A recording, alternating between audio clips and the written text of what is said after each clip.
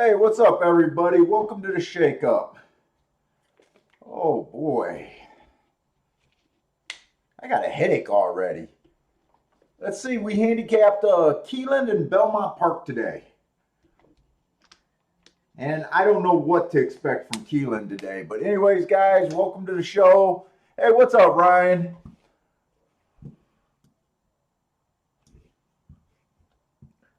Hey, Louise, what's up from the DR? Let's get this together. Hey, what's up, Thad? Let's see. Belmont's pretty close. I don't know why I thought, I guess I can't tell time. For some reason, I thought Keelan was going first. I must not be able to tell time.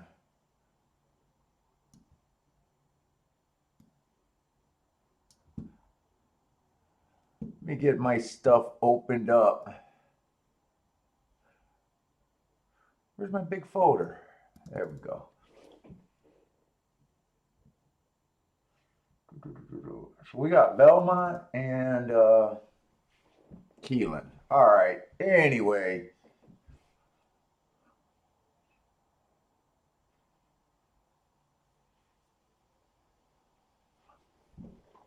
All right, what we got at Belmont? We got claiming 16,000 non-winners of two race. Yesterday, I made that call about the inside of the track. When I went back and recharted everything and thought about it, the inside part of the track was a bad call, but it was definitely speed and stalkers yesterday, especially on the route race or on the sprint races. No one came from farther back than 2 lengths all day yesterday for the dirt sprints. So I'm going to be interested in dirt sprints today. Let me find this other thing I'm looking for real quick. And I don't even have a fresh cigar for today.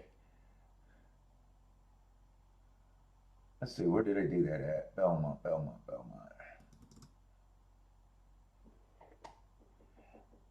Yeah, yesterday out of 5 sprint races, they went wire to wire 3 of the races, and they came from 2 lengths behind the other 2. There was no dirt routes. That's what I was trying to see, if there was any dirt routes yesterday. There wasn't any. Hey, what's up, Scotty Mo?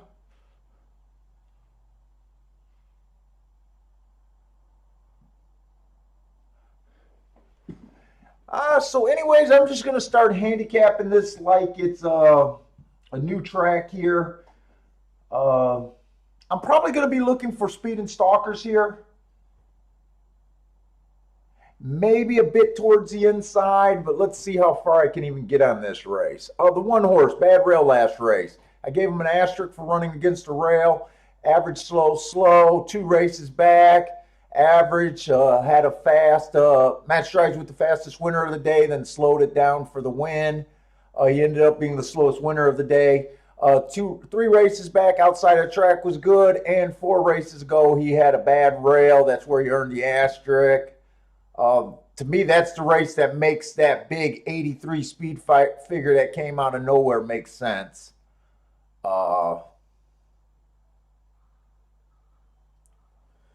Let's see what else is in here. The 2 has absolutely no speed. 4 races ago, I gave him a loosely based excuse. It was an early pressing day. This horse has no speed. I gave him an asterisk there, but this horse has really done nothing since then. He just looks like a deep closer with no move. 3 horse has been slow last race. Average slow, average slow. At the best, he might be able to stalk, but really he looks like a closer to me. I'm still looking for speed and stalkers. 4 looks like he got no real punch. He looks a bit slow from his last few races. 3 races ago, he did run against a bad rail. I feel like I got to hurry up. The 5's a chalk. Stalky closing day last race. He was a stalker. He won that race. This is the first time against winners. Improved. Looks like he'll fit being a stalker, but fucking 6-5. The 7 is scratched, so that just leaves a 6. The other favorite. So the 5 and the 6 are the two horses that they're betting pretty heavy. I guess between those two, I would like the 6 more, but I'm not interested in betting either of those two. 6 has been at a higher level.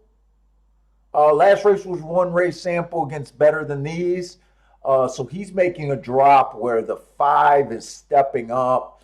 2 races back, he was average while showing speed. 3 races ago, I'm not going to worry about that slow. It just looks like he was 1 length off of the slowest pace that day. So I wouldn't worry about that.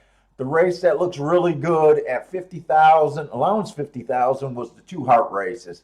To me, as long as this horse doesn't lose his form, he's supposed to win very soon. I'm shocked he hasn't.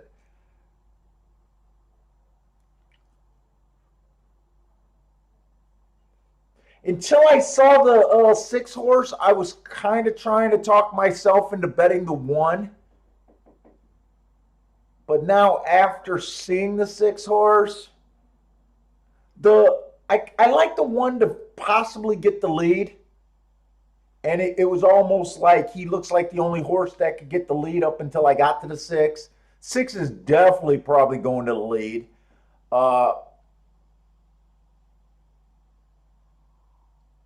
I thought the 1 was worth 9-1 until I seen the 6. So I'm going to probably sit out this race.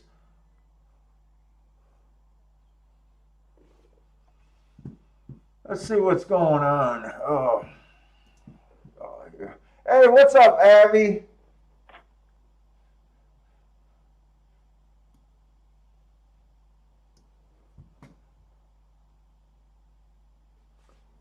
I usually don't worry if a horse can go the distance. I think almost every horse can pretty much go the distance if they get the perfect setup. Back in February and January, he was 3/4 of a length from winning a mile race twice. So I'm not really worried about that. His biggest problem is honestly the 6 horse. To me, the 6 towers over these. I think the 6 loses this race if this class drop is not we're dropping for the win. It's more that we're dropping because something went wrong in his last race. I think as long as the 6 is healthy, he crushes these. And I think with the 6 going to the lead, I think he really hurts the chances of the 1 because I don't think the 1 can get. I think the 1 needs an easy lead to get the lead or to get the win, and I don't think he'll get it. The only way I think he'll get it is if something went wrong with the 6.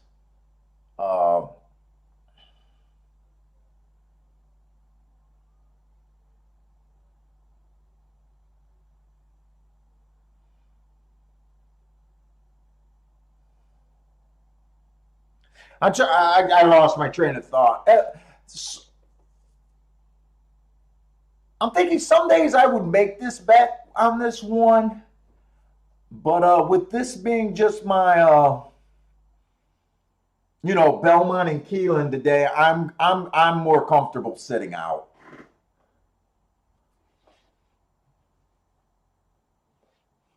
There's got to be better plays than this one today for me. So I really only like 6, 5, and 1 here. And I really give a big edge to the 6. Oh, boy. Hey, what's up, Premier? What's up, Juan?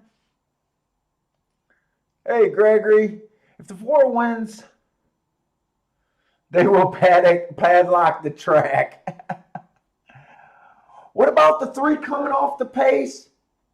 I don't even remember the 3 registering a thought in my brain, to be honest. I'd have to, after the race, I'll go back and look at them, but I know that's not going to help you before. Uh, Honestly, I think the 6 is just sitting on a race. He's been running really good against much higher. The biggest question with him is just health. And there's no way for me to know that. All I know is that he showed the talent against better. And at that, he's not worth a play at 4-5. He's worth a sit out. 23 flat.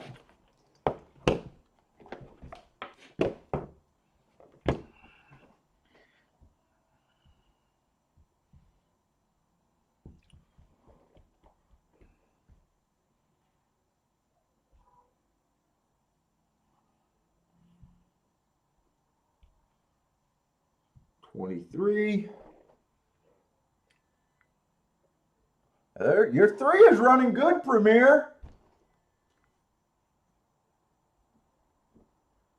I just honestly believe he met I just think they all met a monster here. And I don't even know if he's a monster, but at this level, he's a monster. I think. Let's just make sure he gets across the wire. I don't think there's any real danger of him blowing it from here.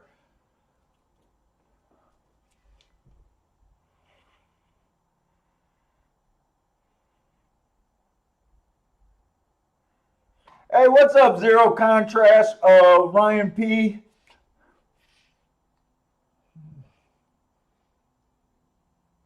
Well, the 6 won easily. I think this 3 got second, but honestly, I looked down and I'm not even sure.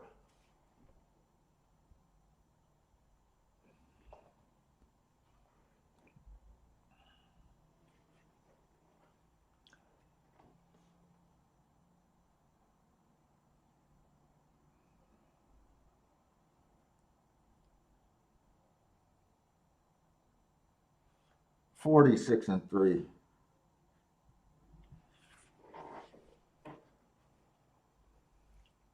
6-3-5-1. Who was this 3?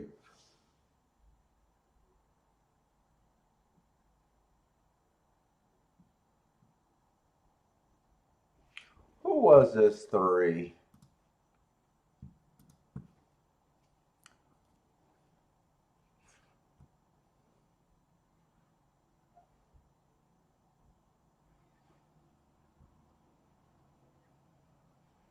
Yeah, no, I didn't even consider him for the win.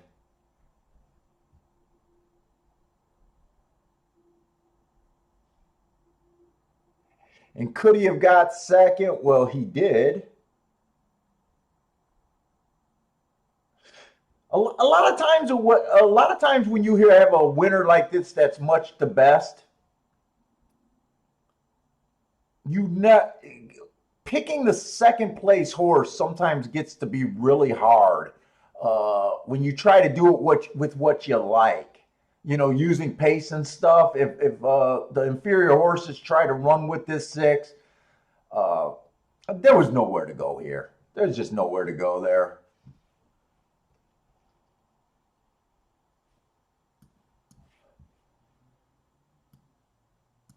I want to move this over. Let's see. Does that look better?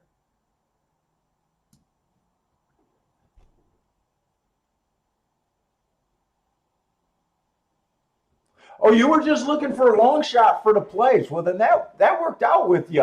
Hopefully that perfecta paid okay.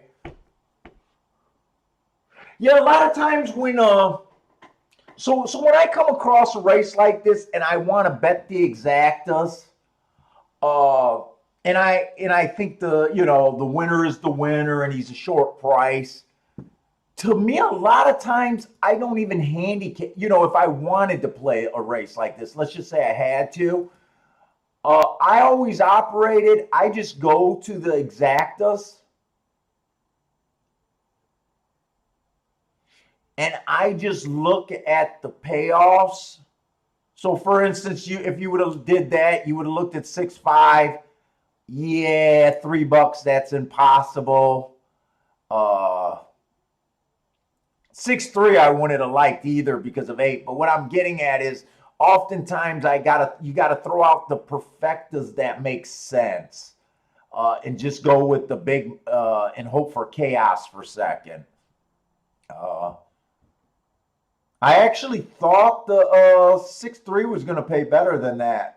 That was actually the second lowest that is paying $8 for a dollar. I thought it was going to pay a little bit more. You know what? I shouldn't have thought that it was going to pay more because the 3 looks like a big long shot running second, but really, when you look at the number of the horses and their odds, he's actually the third choice. But usually I don't need that's what I used to do back in the day, just play the bigger exactas. Now I just almost always sit out the race unless I like something.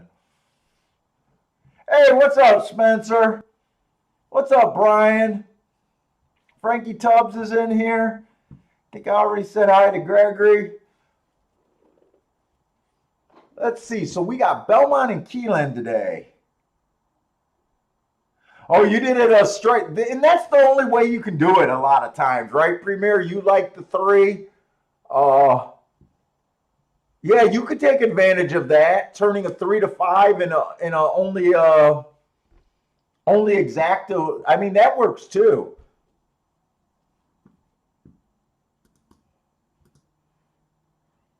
Let's see, we got 7 minutes to Keeneland, so let's see how this works. Keeneland, they're starting. They did run a meet earlier this year. It wasn't really a meet. I want to say it was only 5 days or something like that. 5 or 7 racing days. I honestly, right now, don't know what to expect from Keeneland. We kind of, I got to go back to the fall meet. There was only 17 racing days. Oh, where is it? Where is it? Where is it? I'm running out of time. This is going to be a dirt route race.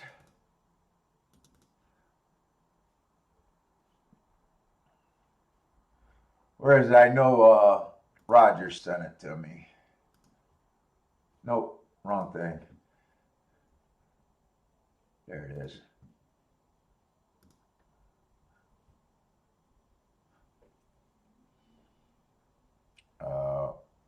Where did that just go?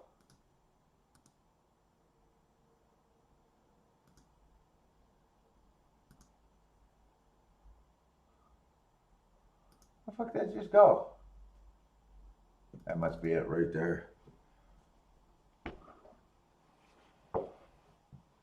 Let's see, this is from mile 16th. Oh, last year's fall meet. And this is going back far. I don't like going back to last year's trends, rail positions, all of that. I'm just going to say what they are because Matt did the extra work. Parsons did the extra work. There was only 44 route races on the dirt there. Post 1 through 3 won 22% of the races. 4 through 6 won 31, almost 32%, and 7 on out won 18%. The running style that was dominant was stalkers. So I don't know how much help that's going to be.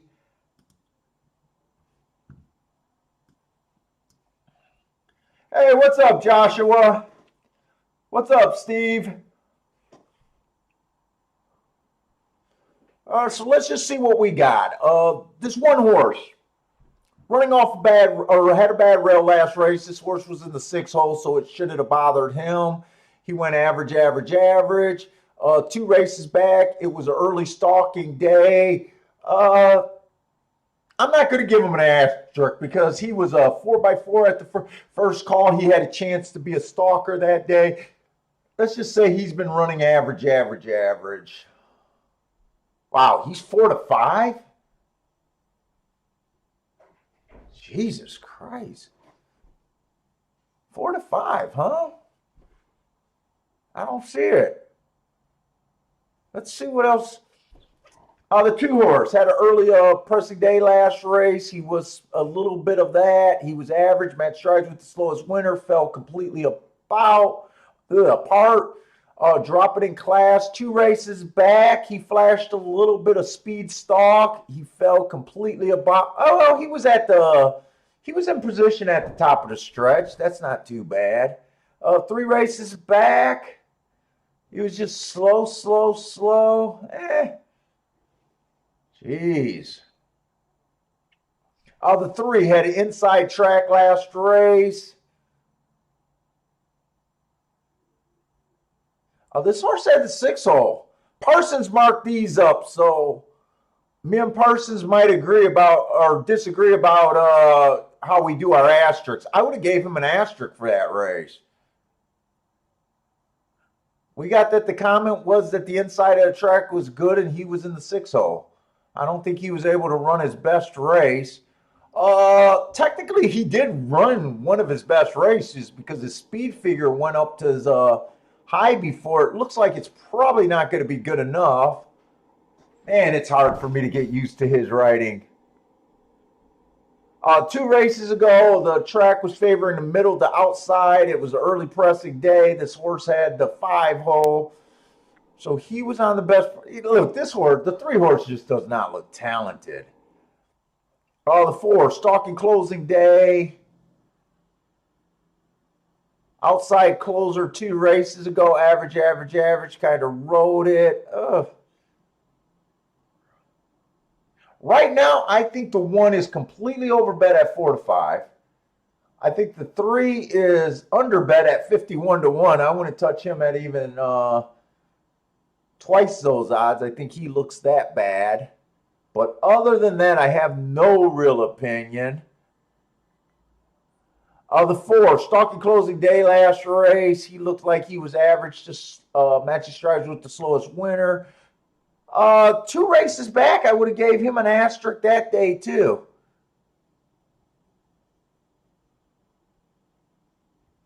I think I like the 4 better than the 1, except you guys know that I don't really get excited about 5 to 2. Or wait.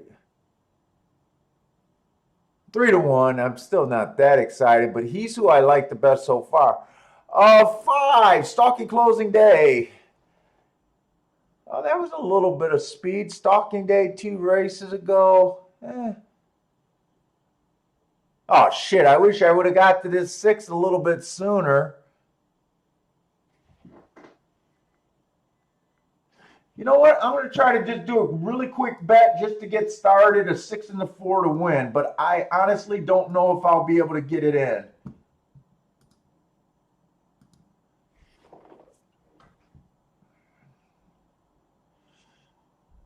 Just going to do a 2-horse Dutch.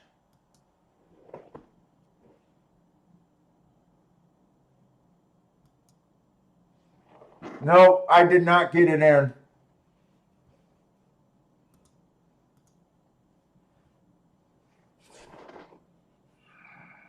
I'm going to be a little mad if this 6 wins easily because the price was right.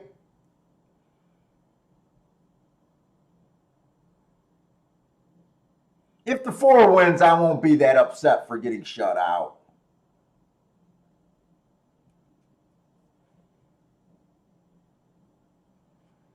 Six wins, I would have, or if the 6 wins, I would have missed my opportunity here, though.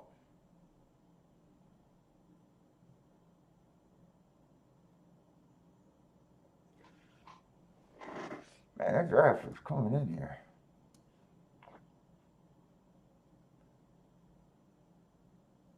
Premier likes the 5. Hey,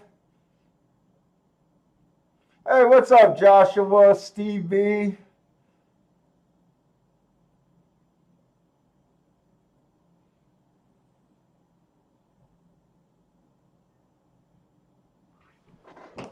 Is that foggy here? Boy, it seems like it's taking them forever to get around this track.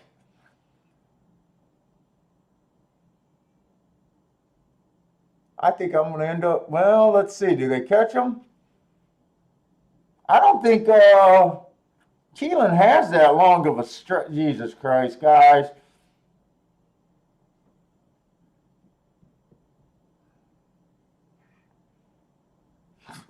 You knew that was going to happen. Has anyone ever got shut out of a loser? I swear to God. If you get shut out of a race, it's going to be a horse that is a winner. That's racing luck, isn't it, guys?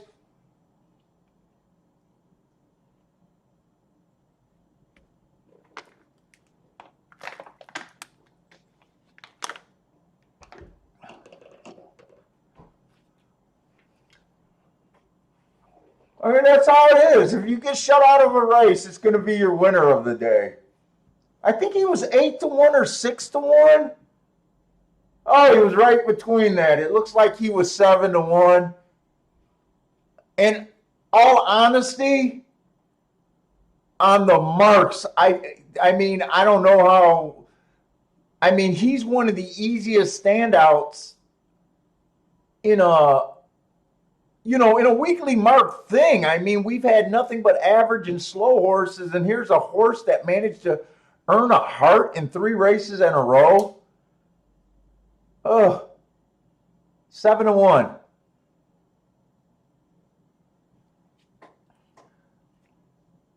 Premier box to 156. Oh shit, you hit the try. Did you hit the try or the exact on that box? Hey, what's up, Elliot?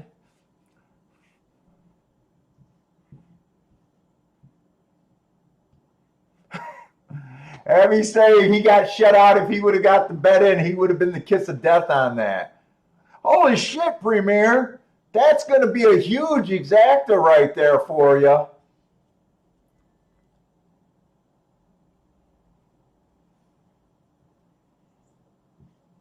That's a nice start of your day. Congratulations on that one. I hope you hit it a few times.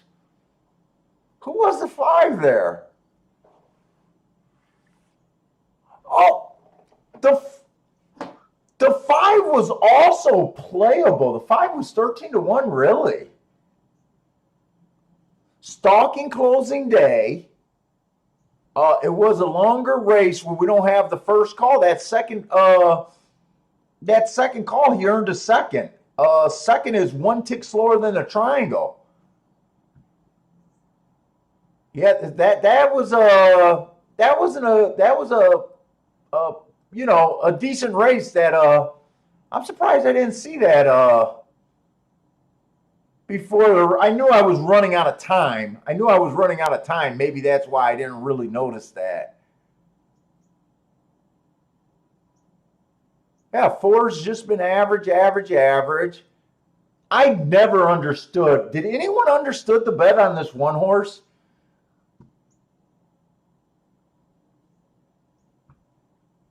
I mean, I don't have a real problem with them making the 1 the favorite. But to me, I got a real problem with them being a 3-5 favorite. I don't know. I don't get the bet on the 1. Hey, what's up, 811? I'm terrible with names, so I'm just going to say 811. I think that's Jorge. Jorge?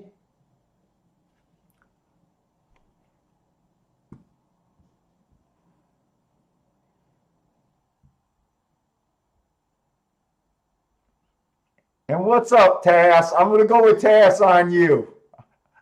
I'm terrible at figuring out these names.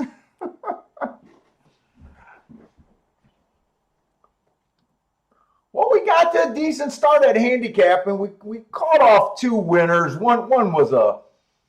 We'll just say we called off 1 winner. That first winner was nothing to brag about, being 3-5. George, okay, George. That works for me, buddy.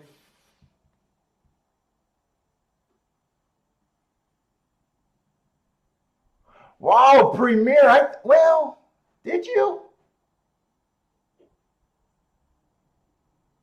I don't know, Premier. I think you got a little shorted in that exacta. think you got a little shorted. I think that could have played a little bit closer to $200. 7-1 and 13-1. I think you got a little shorted there. But still, nice start. And I did not realize Woodbine was running today.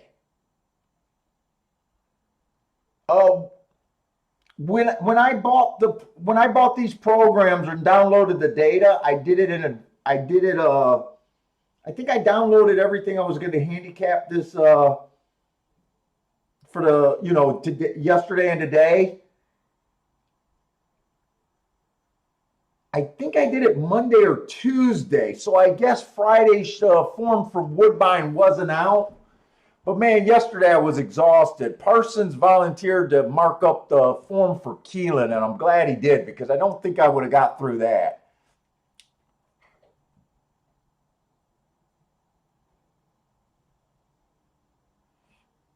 Yeah, that's a nice start, Premier. $30. You turned $30 into $340.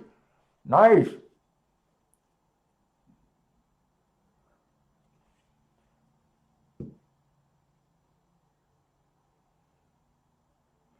Frankie Tubbs saying that the 2 interfered with the 1. I didn't see that during the race. I didn't notice. If I got time, I'll try to see the replay. Oh, no, I'm not complaining. Yeah, I wouldn't be complaining either. That's a nice exacta to start off with. I just thought it could have paid a little bit more. If I would have gave it a range, I would have thought for $1 you would have got between 70 and $100. So you basically got the 70. When those exactas, especially when you get long shots in them, you got to work with a range. So I would say 70 would have been the low end, and 100 would have been on the higher end.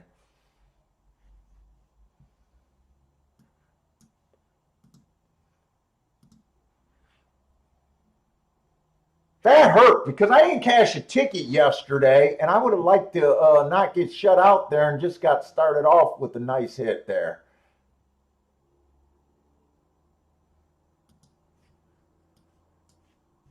Other than that turf race at Woodbine yesterday, I think it was Woodbine where I said that they weren't wiring. And then I bet 2 speed horses. I didn't hit a bet yesterday. We did some good handicapping. We did some near misses, but there was 2 bets that I wasn't really happy with. It was that one race late in the day where we knew that speed was not holding. I think it was on the turf at Woodbine, if I remember right. I was a little pissed at myself about that bet. And then making that call on the inside bias at Belmont and being so wrong and it being all outside horses for the last race. But I wasn't as pissed at that race because there was no way I could have got to the 14.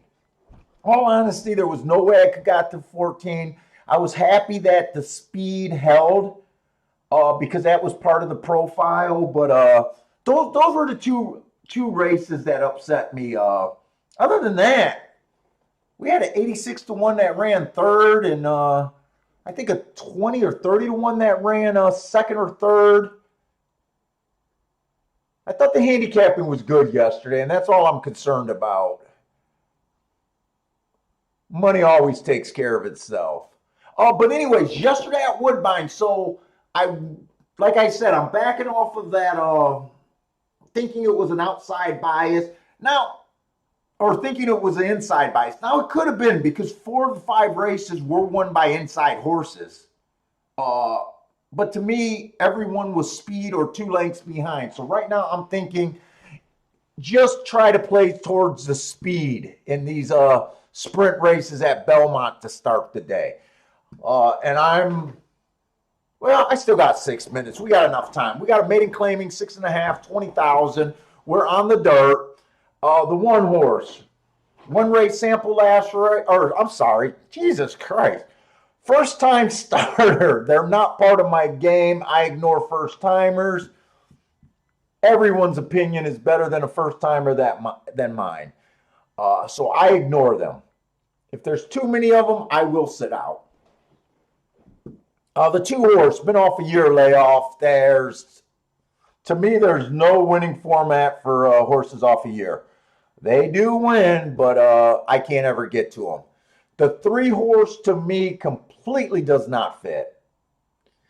This horse has no speed, usually close to double digits off the lead at the first call. He just does not fit. Five's the first horse that might have a little bit of speed. That speed was at Finger Lakes. I do not keep track of Finger Lakes. There was a time when I used to do really good with Finger Lakes shipping to New York, but that was at Aqueduct. That was quite a few years ago, too. Honestly, I never played Belmont any more than spot plays, so I think that Finger Lake horses coming to Belmont is even a bigger step up. But you guys that play New York knows better than I am on that one, but that's how I think right there. The six horse, Matt Strides with the slowest winner for the first call. Looks like he chased a slow pace that day, then he was slow. This is a weak bunch. And I still have a hard time with that race. 2 races ago, he ran against the bias. It was a stalking closing day. He earned a double hearts, which is my best marks. That's why getting shut out of that 6 winning was so bad. I hate route to sprint. This is a bad group. I would not completely throw him out. If I had more time, I'd try to look up that Laurel. I can't look up August of 15 of last year. If he can go back to his last year running style where he was really close to the pace and looks like a leader, from what I see, he's probably one of the horses to beat here. And this 2 keeps catching my eye. He looks really good, but that I can't get around even acting like there's an angle for a horse a year off.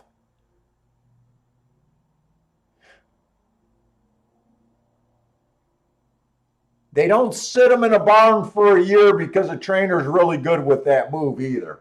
If you tell me the trainer's really good at bringing horses back, trust me, he does not fill his barn up with horses off a year hoping that he can keep improving on that angle. I hate it. The 7 horse, stalking closing day last race, average, slow. He only ran 1 race. I always say a horse that ran 1 race, you don't know what they are. Being your first time on the track is always an excuse. I would not be shocked if this horse improves. The 8 horse, I have a really hard time getting to him with any kind of speed.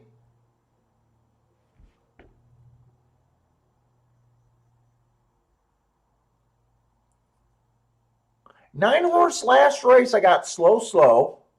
2 races back, he flashed a little bit of speed for a millisecond, where he was 1 tick slower than the fastest winner, but he completely got slow after that on a early stalking track. Can this horse get the lead here? This horse is a big number. Juan is alive to the 5 and 7, I think in the double at Belmont. Good luck there.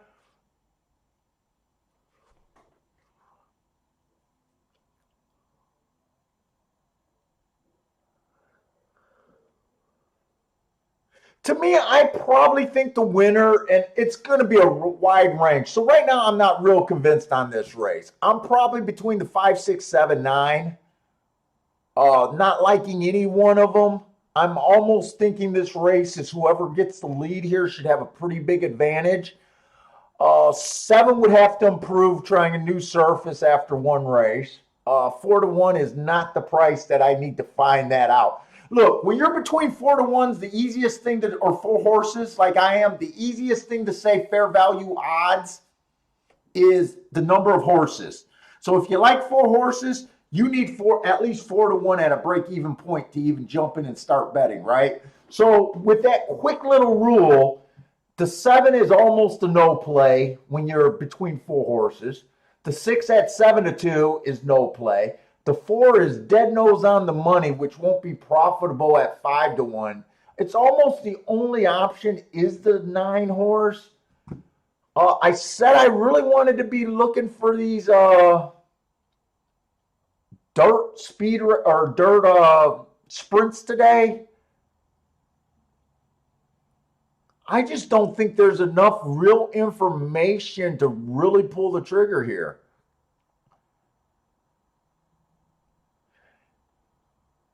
If you had to say which of the two I like the best at that price, I'm probably thinking it's between the 5 and the 6 that gets the lead, but I'm not doing anything here.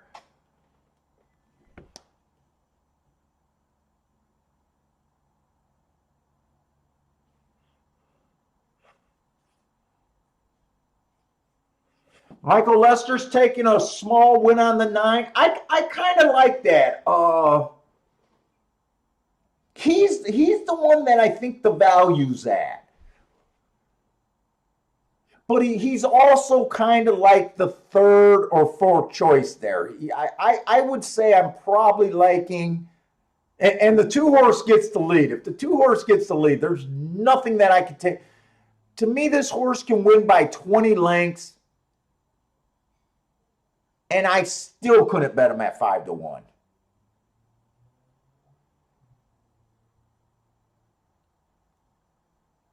He got the lead. And who is this 1? I didn't say. Oh, 1's a first-time starter. I think 1's a first-time starter, so I ignored the 1. 9 has absolutely no speed.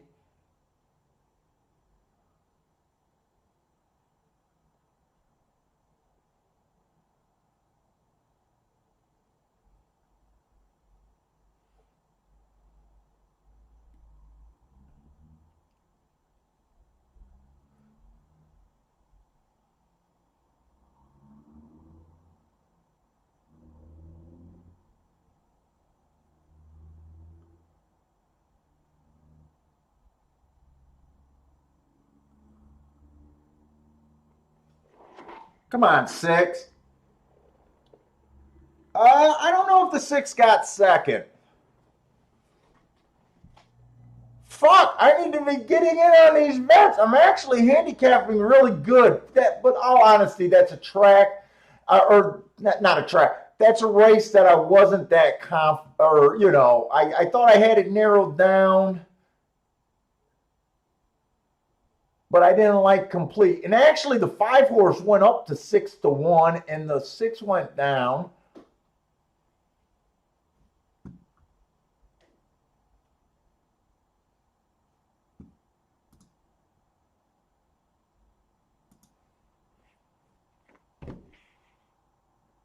Good call, Steve. Yeah, I really thought the 1 was going to run away with it, and he ran really good. I just don't bet first timers. I think it came in 5-6. I think the 6 got second.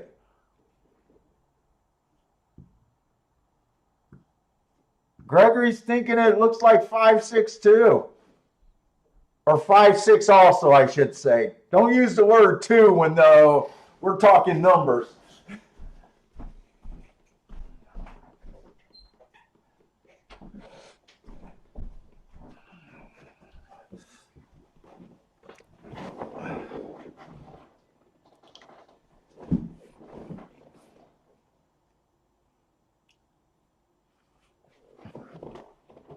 Five, 6, 1.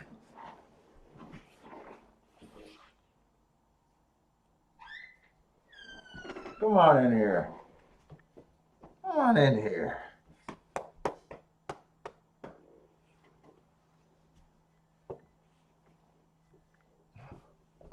Hey, what's up, Andrew? We got off to a fast handicapping start.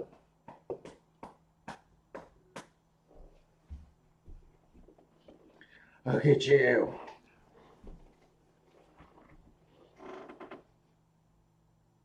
Oh, Mom turned on the heat, huh? I can smell the dust burning off those burners.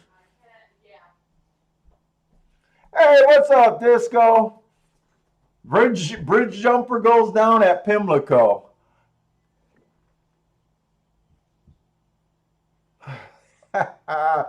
We love to see those bridge jumpers fall apart.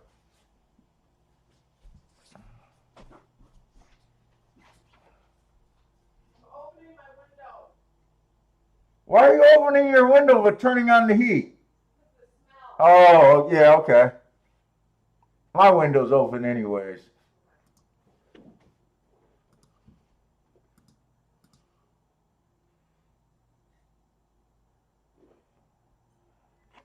Hey, what up, Garth?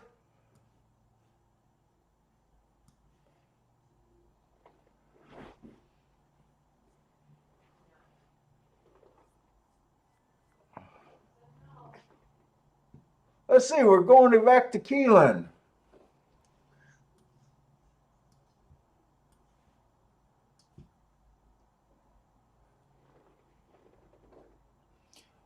Just on that first scroll of this race, I doubted if I'm going to be that interested in this race.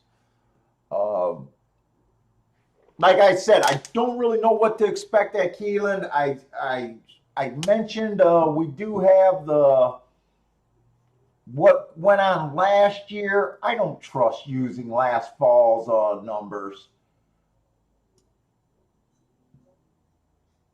Trying to look back at them real quick. Where did they go?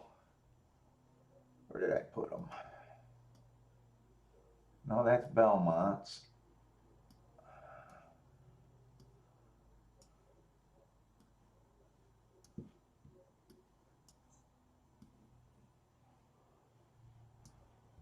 How did I stick those numbers? Oh, I know where they're at. I know where they are. I know where I put them. I'm probably not going to be interested in this race. The main reason is I think there's a ton of first-time starters. It's 2-year-old.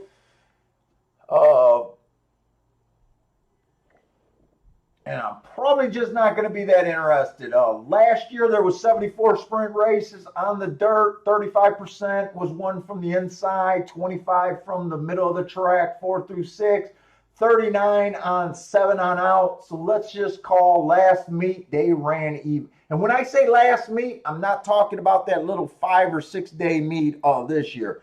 This is the fall of last year. So these numbers go back a year ago.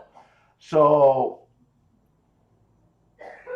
really, it just says the track is basically even after 74 horses. So post position, we're just going to act like it doesn't matter. And that's probably the safest way to do it. And it says 39% of the horses went wire to wire, 37.8 stalked, 44 closed. Oh, wait, no. My eyes wander. 37.8 wired. 44.6 stalked, 17.6% closed. That made a lot more sense. So it looks like just speed and stalkers, very generic there. I'll just throw that to the side. So this is a second race. It's going to be Maiden special weight. Like I said, it's going to be for 2-year-olds. Probably going to be a bunch of bred horses here that were purchased for a lot of money. If you know Keeneland, that's probably what they all are. The one horse, Bad Rail last race, he had the 9-hole, didn't bother him or her. These are fillies. Great race. Earned 2 hearts, went too fast to win. That was at a mile. I don't like route to sprint, but this horse has ran 4 sprint races and only 1 mile, so I'm not going to throw her out because of that. 2 races ago, Rail was bad. Ran against the bias, went fast at the first call, average, and Matt Strides with the slowest winner. I think that's a really good race running against the bias. Uh, Actually, this horse looks really good on paper. 3 races ago, it was a 1 race sample. Can't rate that. This horse dueled, showed speed and dueled.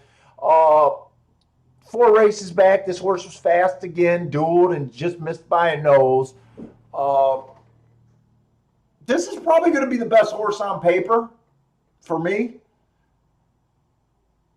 But for me to take 5-1 with 1, 2, 3, 4, 5, 6, 7 first-time starters, I call them all unknowns, I'd be out of my mind.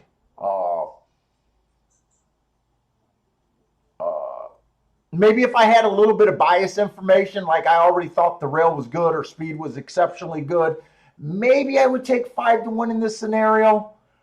Right now, I'm probably not going to play the damn race. This is a 6-horse. 6-horse ran on a bad rail, or had the race that the 6 is coming out of had a bad rail. This horse was in the 10 hole, so it didn't bother her. She was average, slow. Terrible speed figure. I don't like that race. I don't think that's saying much. 2 races ago, this horse showed. This is what I'm talking about. When first-time starters run 1 race, their first race, and they run a really nice competitive race, they're just as likely to improve or regress the second race. This is a race where the 6-horse ran a really nice, pretty competitive race, and then completely regressed the next time out. I don't think that's too much to be concerned about. We'll see what the horse might be today. But that first race outside of the track was good. She had the 5 hole. It was an early pressing day that she had her early running style. 1 tick slower than the fastest winner at the first 2 calls. I don't think that's that bad of a race. Wow, at 26-1, I don't think that's bad of a race. I just think this is a bad betting race with so many first timers. And the 11 is the only other horse that I got some marks that might be insightful, might not. Bad rail last race. This horse had the 11 hole, so that didn't affect her. Average, Matt Strides with the slowest winner, slow. Did make a rally, but I like horses that get in 3 lengths position at the top of the stretch, which this horse was not able to do. Of the horses that ran, I probably like her the least. But I will put this out. Horses running their second race off a layoff are able to improve leaps and bounds. So I'm just watching this race. I guess I'm taking the super long way into saying this race is not for me.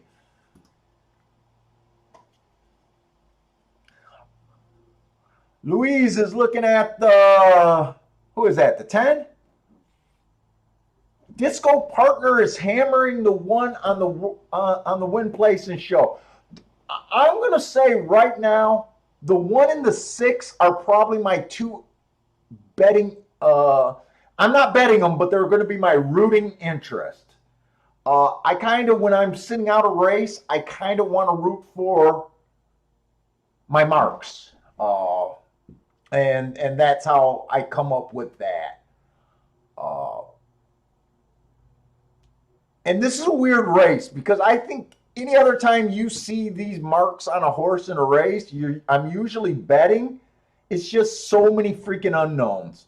So I'm really rooting for Disco Partner's bet here.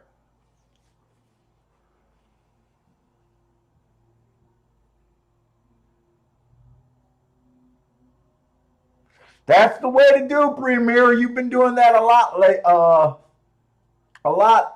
lately too. But I respect that move. Take your winnings and get the hell out of here. Enjoy your day, man.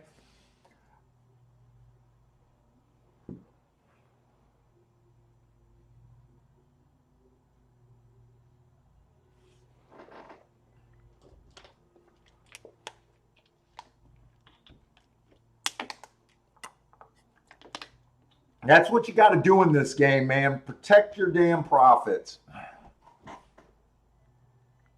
It's really hard. When I'm playing on my own, I kind of don't even like winning early.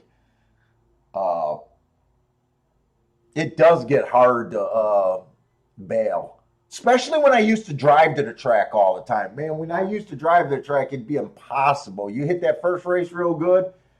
Some days it was just impossible to leave, even though you knew you should have. Steve V is taking a try here. 1 on top of the 7, on top of the 2, 6, 10 for him. Frankie Tubbs is looking at the 8, 9 on top of the 1 exacta. And winning place on the 8 and 9, it looks like.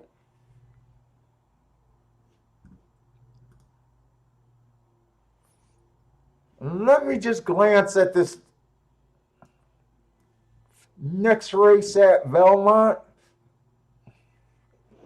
It's going to be an inner turf race.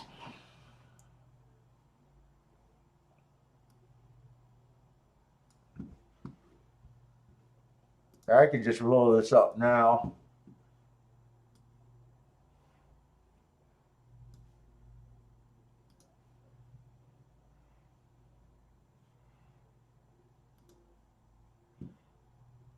Where did my vetting board go?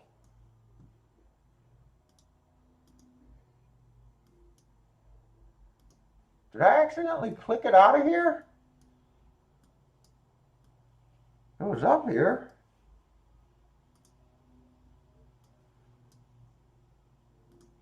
I got too much shit on the screen. There it is.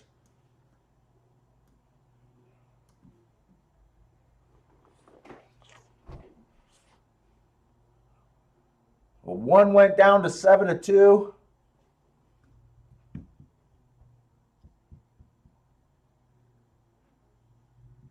What's up, Clint?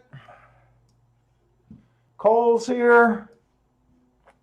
Cole's taking a shot on the 4 to win. Have you capped the Preakness yet? Hey, Clint, I have no interest in the Preakness. I usually have no interest in graded events. I like cheap price claimers.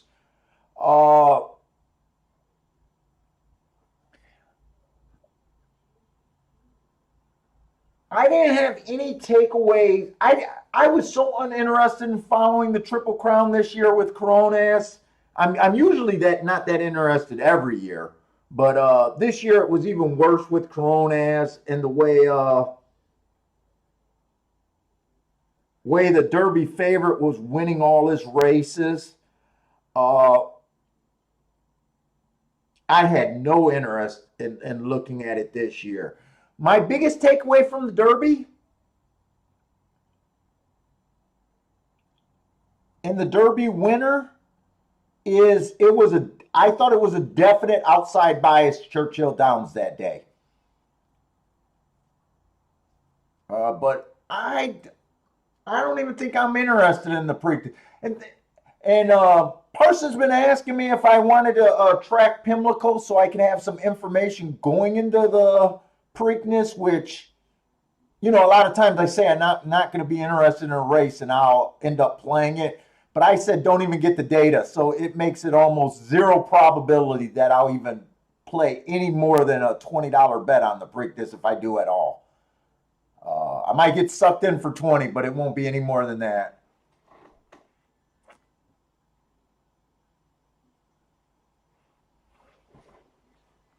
Yeah, I don't even know who's in the Preakness.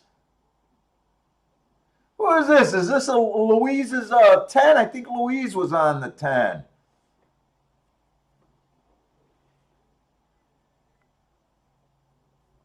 Shit, Louise was not just on the 10. Louise said, for me, outside number 10, and that's it. Nice call, Louise. By the way, I did notice that race completely finished outside. I think it was 10-8-9, 10-9-8, something like that.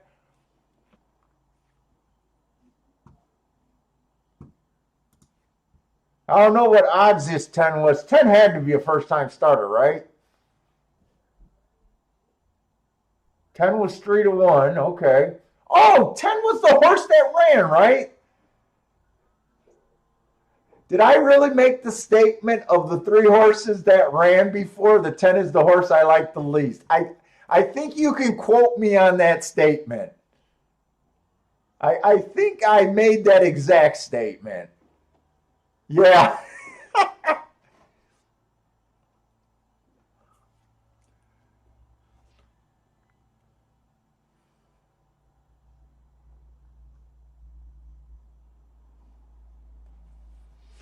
I did notice it being all outside. The 10 and the 8 were both bet, but the 9 was 40-1.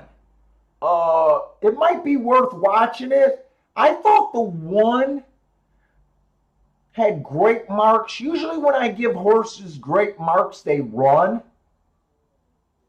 Uh, and they're usually competitive, towards the finish. They might not always win. Uh, it's very, very early and dangerous to call a bias. It's very early, very dangerous. But I'm just telling you how my mind works. I might be looking at races, trying to figure out what might be going on. Keeneland, you gotta make a call early, and you gotta be right for me to keep playing Keeneland. Uh, Ryan P says he feels you have to upgrade outside horses at Keeneland sprints with 7+ fields.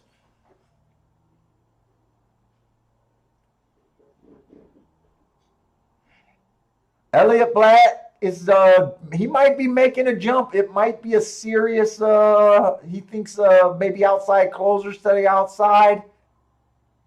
I wouldn't go crazy after the first race, but I definitely, like I said, especially when we see that 9 at 90-1 or 40-1. I think he got second, right?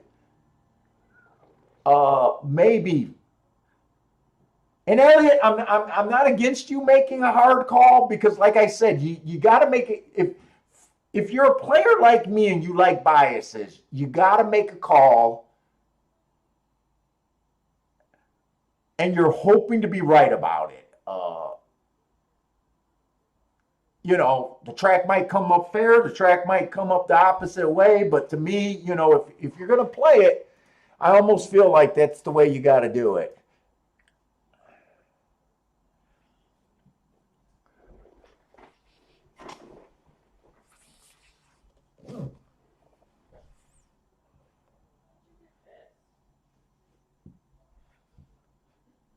If I got enough time, I really want to watch that race again because I wasn't really watching the fractions and stuff.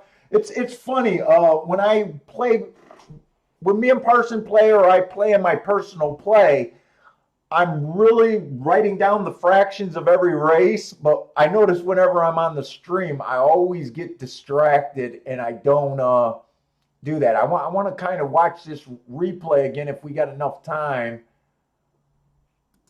Well, there's the fractions right there. If I can close this, no, that's just the results.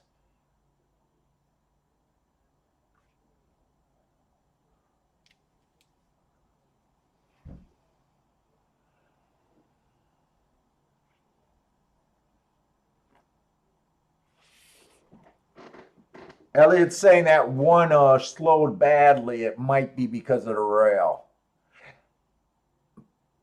Because 1 was what I would call my best marked horse, I'm really hoping that I come away from the day saying that it's definitely an outside bias. Trust me, I want that to be the case. I really do.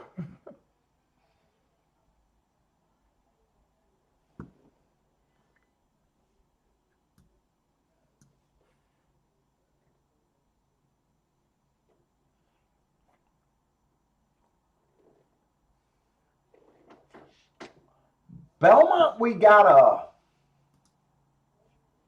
let's get my shit together. I'm in documents, right? Where's my stuff?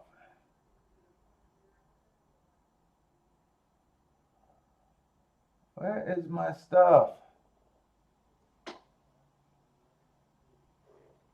What?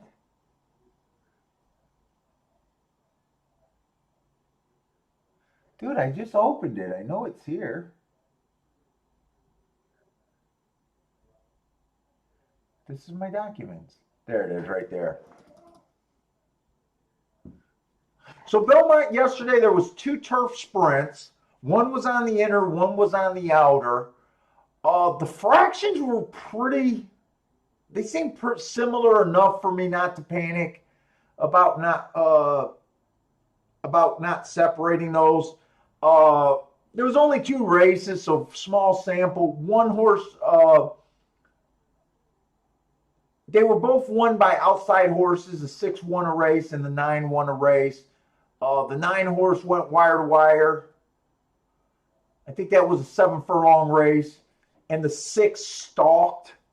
He only came from 2 lengths off the lead. That's all I noticed yesterday.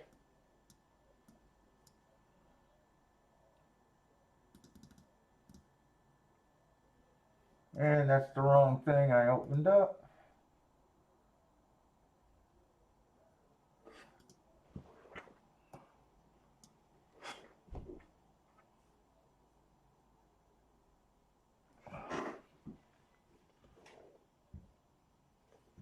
Let's see, I think I want to try to watch this Belmont race, but I think I got to start, or I want to watch the Keeneland replay, but I think I've got to start on Belmont. I think I'll be okay to do both of them as long as I start. So we got 7 minutes at Belmont.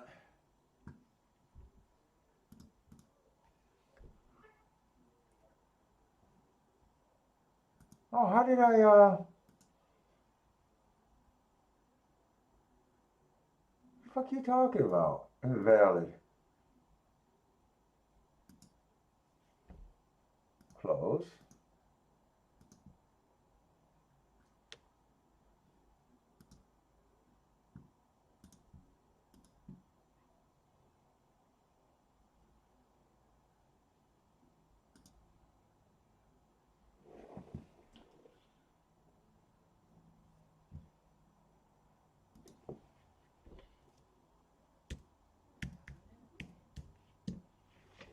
Put our shit together.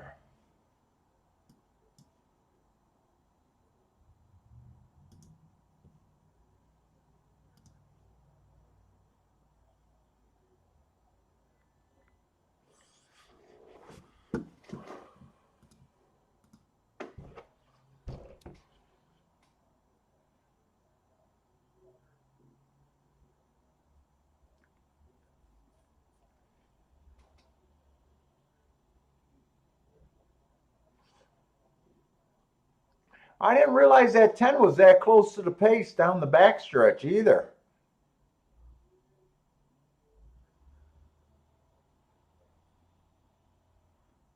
Six kind of got steadied out of there. Maybe he got slowed out of there too. I can't.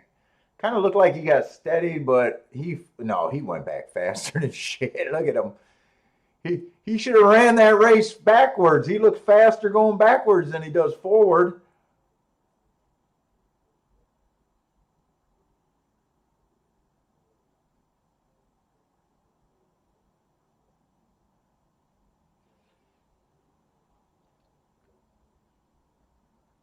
Yeah, I don't know if that's the rail or not. 1 and 10 were trying to do the same thing. They were definitely trying to do the same thing in that race. Wow, and that's a big improvement with the 10 because the 10's only rate. Like I said, I wasn't going to.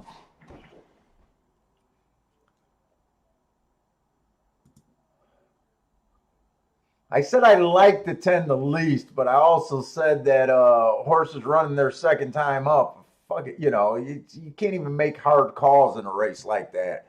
That's why they're best to sit out. Oh, sorry, Elliot. I didn't see. Did that 9 come from way out of it? I did not.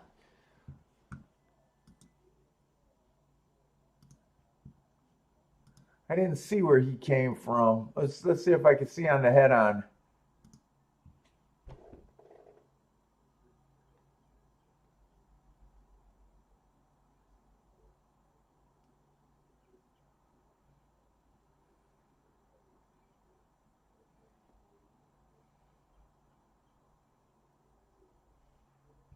I think that's the 5. That must be the 9 right there.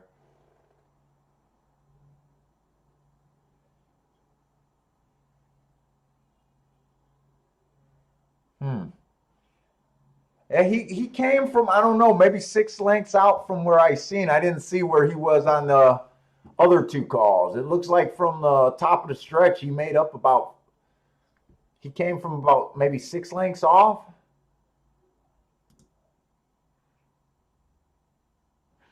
All right, Belmont, we got the 3rd race. We got an inner turf. Let's see what we got. The 1 horse is scratched. The 2 horse. 2 races back, it was early pressing day. This horse earned 2 hearts. I like that. He comes back, wins his next race. He stalked that race on the turf. That was his first time on the turf. Speed figure went up, and he won, but he was the slowest winner of the day there. I don't think that's a good race. Or no, I don't think that's a bad race. I always try to beat these slowest winner of the days, but then again, he earned my best mark 2 races ago. Jesus Christ, I gotta learn how to see and talk. The 3 horse, 1 race sample last race. He won that race, so it wasn't a bad race. It can't be a bad race. I just don't know how good it was. 2 races back, there was a bad rail, and he went 1 tick slower than the fastest winner, and he comes back, wins his very next race. 3 races ago, outside of the track was good. This horse, wow, he won while running against the bias. He hit 2 biases in a row, and then he ran his third. He won his 3rd race. This horse is definitely sharp. I don't know if he's good enough, but he's definitely sharp. 4 is out. These are just a bunch of good horses, aren't they? The 5 is a favorite. It was an early pressing day last time he ran. It was also a bad rail, so he was a stalker. He was also 5 wide, or in the 5 hole. It says he was 4 wide on the turn, so the rail didn't bother him. That's not a bad race. 2 races back, he earned a triangle and a heart. This is a race where you can damn near make a case for everyone. You can make a case for everyone that I went over. And I couldn't argue if one choice was better than the other. 7 horse, bad rail last race, early pressing day. So he has an excuse last race, and he ran good against that bad rail. He might be ready to do a new top of a new speed figure here. That's a good race. 2 races back, I can't rate that. 3 races ago, outside of track was good. He was slow, average. I think he's going to be off the pace here. There's too many good horses. There's too many horses here with decent marks and excuses. The 8's another one. Early pressing day last race. This horse tried to be a closer. I gave him an asterisk. His speed figure went way down, mainly because I think he ran against the bias.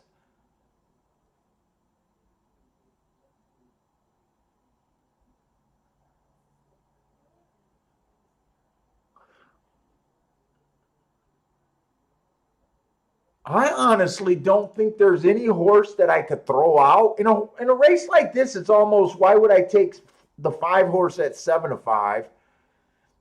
And why would I take the 2 at 2-1? But I have no real opinion at this time on this race. Who's all going to the lead here? And I'm running quickly out of time. 2 might want the lead, maybe the 3. I think the 3 was 8-1. Yeah, I'm not even going to have time to quickly look at the pace there.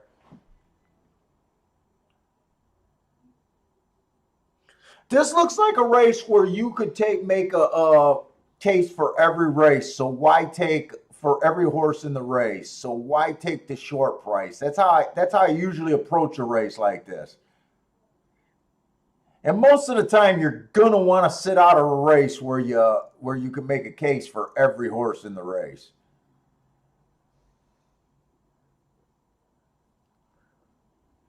Steve V sitting out. Abby is a 2 3 $10 2 3 exacta Vox.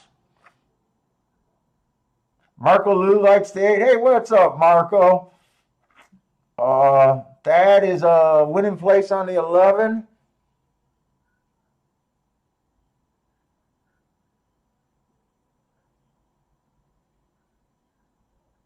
I think this race is a perfect example of everything I said.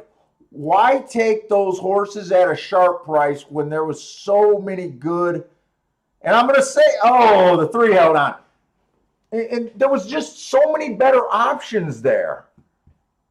Now the 2 looks great with those 2 hearts, but why take them at 2-1 when this horse just ran against 2 biases, earned a triangle? I mean, but then again, I couldn't just come and bet him because let's go to the next horse. The 5 horse looks pretty good. He doesn't have any bias excuses, but he doesn't look bad. The 7 horse who was there at the top of the stretch has a nice, it's just too much here. I think the 5 got third. But it's kind of like, why just take short price horses in a scenario like that? And by the way, Abby, did you nailed that fucking exacta? Wait a minute, my man Abby nailed that exacta, right? Good call on that. That's right. It almost went past my head that I remember reading that too. It took me a couple minutes.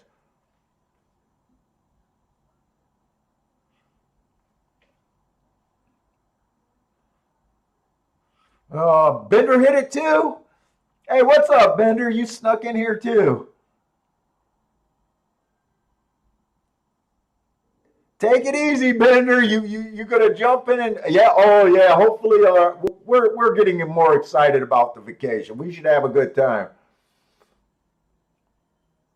That's gonna be a nice exact to jumping in and out on.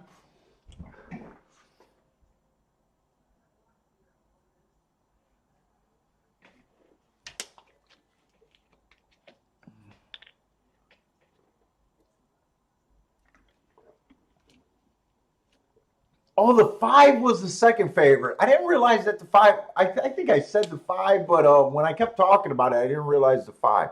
5 was the second favorite there. Or technically, he was the favorite. 2 was the second choice.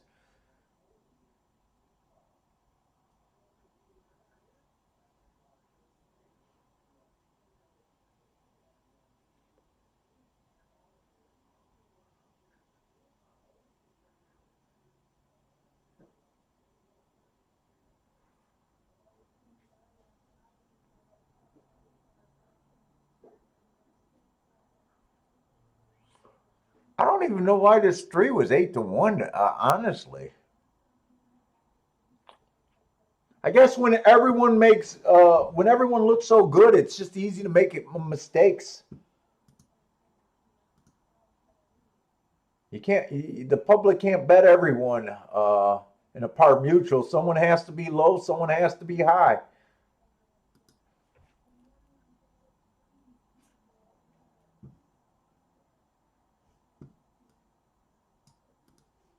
Well, chat seems freaking hot today.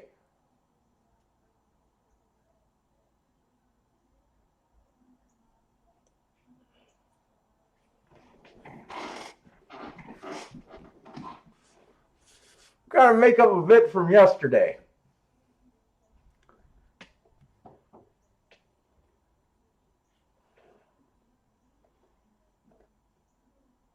We're going to third race at Keeneland. It's going to be another sprint. So far, everything's been on the dirt. What kind of horses are these? Well, we got a 5-horse field. We only got 5 runners here.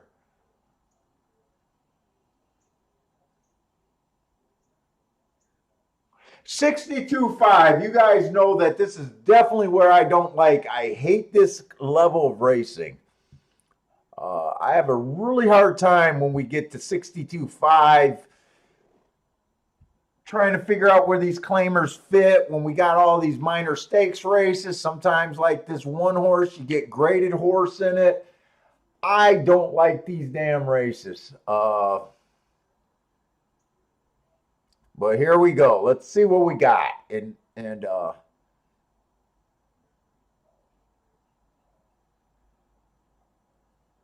this one horse, bad. Okay, so this is going to be this is 7 furlong race. Some people I already know are thinking outside bias possible. I'm going to be looking at the track, maybe rooting for that, but we'll see. This one, Bad Rail last race. This horse was in the 5 hole, so it didn't affect her. Came out second in 2 triangles. That's really good marked. She did it at a mile and a 16th. I don't like route to sprint. But those are good marks. 2 races back. We don't have the first call. Second call, this horse match drives with the slowest winner, then was average. Giant speed figures. And 3 races ago at 7 furlongs, she put up 3 hearts. One of my best marks. 3 to 5, I already wasted too much time on the 3 to 5. Okay, she looks good on paper, and the public sees it. There's no edge in betting 3 to 5s. There's no real edge in betting 2 to 1s either. The 2 is at 2 to 1. Last 2 races. Last race, it was an early pressing day. This horse tried to be a closer, still managed to get in position at the top of the stretch. I like that. This horse kind of fought. I thought she deserved an asterisk for that race. 2 races back, it was a speed favoring track. When I put speed favoring, that means pretty much everyone went straight up wire to wire, and it was even hard coming from 1 length off the lead, in my opinion. She deserved an asterisk for that. That's just not the kind of track she needs. 2 races back, or 3 races back, not a bad race. Remember, I'm harder on closers than any other horse, because for the most part, you don't want to be a closer. This horse was a closer that day. She came out slow, and made a huge rally. 2 to 1, I don't even care. I could sit out the race if that ends up being my pick. It's not worth trying to solve the puzzle at the 1 horse is 4 to 5 and the 2 horses 2 to 1. The 4 horse timer malfunctioned last race, so I have nothing for that. I hate speed figures. I don't like using speed figures. Let's just say I don't hate them. Let's just say I don't like speed figures. Doesn't look good enough to beat this race. 2 races ago, it was a stalking closing day. She was a middle of the ground stalker, won that race. Fastest first call that day for any winner, slowest second call, and average. Just looks like an okay race. 3 races ago, stalking closer day. She was a stalker and won that race. So both of the races she won. She ran with the bias. Did I already say I didn't like this horse? I still don't like this horse. I think I just said I didn't like him and then kept going with her. The 5 horse, Bad Rail last race. Gave him an asterisk for having a 3 hole. Remember when I say Bad Rail, I'm talking about post 1 through 3. It was at a disadvantage last time he ran. Earned the heart, went too fast to win also, so I do believe that was a legit asterisk there. Might be interesting if there's really an outside speed bias or outside playing track right now, I don't know how I feel. Might be interesting. 5-1 is a long shot here, I guess, in this field.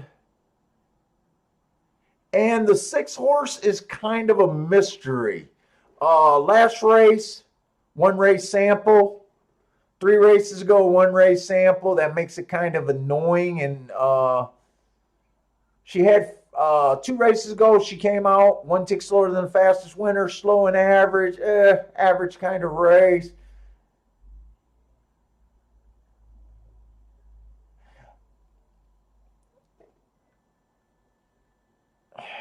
I don't think I'm interested in this race. Jesus Christ.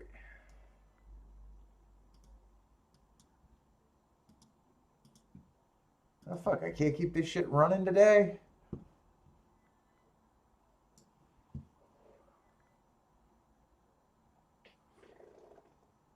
Put it this way, this 6. Look, I think the 5 and the 6 makes sense if you're trying to beat the 2 inside horses, right? If we're right about the 1, if the rail's kind of bad, I think that really hurts the 1.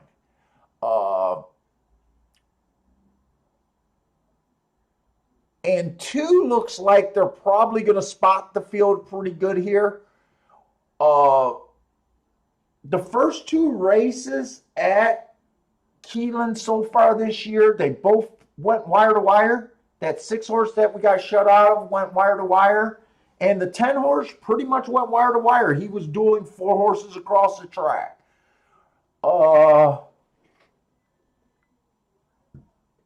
I see a scenario where the 5 or the 6, especially the 5, can get away. The 5 is a bit more attractive at 5-1. The 6 almost feels like, hey, I don't really like 2-1. I don't like even money. And 3-1 in a 5 horse field is almost not even better. It's almost 5's the only place where I could go here. Louise is looking at the 6 here. If the rail's dead, he likes that.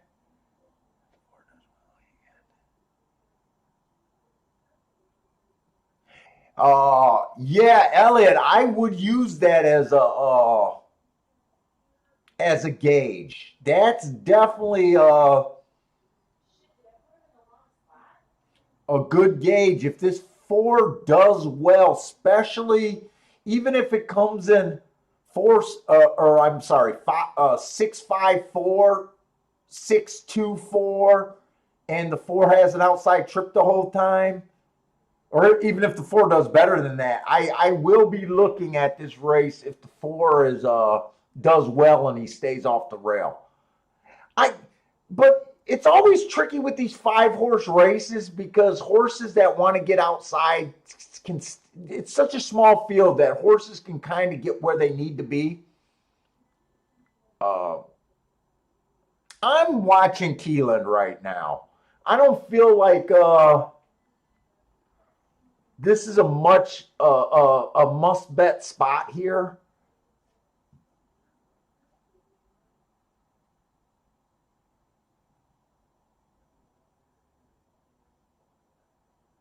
The 6 is the only, or I'm sorry, the 6. I keep saying the 6. The 5 is the horse that's the most tempting for me to jump in here.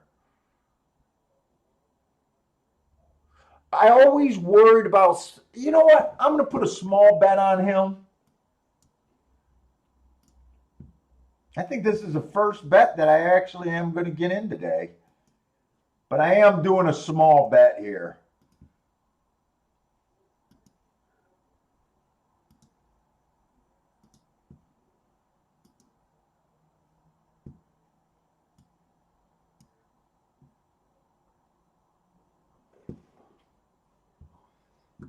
$6-1, I guess, is the right price for me.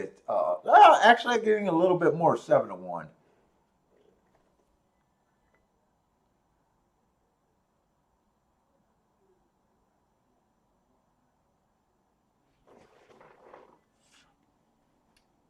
we're not sure about this bias call either.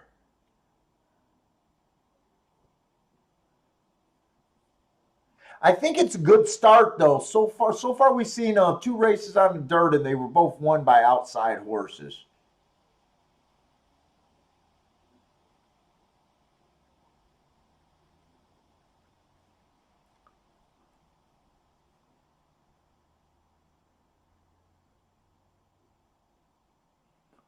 Mm-mm-mm, mm-mm-mm.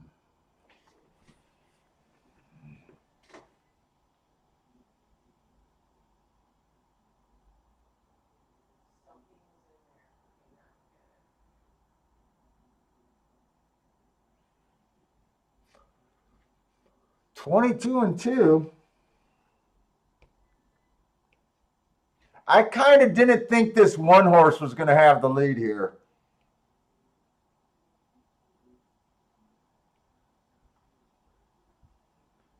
I honestly think I'm a little surprised that the one horse had the lead here.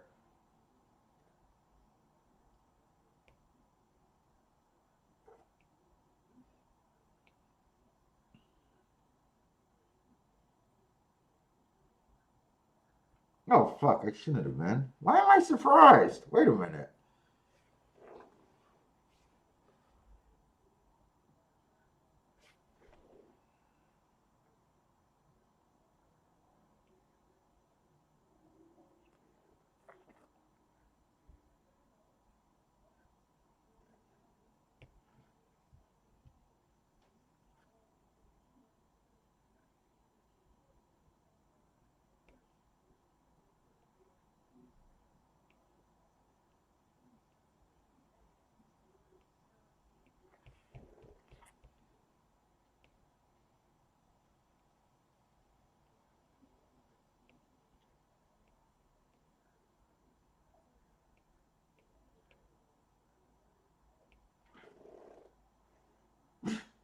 I don't know why I was surprised that the one horse got the lead. Horse ran and the horse had the class, he had the hearts. I I only made a token bet there, and I should have. I don't even know why I did it, to be all honest.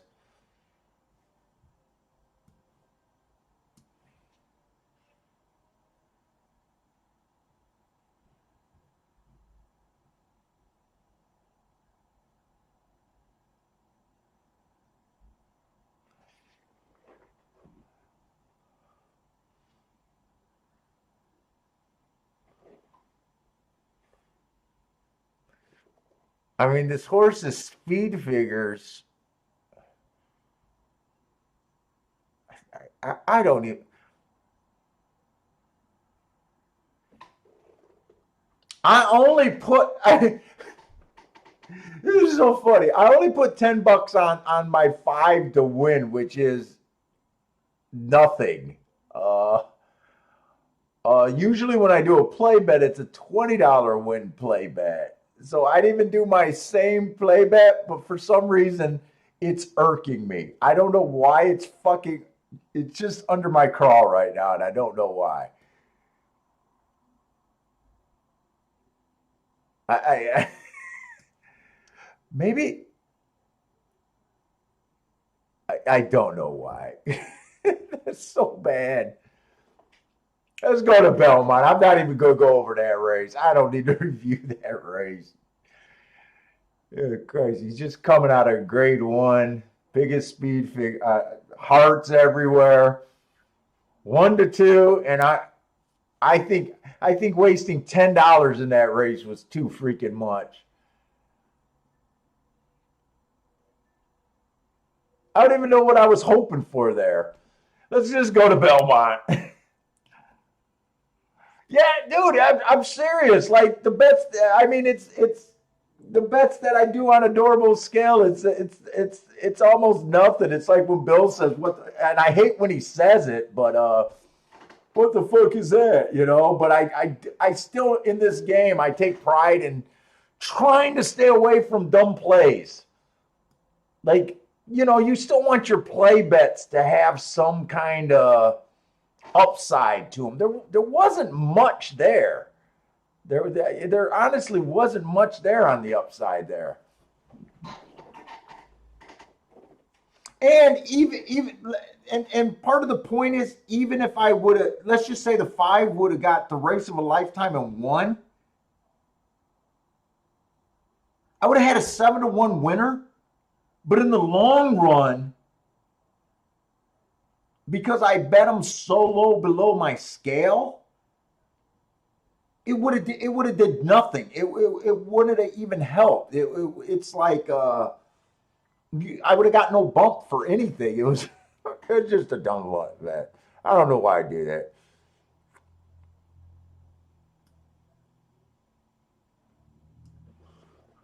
All right, these races at Belmont. This is going to be another one of those 2-year-old race. I think it's a 2-year-old race. It feels like a two. No, it's a 3-year-old race. It felt like a 2-year just because it has so many.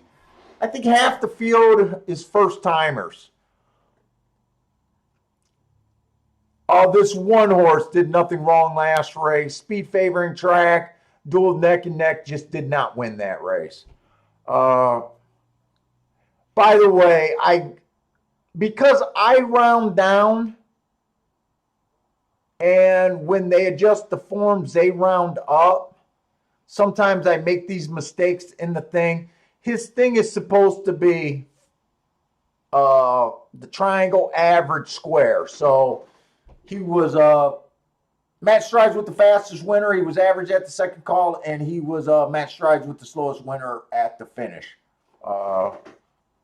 It's just that I round my shit down, and the publications that I get my shit from, they round up. And sometimes I'll have a mismarked because of that. 2 races back, he was average, 1 tick slower than the fastest winner, average, another good race. Look, this horse hasn't really done anything wrong in 3 races, just not win. He's 6-5. I don't think he's going to be hitting here. There's the 2, 3, 4 are first timers. They just make it where I really don't want to get involved.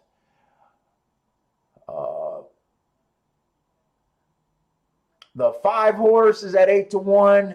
Early pressing day. Average. I don't think there's nothing wrong with that race. 2 races back on a stalking day at a route. He earned a heart and triangle. 3 races ago, he ran against the bias.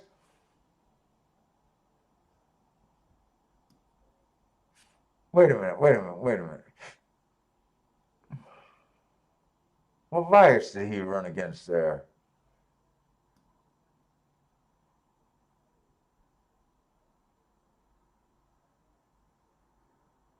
Something don't look right here.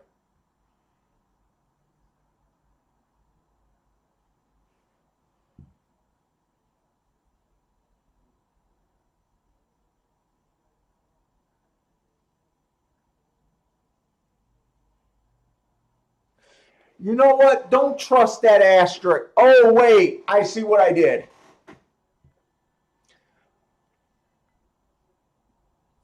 Last race, it was early pressing day. He was average. That's a good race.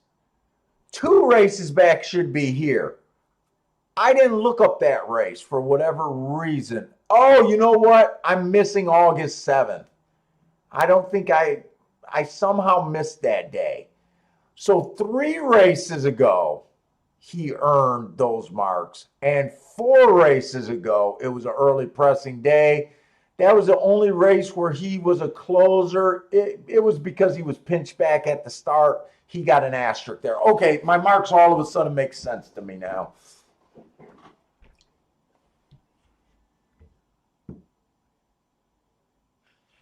Oh, so we're not missing anything at Woodbine today. You're saying it just looks chalky out there so far.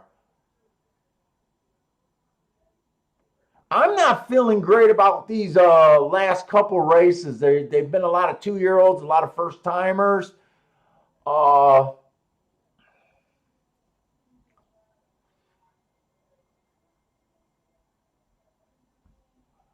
I'm not interested in this race either.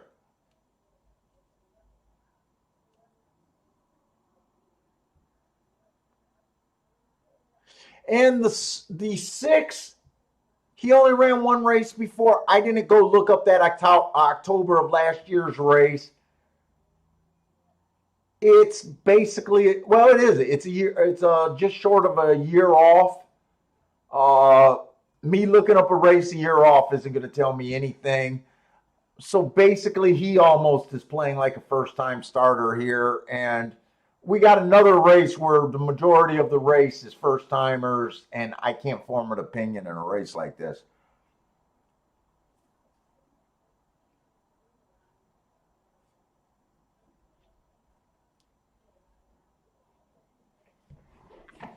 Mm-mm.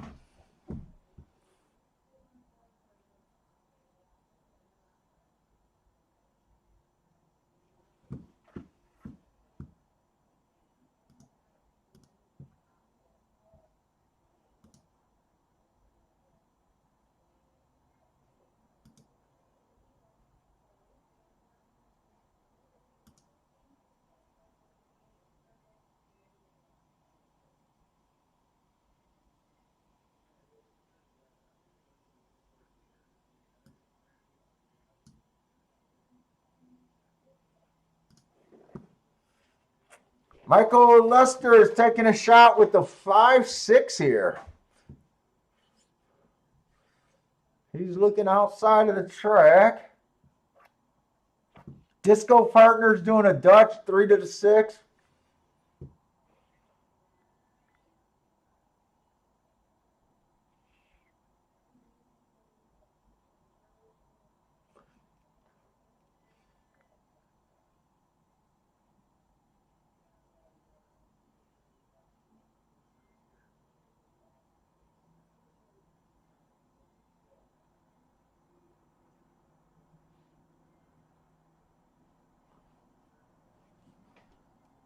One's my best marked horse, but I'm definitely not going to jump into 3-2.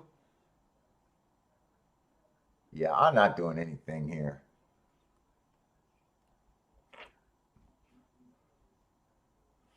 Louise is on the 2-5. Disco Partner is saying, I think the 3 is primed. Oh, good man, 27-1.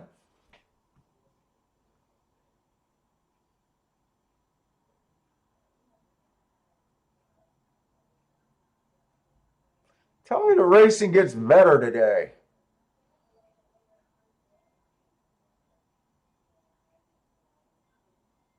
Oh, next race is probably going to be the cheapest race at Belmont today.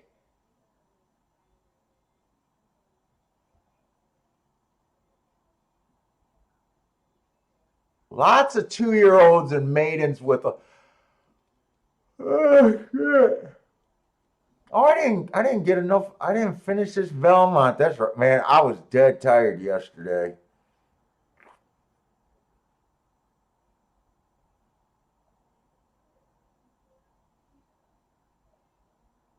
That's the stakes. What is there? 10 races? Ugh.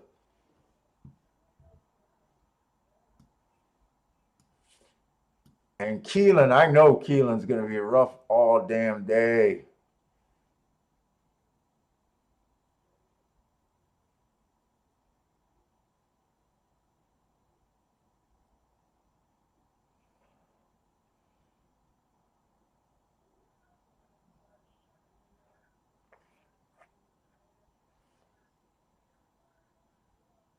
What is this? Attention NI. I don't know what that means. Oh, maybe that's A plus plus. A plus plus. I don't know what NI stands for. Parsons marked up Keeneland for me, so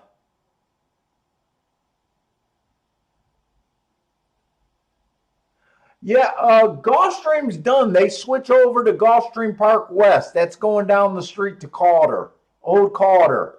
So they start running again Saturday or Sunday. I'm not sure what day.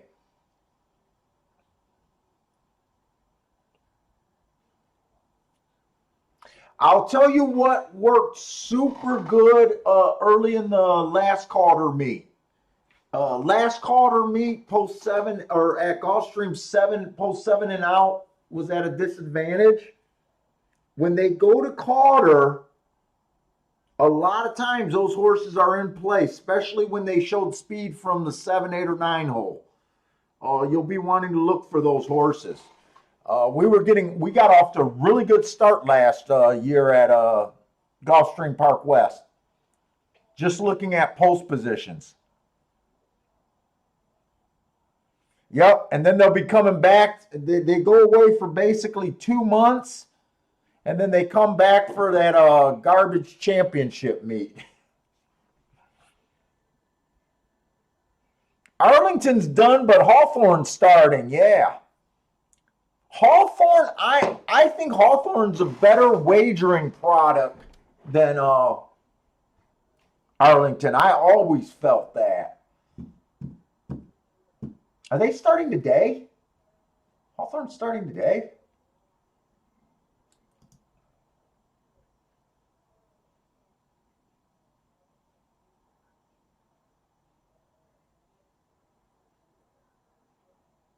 Oh, Hawthorne is going to run at 4 o'clock. Oh, man.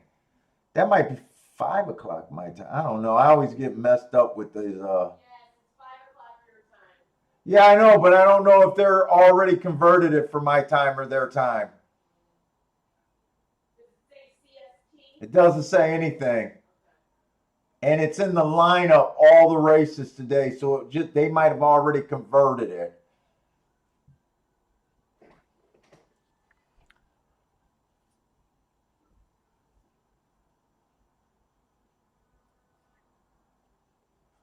Yeah, Parsons. I got shut out of a 7-1. That was a easy fucking call. We just didn't get switched over in time, and by the time I tried to make the bet, we were shut out. It was the 6 horse in the first race at Keeneland. I'm pretty sure you would have been all over them because you marked the program.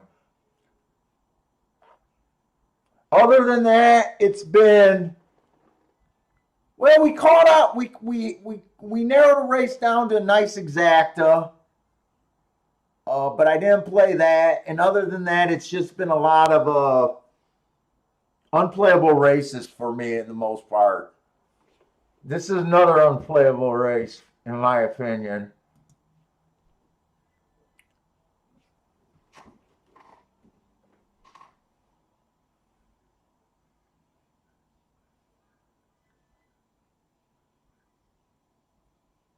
Golden Gate Fields?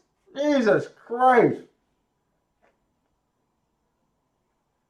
I don't know if I can ever get into Golden Gate Fields. The West Coast, dude, I don't like playing late. I don't like playing late. All those California tracks, they play too late.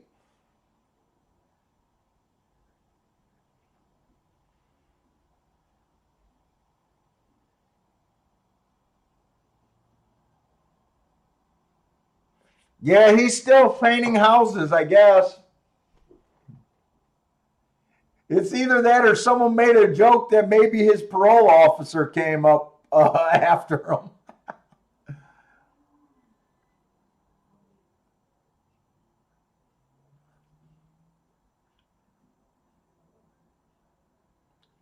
So this horse was a speed horse. That speed and stalker call leaning towards the speed. I mean, but I think this was a horse with a, wasn't he a first time starter? I don't even remember who the hell the 4 was at Belmont. Let's see who won that race. Okay, I tell you already. Oh, 4 was the first time starter. That's why I avoid races with too many first timers.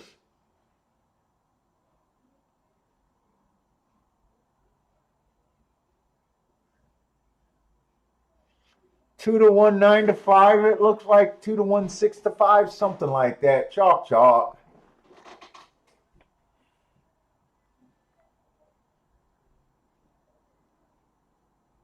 All right.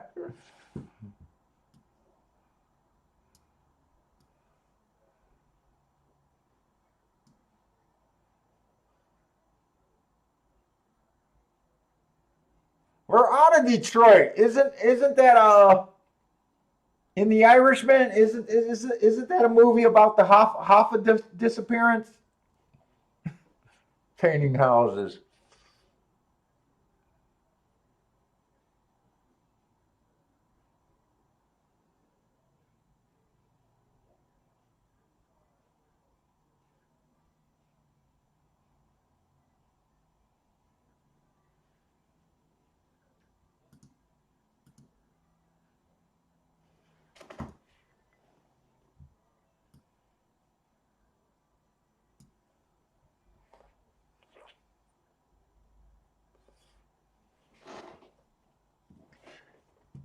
Now, Keeneland last year during the fall meet, that was over that tournament in Vegas. And I remember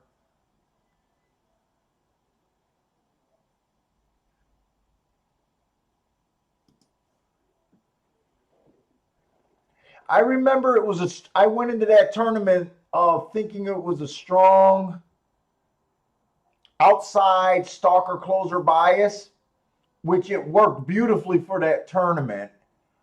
But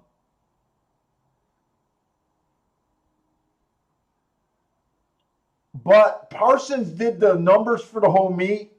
Once I got back from the tournament, I didn't play any more of Keeneland. I just used it for the tournament.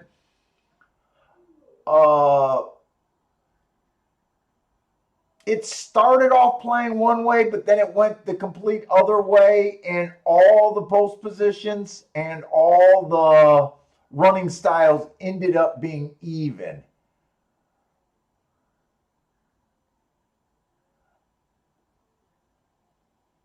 So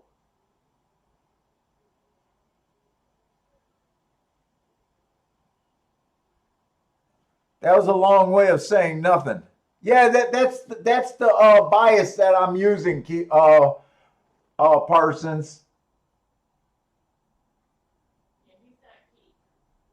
What? Did I call him something else? Well, no, you were about to say Keith. Keith?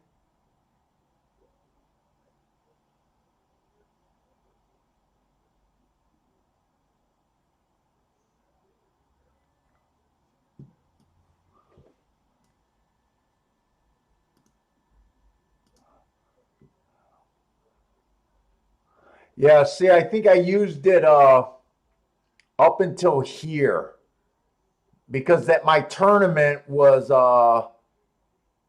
it's usually right after the opening day, so I think it was 9th, 10th or something like that. I don't quite remember what it was, but that was a tournament I finished 12th in and won the daily prize for the final day of the tournament. And all honesty, I choked that tournament. And it came down to a Keeneland race that I choked on. I remember I was playing outside stalker closers. I was between the 10 and the 11 horse. The 10 was at like 7-2, and the 11 was at 22-1. And if you guys remember, I had 3 entries. On my best entry, I put the 10 horse. On the other 2 entries, I put the 11. And I want to say they ran 1-2, but the 11 definitely won. And that would have made me, well, you guys invested in me too. That was where I choked and should have won the tournament.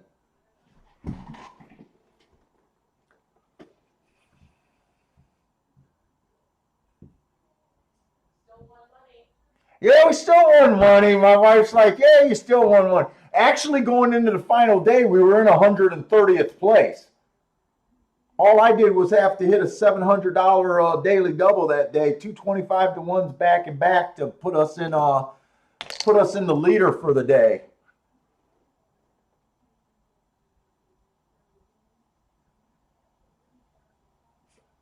What happened to that other race where I usually choked and I said it's all downhill from here? What I got shut out of like a 5-1 winner, Kiki. Do you remember what I was talking about? No. The final day of the tournament, I got shut out of a horse, and usually you know me when I get fucking crazy. And then remember how I was walking all the way from the dining room all the way downstairs to the sports book? If Rob's on, he might remember it. And I come back with another 7-1, 8-1 winner, and that was the race where I thought I lost because when I walked into the sports book, I seen the results. It was my two horses in the different order, but I was watching the wrong racetrack. That was kind of funny. I couldn't watch the races. You guys know how I don't watch the races.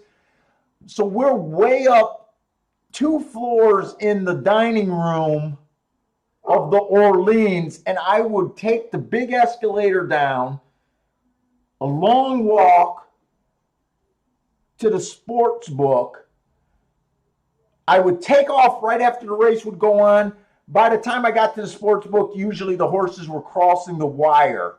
One of the races, I thought I lost, so now I got to make that long trek back. Everyone's standing at my table waiting for me to come back. No one's saying a fucking word. I'm pissed because I thought I lost the race. And as soon as I come in, the table's jumping up and down. I hit another, I think it was 7 or 8-1 winner that I can't believe I didn't win that final day's total. Because I handicapped out of my mind.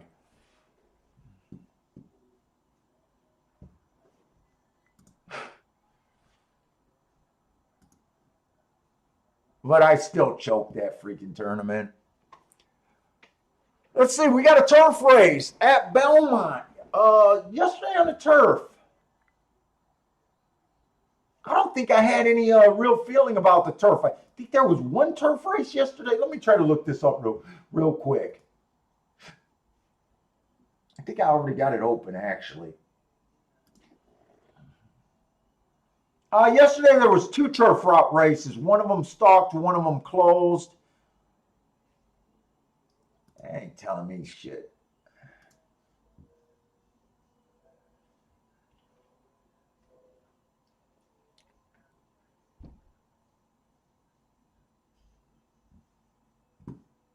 That's right, I do remember this.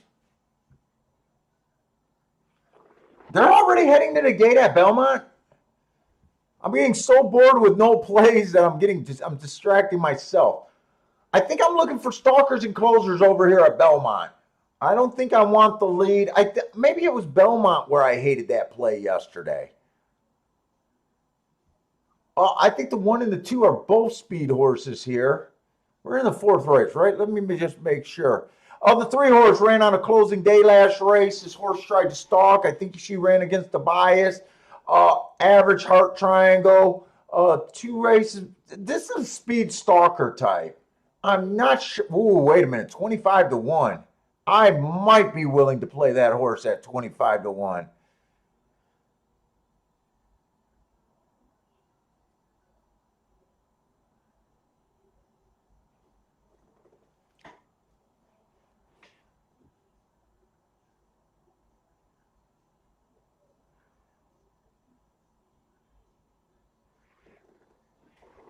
I thought I was running out of time. The 3. Let's see. There's some good horses here. Let's keep looking at this. I thought I was really running out of time. The 4 horse. Bad rail last race. This horse ran against the bias there.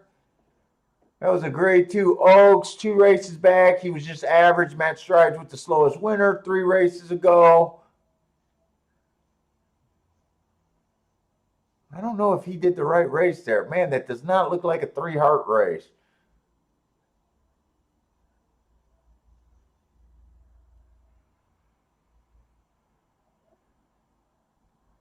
Does this 3 fit in this race on class? I'm not sure about that.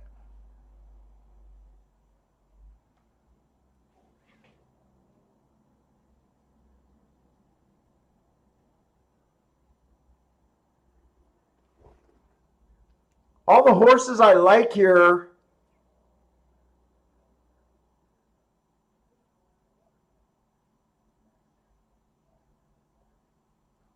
Who's the favorite? The 7 horse, huh?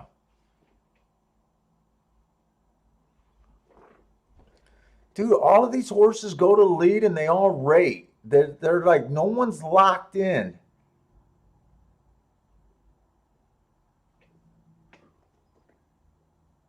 Five ran on a bad rail last race. Never ran on the turf.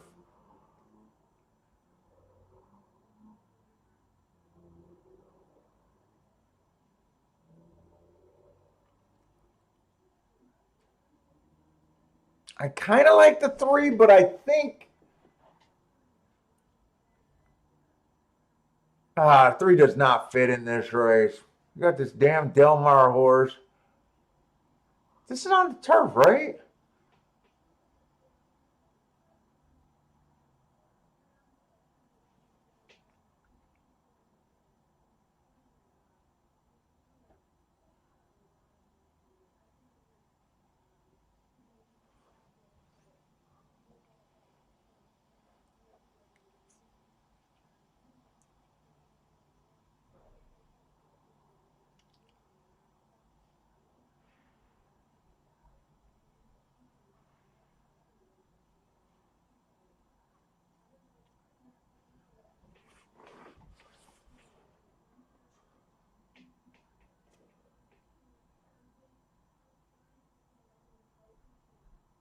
Florida Oaks.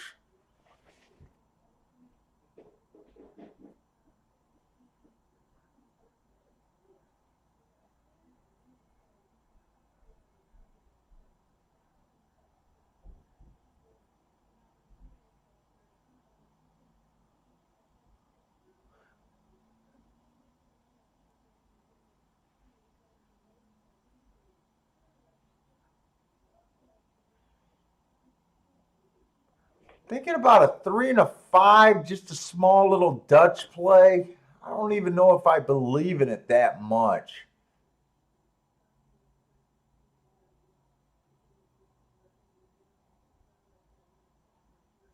3, 5, 6. I honestly don't think I don't know if I even like my opinion. I was thinking of doing a 3, 5, 3, 5, 6 exacta, 3 and 5 to win.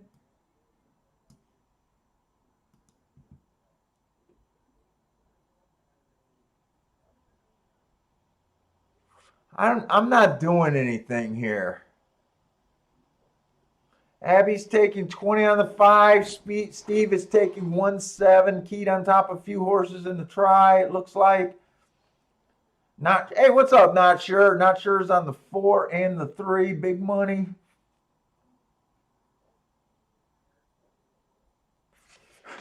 Yeah, I don't even think I glanced at the 8. 8 was the Indiana Sprinter there. So I was kind of thinking I wanted to find some horses that I thought could come off the pace.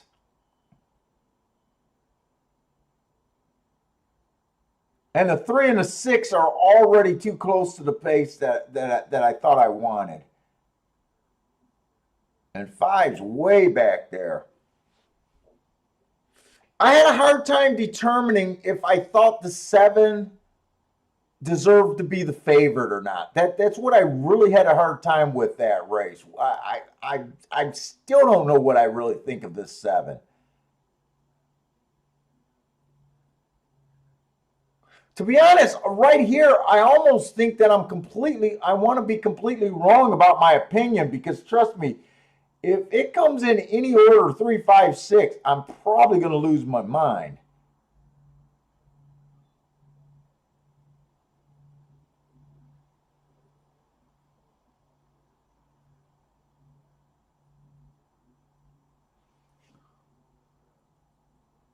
23, 48, and 1. That's 25 and 1 on the turn.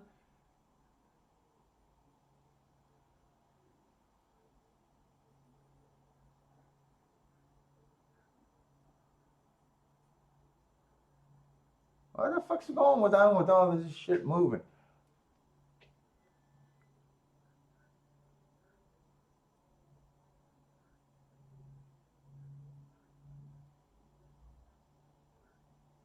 Yeah, the 7 I really couldn't figure out. And the race that I was really having a hard time with was that Tampa Bay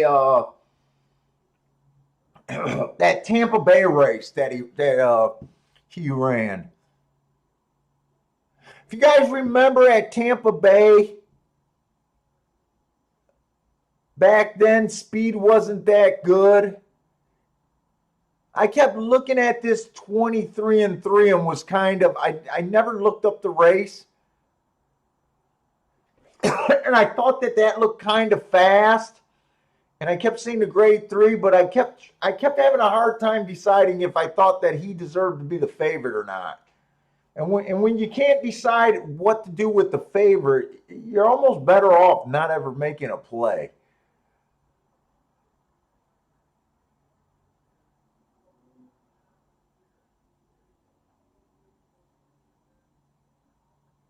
And even if I decided to do something with the 7 on top, I think I would have only used the 3, the 5, and the 6. So it ended up being a good not shutout, but a good sit out. But right now they're not giving me any races that I even want to jump into right now. I think we said this Belmont race might be one of the better races for me today. $14,000 claimers, I think it was.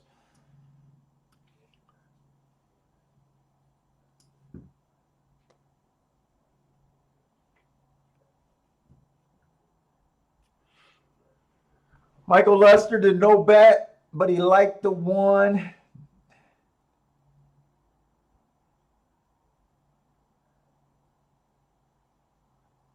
Abby took a shot, 20 on the 5. You know, in fact, do I got a second? I want to dodge myself on that.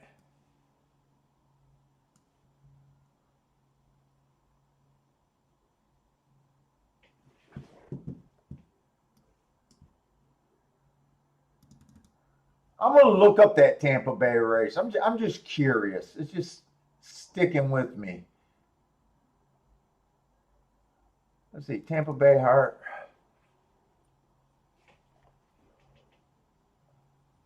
March 7th. That's going back a long time too, but that race was the race that I kept going. 23 and 3. No, it wasn't a race. If I looked it up, I'm glad I didn't look it up, because if I looked it up, I honestly don't like it. So I'm glad I didn't look it up, because if I looked it up, I might have been like, hey, it opens a door that I might wanted to bet that race. And he was good. All right, so I'm glad I didn't look it up.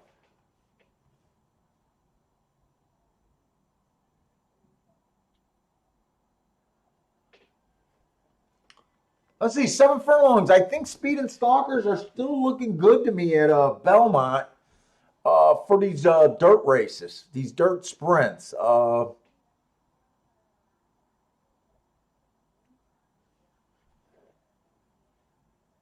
One horse, bad rail last race. This horse had the 4 hole. He was 4 wide. That didn't bother him. Average, match strides with the slowest winner, slow. 2 races back at Monmouth. I guess I didn't have time to look that up. 3 races ago, average, match strides with the slowest winner. I'm going to look up that Monmouth race right now. I want more work done on this horse. I'm still trying to figure out if I think this horse got any real speed, since I'm looking for Speed and Stalkers. July 25th. It was an early pressing day. Average, average, average, slow. I don't know. I don't see anything I like there all that much. Horse looks more like a stalker to me. Looks like a stalker. I don't even want to respect them, but I guess the class drop is just where I can't be like, I'm completely against them. The 2-horse, early pressing day last race, came out 1 tick slower than the fastest winner. Average slow, that was in February. We're just going back a long ways. 5-2, really? Okay. The 3, speed favoring track. This horse is a router. I don't like route to sprint. I'm getting annoyed because I want to get a play in. And now that the day's slipping away, I'm getting more pissed that I got shut out on that 6 horse. I knew today's going to be a tough day going Belmont and Keeneland, though. The 4 horse, slow, average. I don't like anything about this 4 horse. There is no speed in this race. And 6 continues with no speed.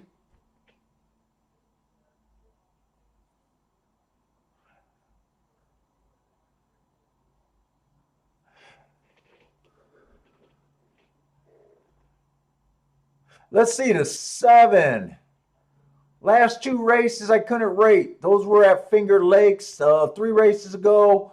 At a route, I hate route to sprint. This horse was at least earning hearts. But notice when these routers go to sprints, they no matter how good they look, and going from Saratoga to fucking Finger Lakes, this horse is supposed to get the lead. Can't get the lead. I can't trust this horse on the front end. So the horse they're betting is a horse that basically been off the last 10 months.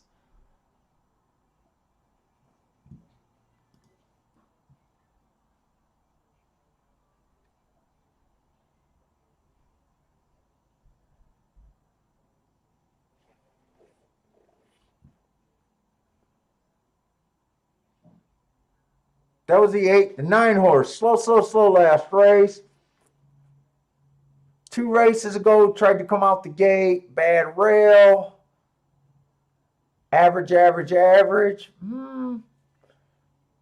3 races ago at a route.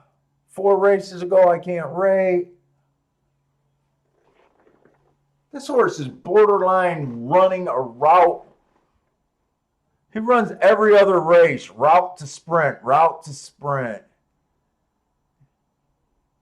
He's just overall annoying me. These horses are annoying me today.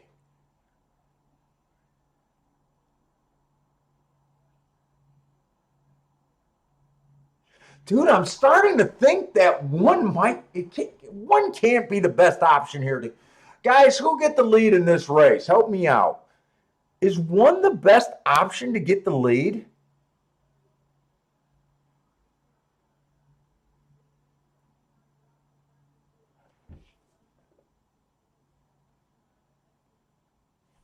Two Horse hasn't ran since February.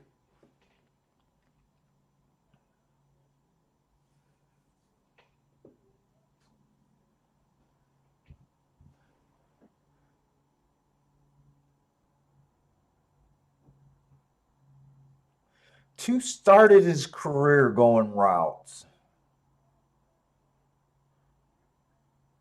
And when he started his career, he wasn't necessarily fast.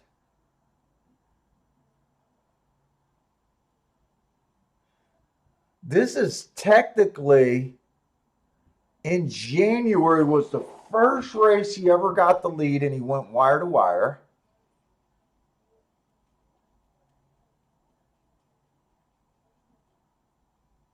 Then he runs and they lay him off. 5-2. Mizzou, hey, what's up, Mizzou man? Mizzou man saying 9 gets the lead here. Look, I can't take this 2 on basically an 8-month layoff at 5-2, hoping this horse shows speed. I just can't get behind that bet at all. Let's look at Mizzouman's 9 horse, thinking the 9 might get the lead. I don't know if I might be putting words in his mouth that he likes him. He's just saying he might get the lead.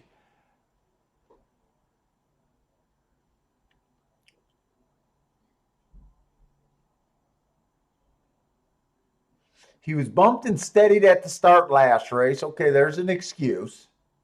The race before that, bad rail, mostly too wide. I kind of like that race right there. I didn't give him a quite asterisk because I don't have a real opinion if the rail bothered him that race since he was in the 4-hole. But I see that too wide comment, and I'm thinking it might have been enough, right? 3 races, mile race. I wish I could look up that February of 2017, but the timer wasn't working there.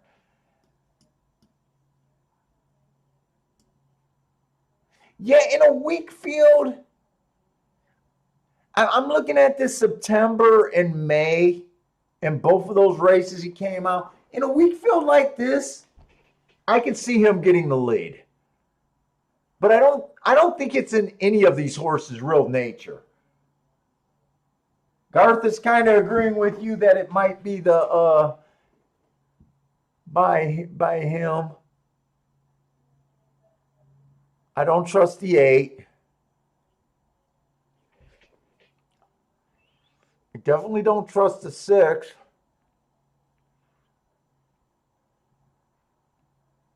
A 4-horse, no.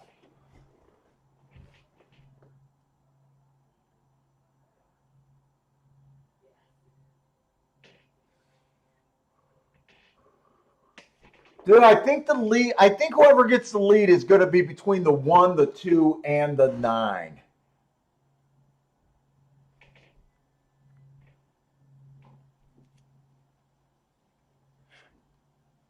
Garth think it's between the 1 and the 9. I'm cool with that. Juan also think it's going to be the 9. Louise is saying he's either saying the 4 or he likes the 4. I could take that either way. I don't think the 4 will get the lead, so maybe Louise just saying the 4 might, or the 4 is who he likes.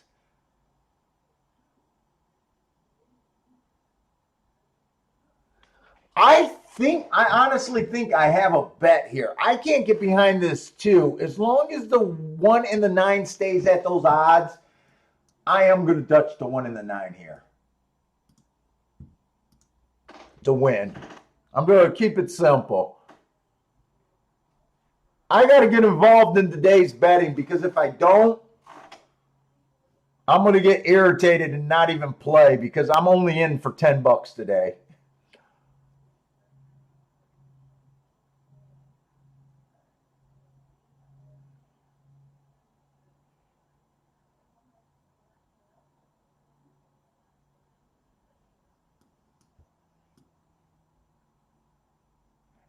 It's risky of me trying to put this 1 on the lead also. It is risky. Oh, shit. I am doing that bet.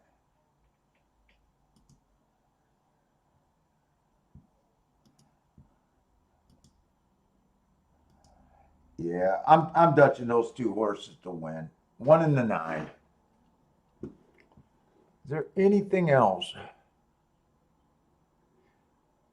And if I'm completely wrong about this, who gets the lead here?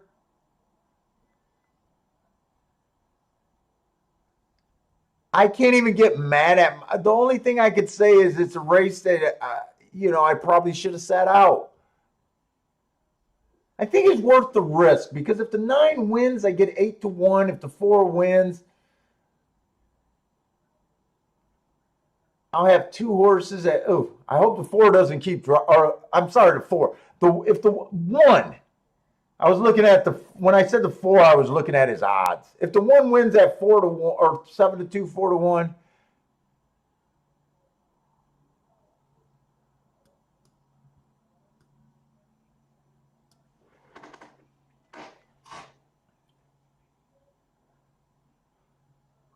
Who has the best marks here?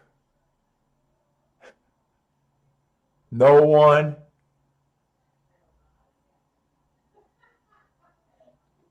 The 8 kind of has the best marks 3 races ago. I know some of you guys don't care.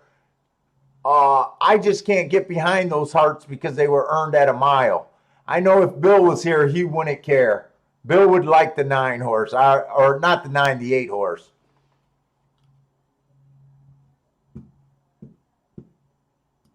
Well, I thought they were loading this race already.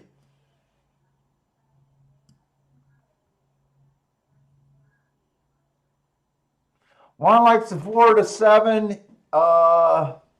He's playing doubles. Where did that little stubby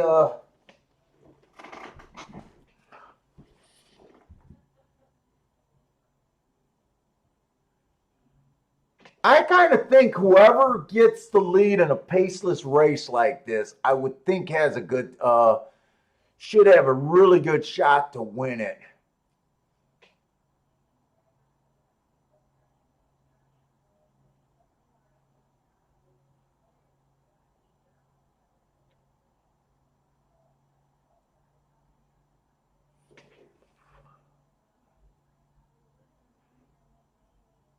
If 4 gets the lead here, I think it's because no one else is going. Jesus.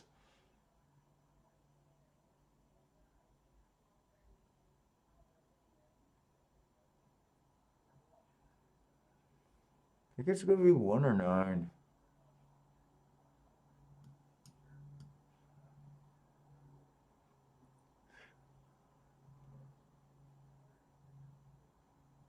One of the bad things about the 9 is you don't have a real solid excuse.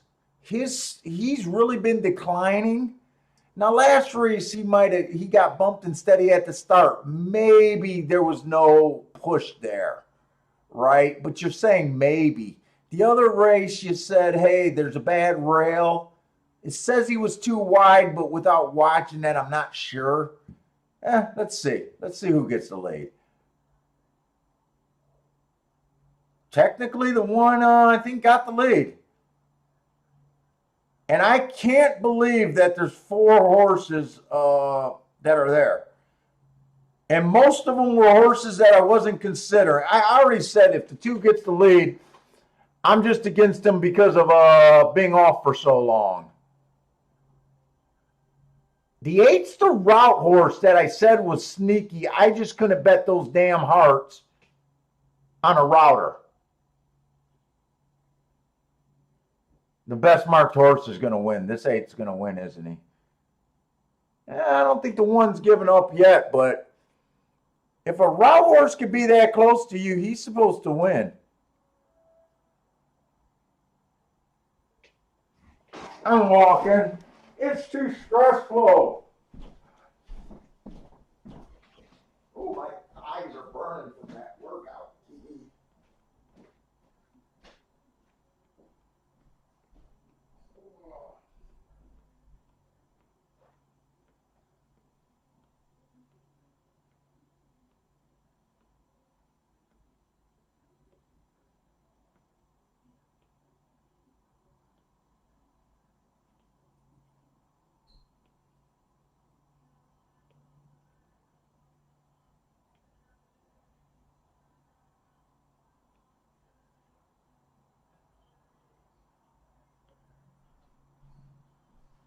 Oh, my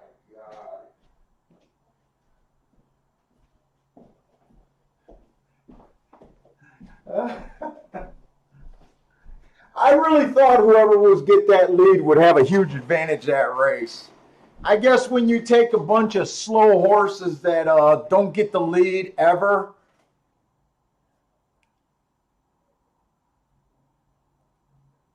You know, the one's never in his career that we could see ever have the lead.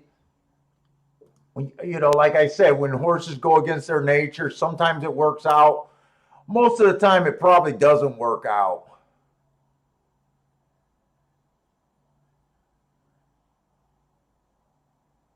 You guys, some of you guys like the 4. Louise liked the 4. David, I think likes the 4.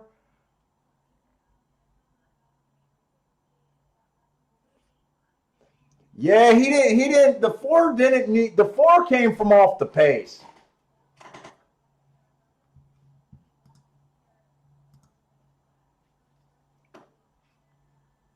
I really thought the 8 should have won when he was able to lay that close to the 1.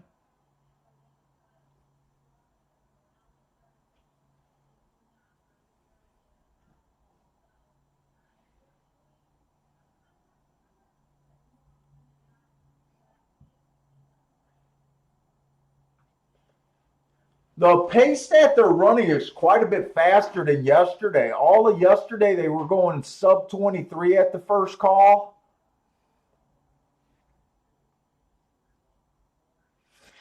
The only race that they went 22 and change at the call was the race where it came in 1-2.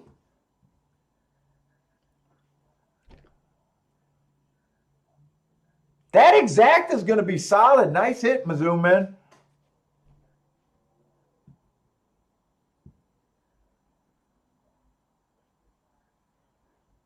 That should be a solid exacta there.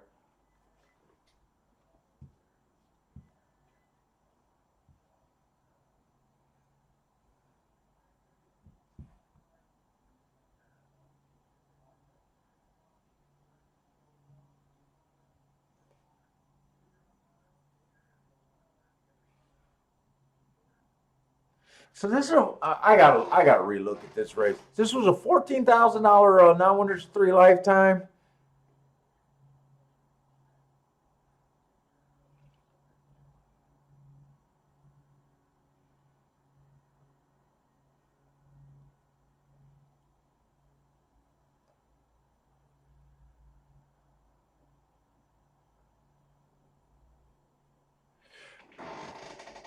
So the 9 didn't run at all, but he was giving us warning signs that I knew we were taking a gamble on whether he was right or not.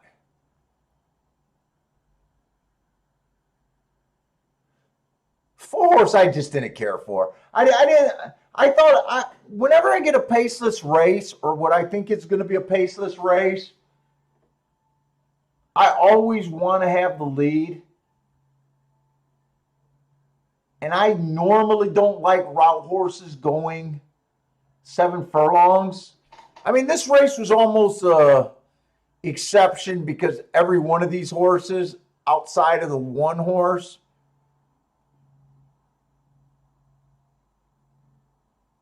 outside of the 1 horse, every one of these horses run a lot of route races. This is just a race that I couldn't have hit. I didn't see really any edge in the 4.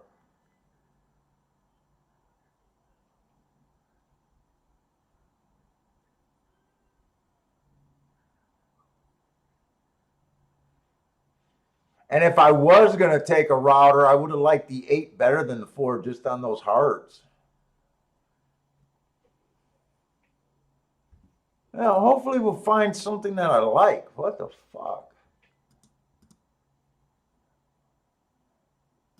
Keeneland, 9 minutes to Keeneland.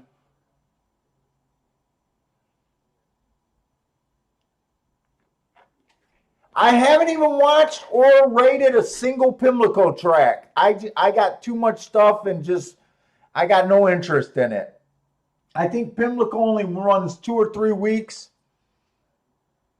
I haven't been and I keep track of Laurel, and I used to try to keep them complete, but I have no interest this year. I got too much of files, and I haven't looked anything at Pimlico.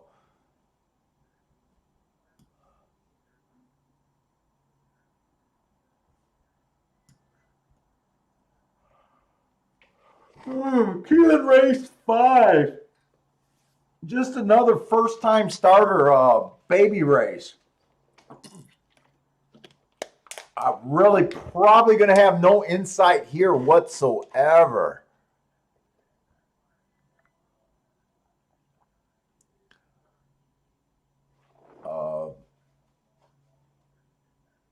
Look, I know early in the show we were kind of hoping that maybe it'll be outside. Then that third race came where that 1-2 ran, but that one was a huge favorite.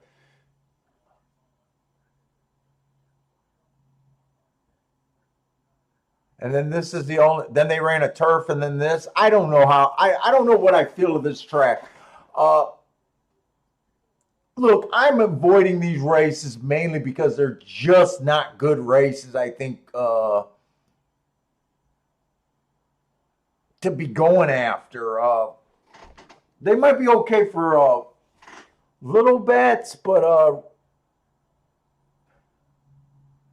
I'm just not feeling these races so far. They got way too many baby races today.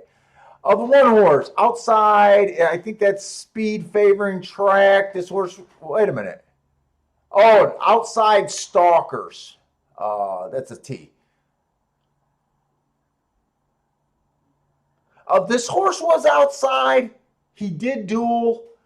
Probably enough to give him an asterisk. I can understand giving him an asterisk, not giving him an asterisk there. That was Parsons' call. I think he looks okay. He was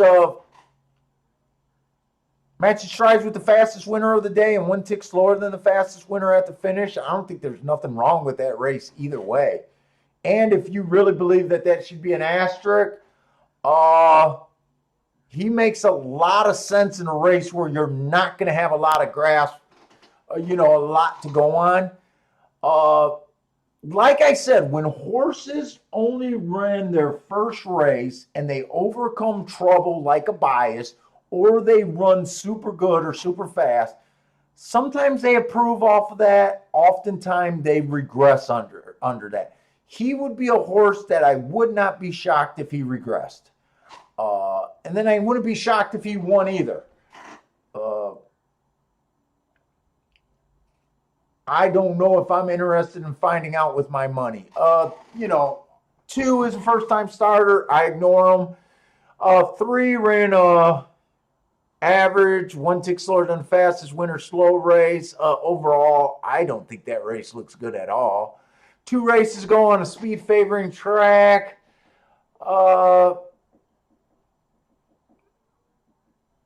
Sometimes I give these horses a bias, an asterisk.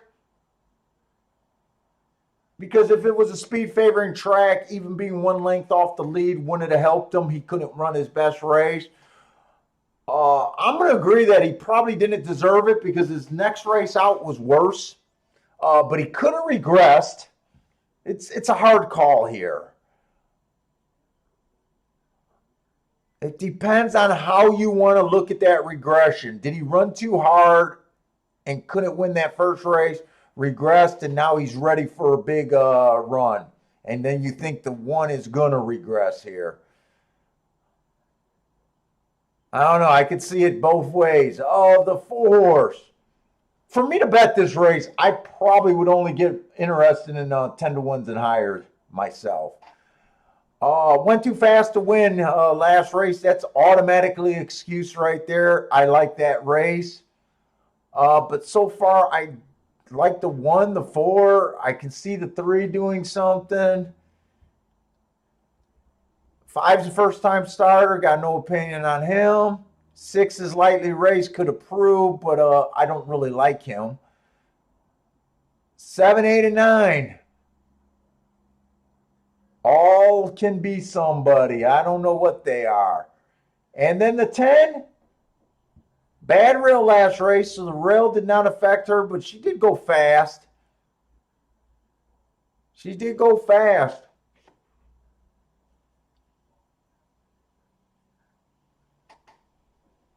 And on this 9, Parsons has A++ something. I don't know if that's for workouts, for breeding, or something. I don't know if he's even still here.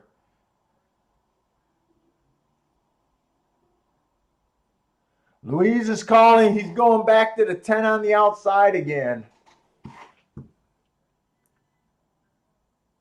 At 3-2. Oh.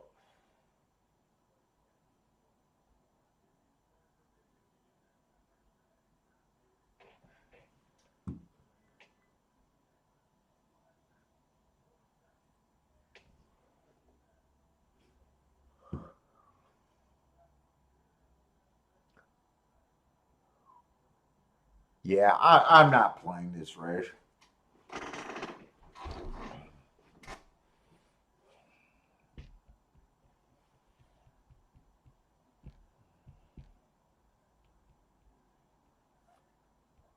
Marco Lewis taking a shot with the 3 and the 5 here.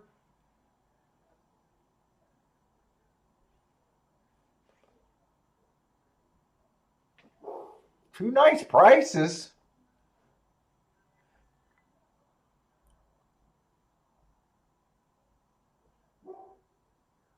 Three's gonna have to improve, which I can see it. All depends on how you want to rate that. The 3 to me makes I can see the 3. It's just when I handicap a race for me to bet, I want to feel comfortable about throwing some horses out. And this race is a race where I don't feel like I can.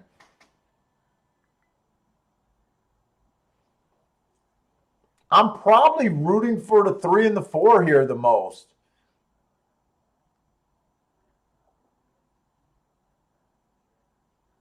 But you know what? Honestly, I'm probably rooting for the 1, the 3, the 4, and the 10. Kind of the best marks. I can't draw any differences between them off of one race. But yeah, I'm not interested in this race.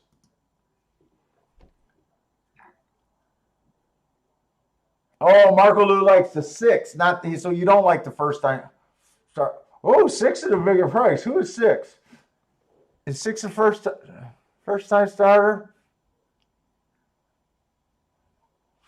Oh, this horse ran on Kentucky Downs. We did see a Kentucky Downs horse snapped us yesterday.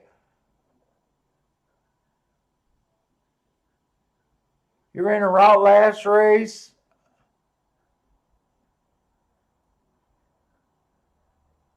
Both times on the turf. Oh my God, they got to give me some decent racing so I can wake the fuck up. So 6 is trying dirt for the first time.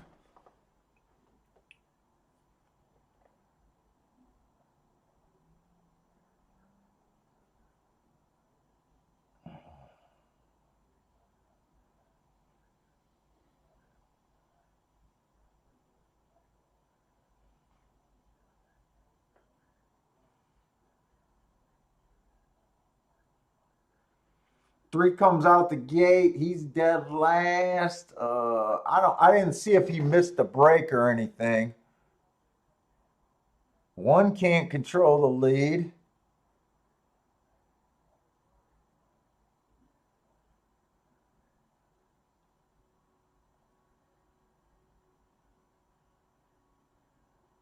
Four looks kind of, I don't know if 4 looks kind of loaded here, but I like where he's at if this pace backs up. I like what the 4 is doing.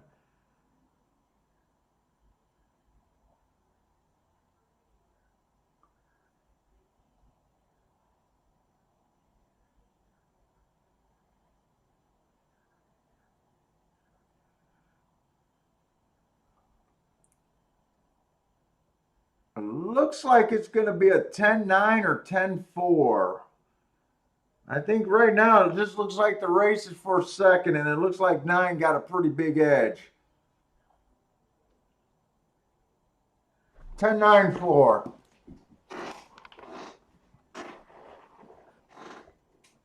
Back to the outside, Abby. I think it was Abby who was going back to the 10. I think it was Abby. Oh, maybe it was 1. I thought someone was playing that 10 again.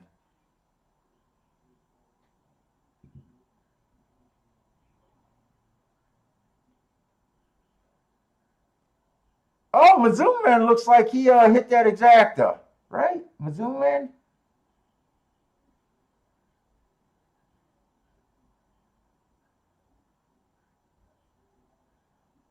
Yeah, Mizzou Man did hit that exacta.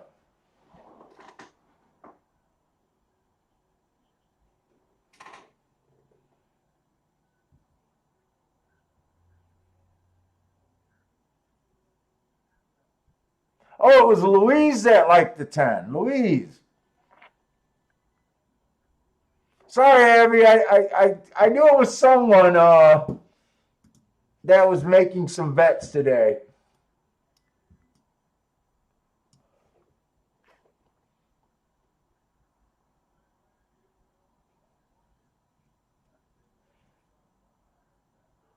Who was a 9 in that race?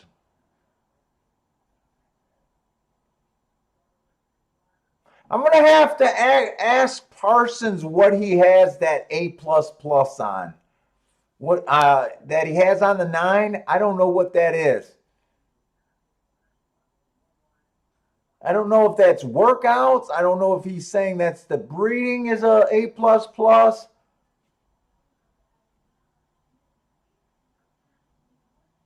Could be anything.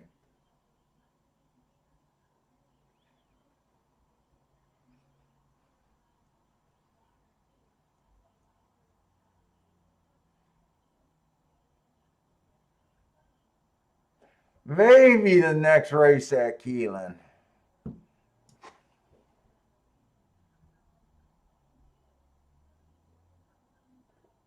Yeah, you probably did. That's probably a significant race. I thought the 4 ran good. I thought the 4 ran good. I liked where he was sitting. It just looked like that whole stretch run, he was in trouble to get second. But I thought he kept running.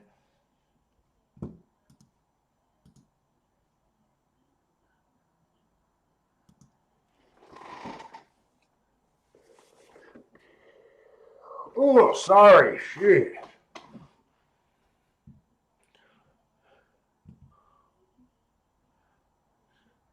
This is rough today.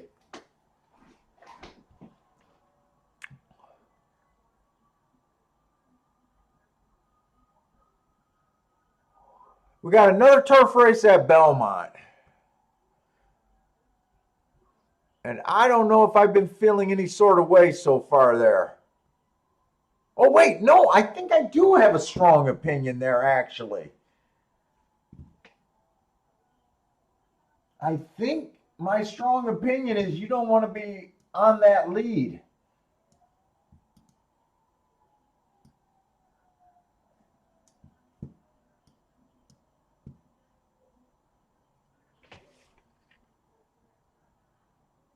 Oh, God.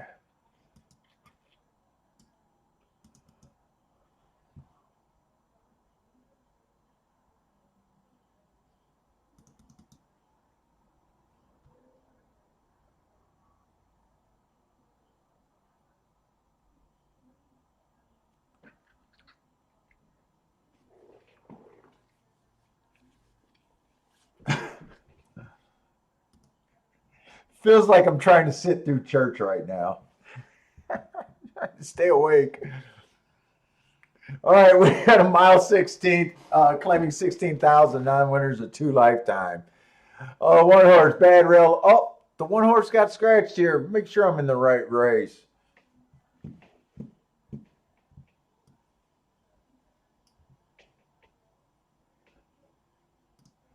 Make sure I got the right race here.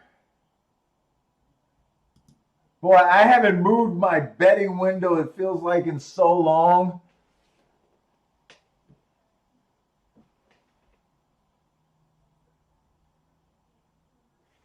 Oh, shit.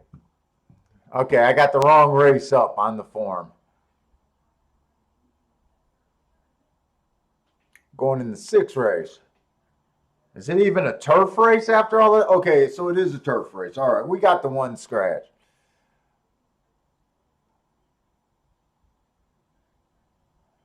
All right, I did a little handicapping here. Allowing 65,000 non-winners of 1X. This 2-horse, Stalking Closing Day, last time he ran, that's exactly what he was, a closer there.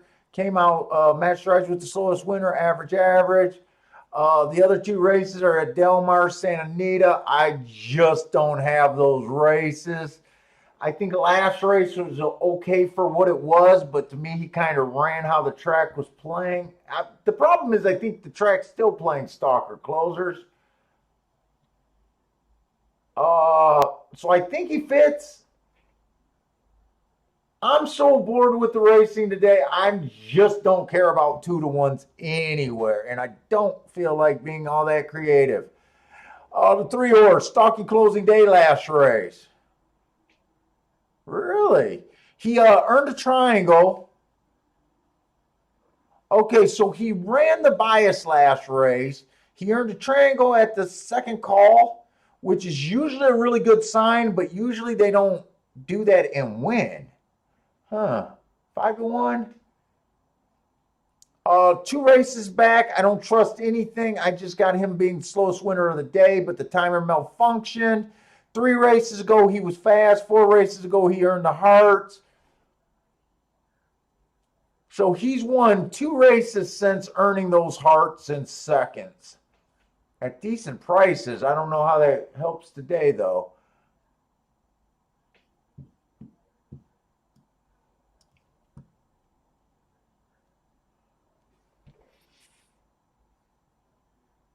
Our 5-horse, Stalking Closing Day, last race. Slow, match strides with the slowest winner, average. Didn't quite get in position, but he did finish second by a length and something. So far, I don't see any speed. I don't want to bet the speed, but I need to know that there's speed in this race. There's no speed in this race. The 8-horse has no speed. Stalking Closing Day, average. The 9-horse is a dead nuts closer. The 10 is the closest horse that I see that might have some speed. He doesn't have speed. He just might get the lead because everyone else is so slow.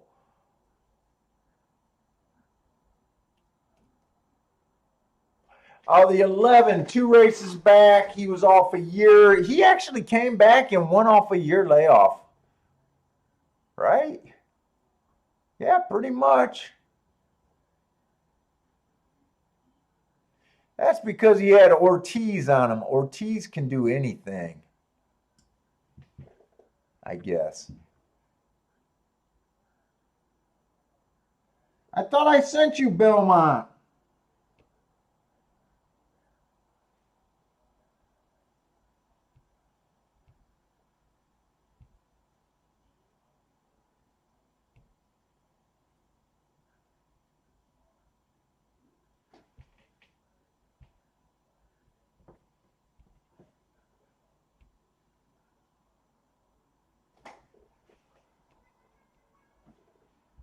There you go.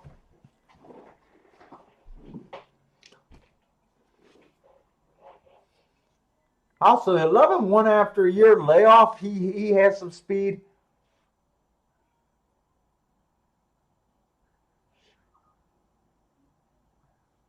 This is pretty much a paceless race.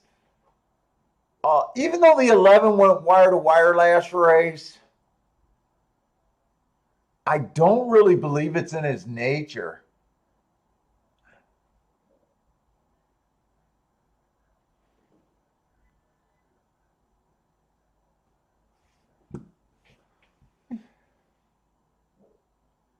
Two to one.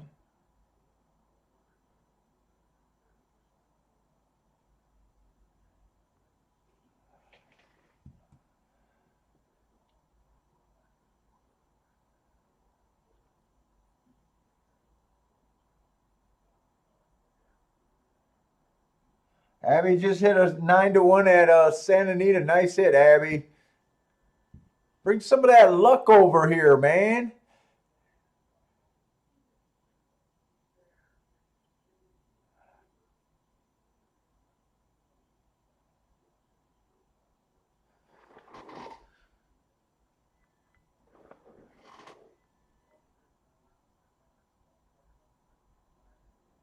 You know what? I'm going to take a shot this race.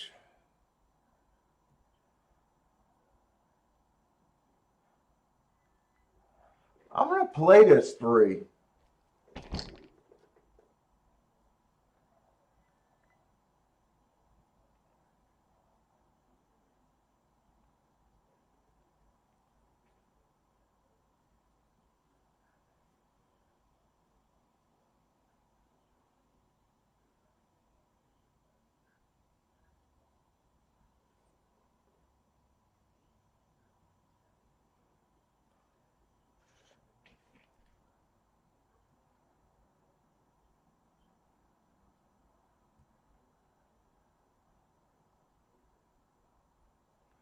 There's not a lot to look at for Belmont for the rest of the day. I either got to kind of shit or get off the pot.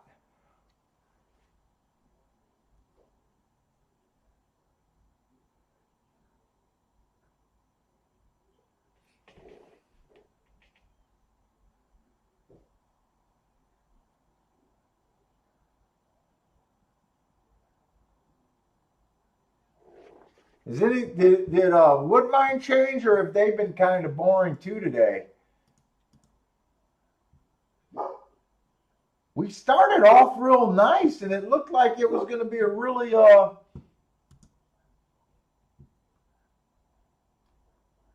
ooh, nice exact over there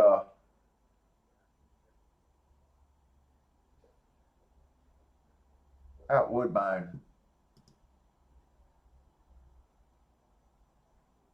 I got to get back over to Belmont though.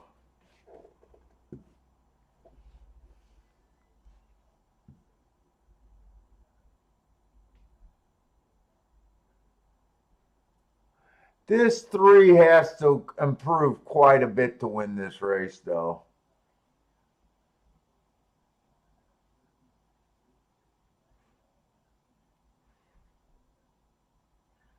I feel like a batter that hasn't seen a decent pitch in freaking a long time. Let's see.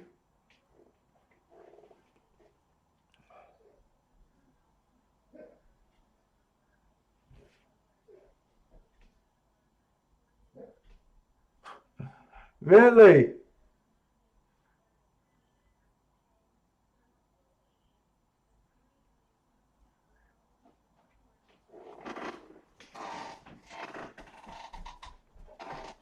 What you need? Hmm? I hear you trying to get something.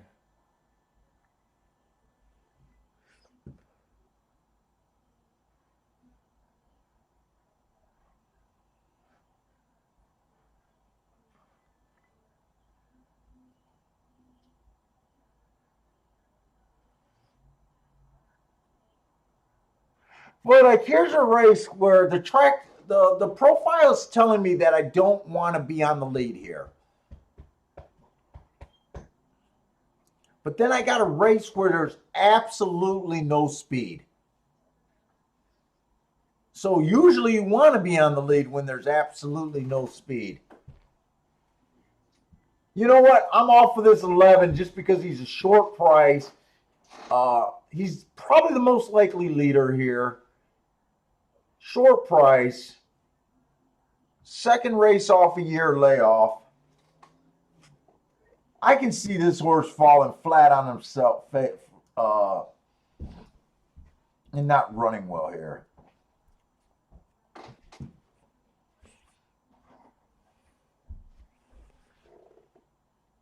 Ten, I think, gets a shot to get first run.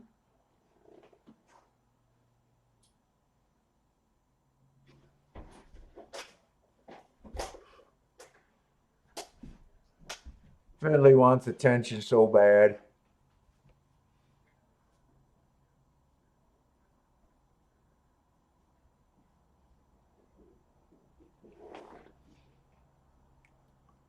I'm so tempted to bet the 3. I think the price on the 3 should be a little bit higher for what I think he has to do.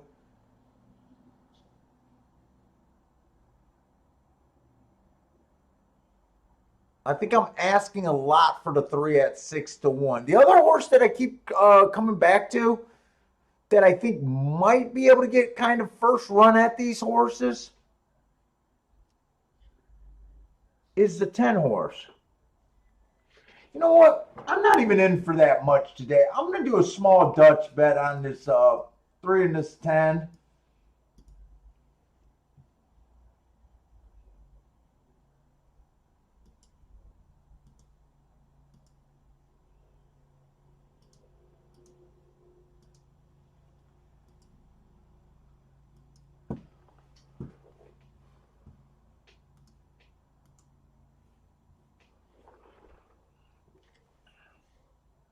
I haven't even bet $60 today.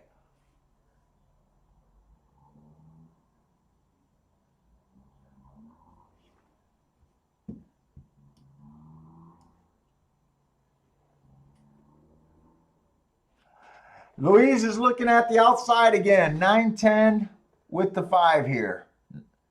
9 and 10 with the 5 here.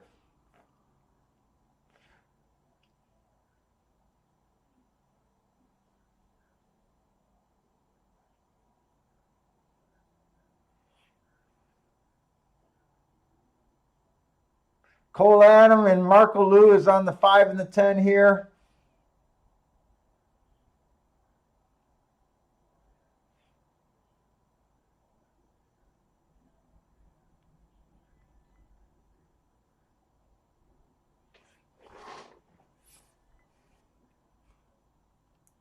And when you get a race with no speed,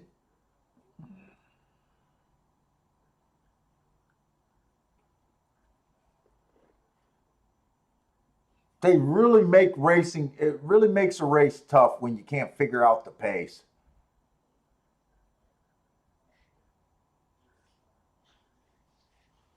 Abby's firing away on this 3 horse. I hope we're right, Abby. I really think he should be about 10-1 in this race, though. I think he has to improve another race. Been running well, but been running with horses below these.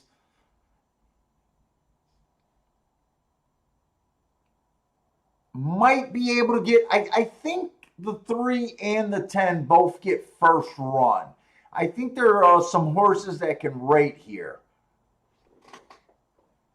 The problem is, I think if the 11 gets the lone lead, he's going to have to get tired on his own, or the track's going to have to tire him out. It's always tough when you think the race is going to end up lone speed and you're just hoping for a horse to get freaking tired. And right now, the 3's kind of being the horse forced to, they might be forced to make their move too early. We'll see. I don't even remember who the 2 is here.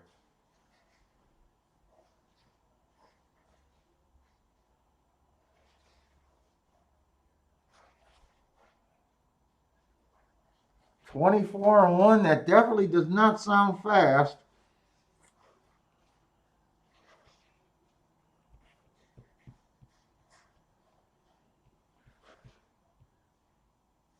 Maybe I should have put 11 on top of the 310 as a saver just in case he went wire to wire.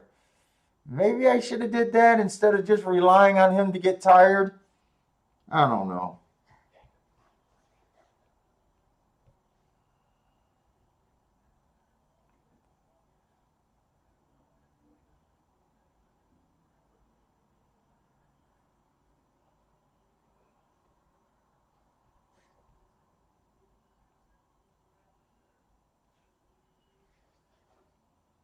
Well, they're trying to, but my husband reminded me to get a fly, and I'm gonna have to stop for it.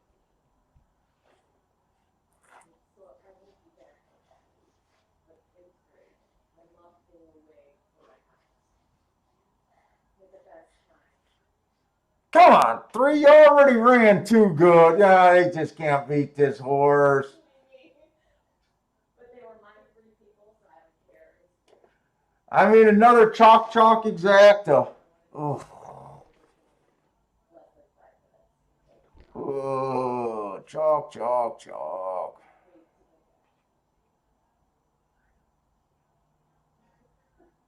Right.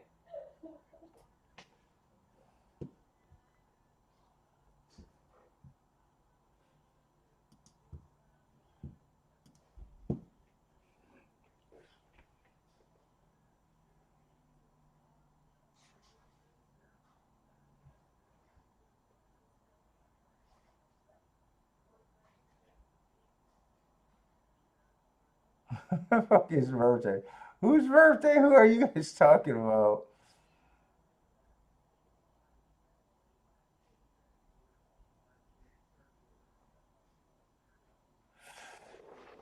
Yeah, fuck.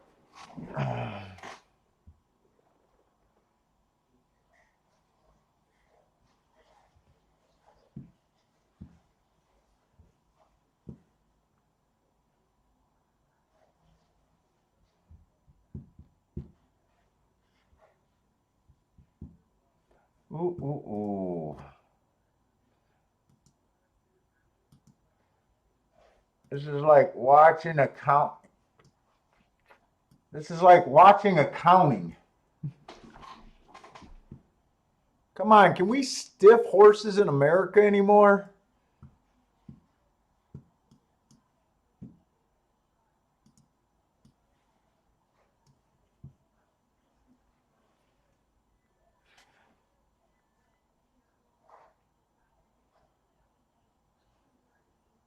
All right, Keelan. Come on, there's got to be something worth playing today. There's got to be.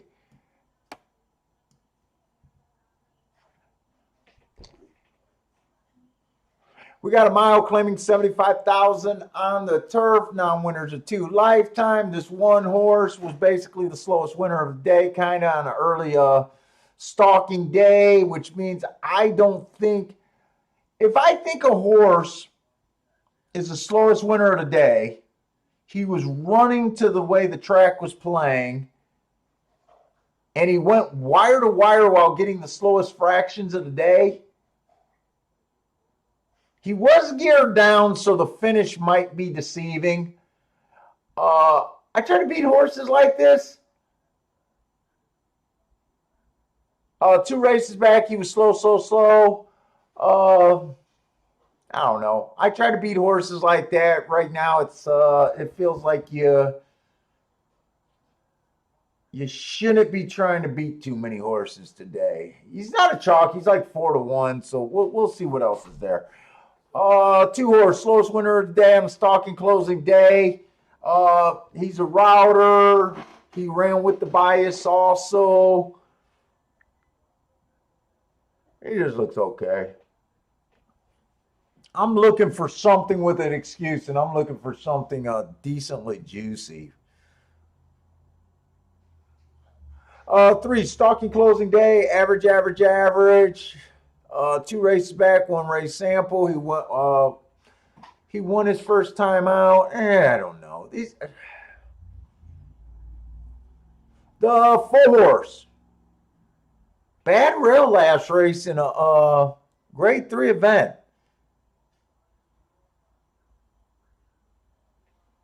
At Churchill. Wait. Tell me this horse is long. 5-1, not long, but not terrible. He was 1 tick slower than the fastest winner, average, average. September 3rd. What day was September 3rd? That was in Derby Day. What day was that?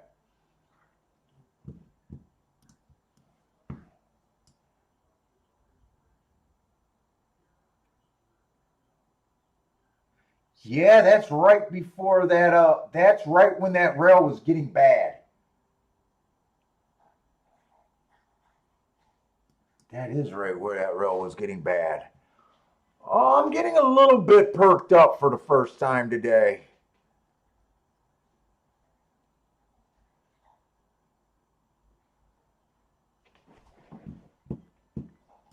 I'm real perked up right now, actually.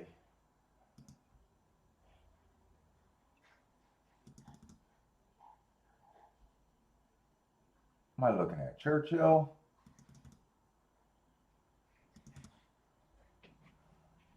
Oh, lots of route races that day. 10th race. Oh yeah, that was way outside. Everything was outside that day.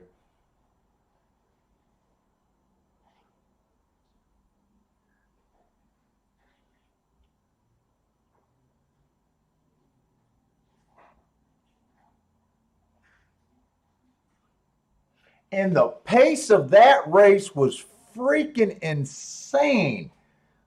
My forms adjusted and he came up as a 22 and 4, 45 and 4. I had to look up that race to see how fast that was. The unadjusted times were 22 and 1, 44 and 4. So yeah, they were cooking insane that race. Okay. I knew something caught my eye. 2 races back, Speed and Stalkers. This horse was fast, kind of rode with it. I'm kind of interested in this horse.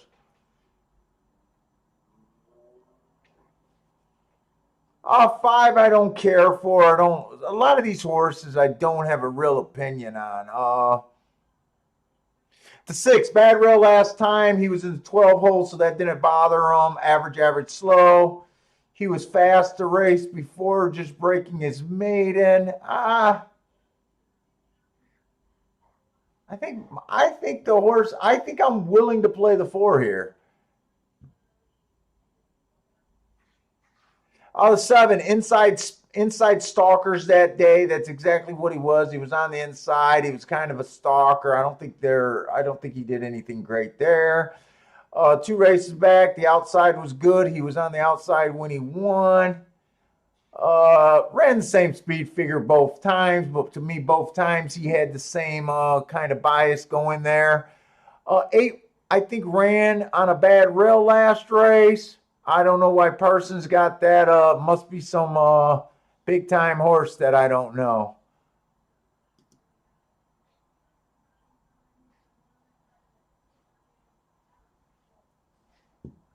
You're asking me about looking at the 5.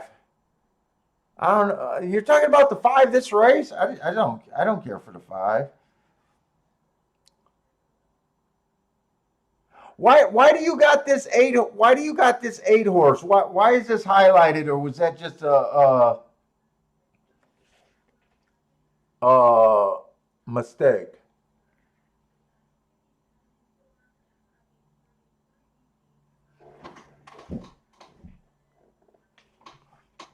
Let's see, the 9 horse, average, second. Oh no, second average, or 1 tick slower than the fastest winner, average. That looks fast. 2 races ago, he rode on a bad rail, so he came back and won right away.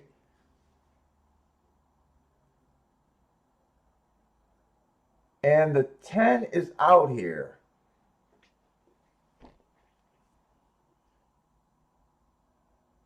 Abby's saying that he likes the 8 a bit.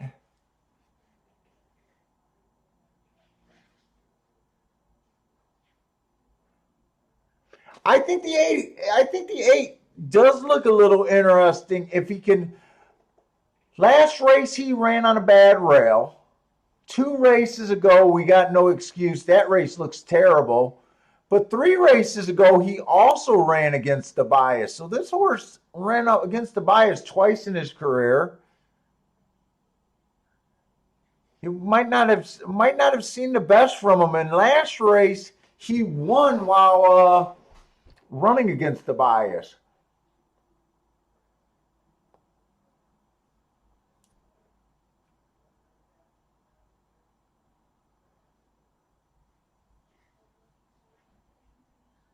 This one horse, I don't have a real good gauge on him. I don't think I'm going to get away from being able to bet the 4. I think I'm definitely betting the 4 horse here.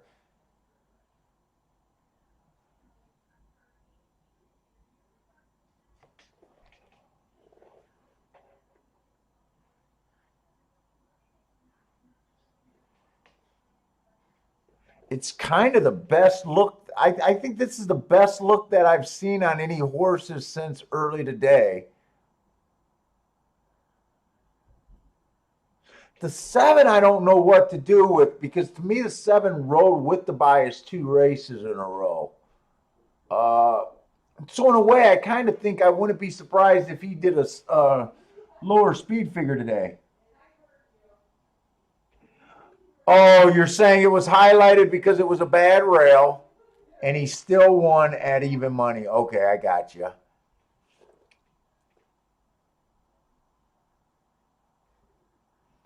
And who's the horse that they're betting? The 9.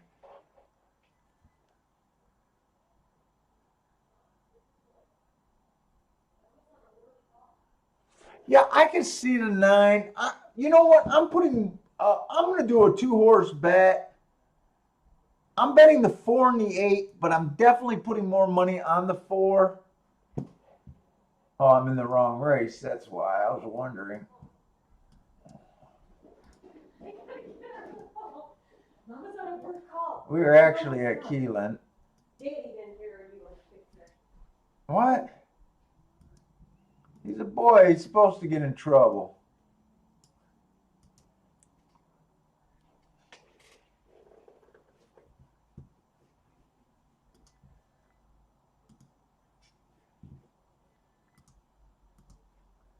This is honestly, outside those early races, is the first race that I even had an interest in. If I wasn't on the live stream today, I would have went and already laid down and was watching the races on my tablet because I would have known that I had a solid 1 or 2 hours of nap time that I didn't have to like anything. Frankie Tubbs taking a win play show on the 6 at Keeneland. Louise is looking at the 8 with the 4-5.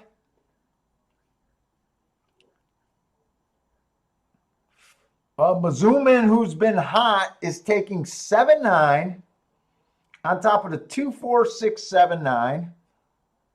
7-9. Those are the 2 top choices. I remember what this. I remember who the 9 is. I don't remember who the 7 was. Oh, the 7 was the horse that ran with the bias 2 races in a row. Yeah, the 7, I don't know what to make of the 7. Look, these are all lightly raced horses. I prefer horses that have a lot more running lines under them. These are the type of horses that can improve rapidly. To me, I'm just really interested in the 4 and the 6, and this feels like the best race that I'm looking at. Whether I'm right or wrong, it feels like this is the first race that it feels like I got to get a bet in.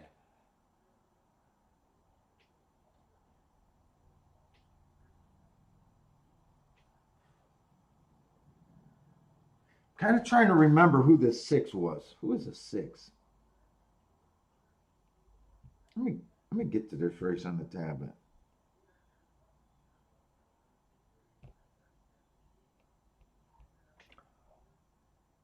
Wow, this 6 really got a lead over there.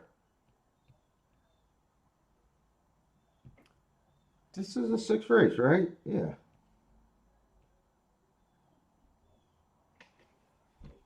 Well, I shouldn't be surprised. Oh, this was a horse that ran in that stakes race, and he was fast his first race out.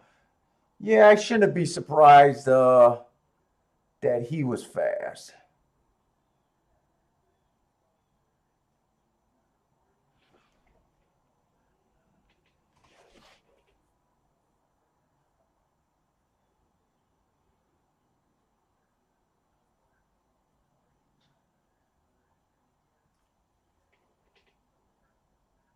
Six is getting out the way. It looks like it's going to be all the horses that they bet.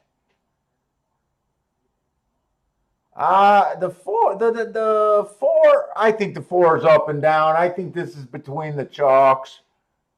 Well, wait a minute. 5's not a chalk. Who the hell was this 5?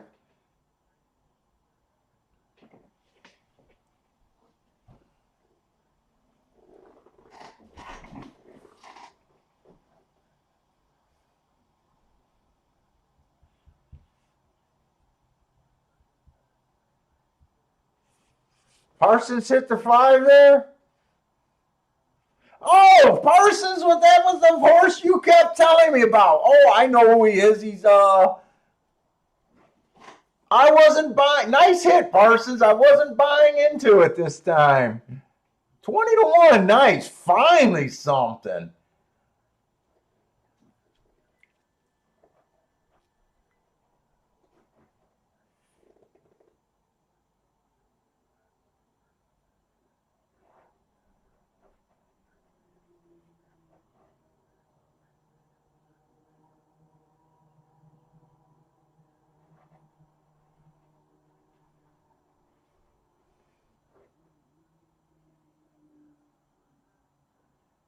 Well, I knew it was the right race to put money in.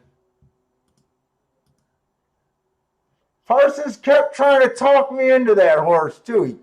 He kept selling them.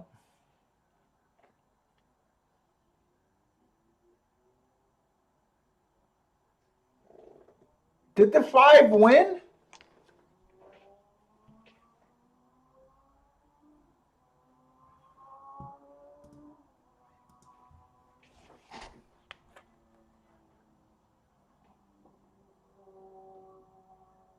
Oh wait, you know what? I didn't see the finish of this race. Oh, it's 7-5-4.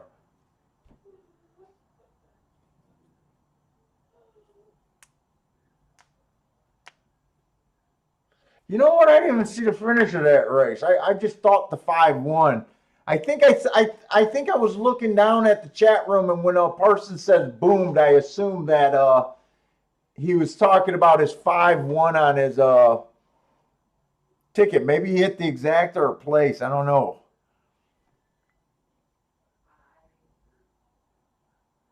We don't have to, but I am. Hi. I had to turn it off once when Emily made me laugh. And then I was hearing noises in the background. And I felt like screaming. I had to turn it off when Jennifer said something about it. Elliot hit the exacta. Healthcare something, I had to rip off my headset because I heard that with crunching and crumbling. So I run downstairs.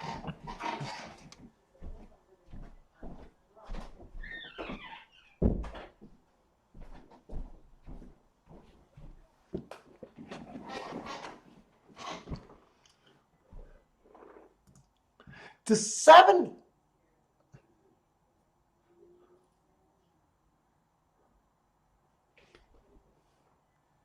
7 was the horse. I really didn't know how to interpret his last 2 races. Both of those races, I thought he ran kind of to the bias.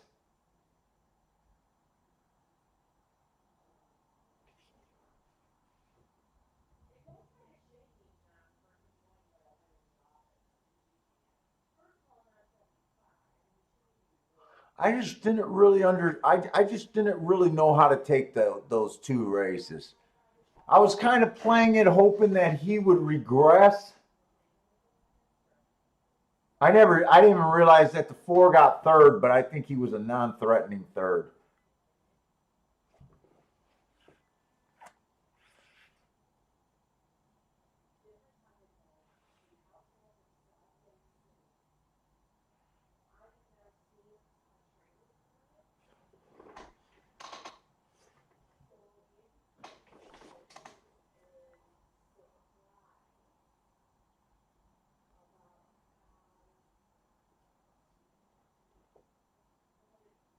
I'm okay with the play there.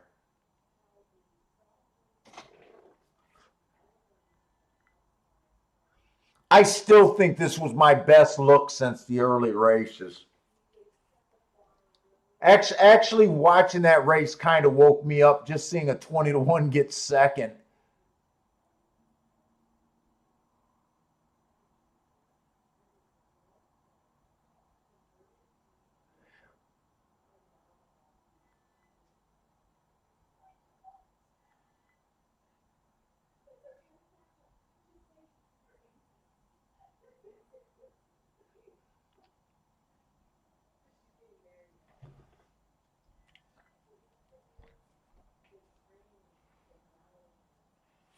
5 had a huge closing move on paper.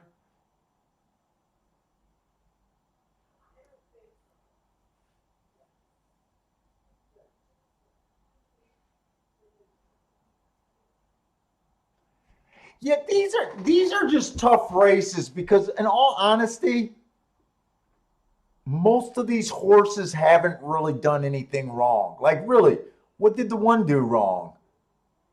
He's ran 2 races, he's won one, and he has an excuse his first time out. The 2 horse won his first race. The 3 horse, won a race and lost a race. Big deal. The 4 horse won a race. They're tough races. And we didn't have a lot of horses with excuses or super marks.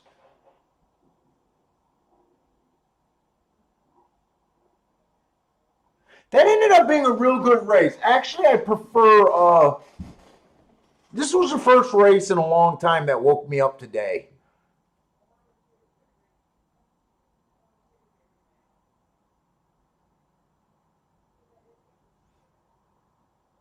You know what's weird? A lot of the races today, I've been trying to use a little bit of class because we're talking about Belmont and Keeneland, right?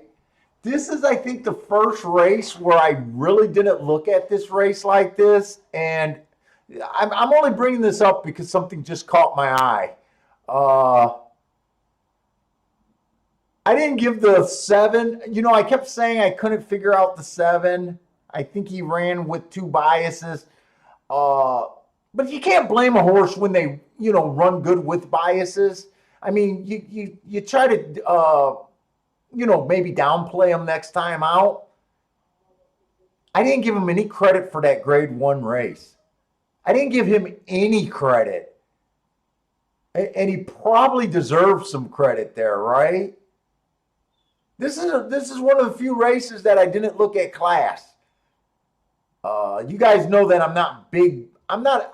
I believe in class a little bit, but I don't overly look at class. That could have been a difference right there.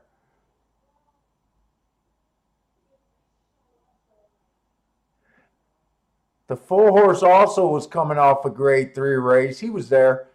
I knew I didn't like the one. I know I remember talking about the one earning that big speed figure, but it was the slowest race of the day while wiring. I knew I was against him.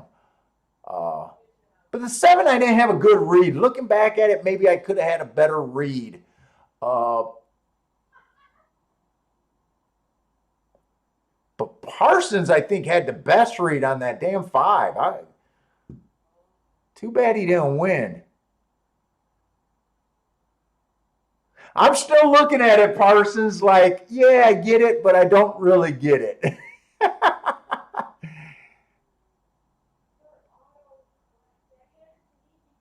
And he hasn't done anything wrong. He did the same thing everyone else. He won a race and he lost a race. What make his. That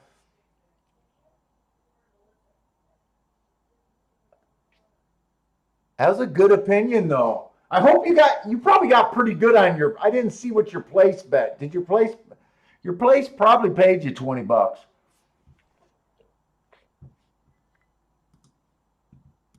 Well, come on, I'm gonna get over there to Belmont. Let's see. Come on, let's wake up. Belmont, we got a 6 furlong race. Right now, they've been. I think we've had a horse wired. They've also been coming off the pace a little bit. But for my most part, my impression on Belmont today is they're not really giving you the race enough racing information with the type of races. A lot of first time starters, a lot of lightly raced horses. It's really hard to get a grasp on what's going on today. There. And here's another race with a ton of first time starters. In fact, everyone's a first time starter. I'm already completely disinterested in it. Uh, 2 horses, a little appealing. First race out, he earned a heart and an average. Uh, Last race, it was an inside stalker day. He was dueling on the lead while on the outside. He definitely deserves an asterisk. Uh, but it's up to you to decide if you want to take 7-2, 3-1, maybe 5-2 by the time the race goes off in a race that's just filled with question marks. To me, I don't like doing that, but everyone's different. The 8, the only other horse we've seen that ran before. Outside was good his first race. He had the outside. He didn't do anything wrong. He finished 4x2. Nothing's wrong with that. Last race, he came out a little bit faster. He went from being matching strides with the slowest winner of the day to 1 tick faster. Even though the speed figure didn't improve, I consider that an improvement.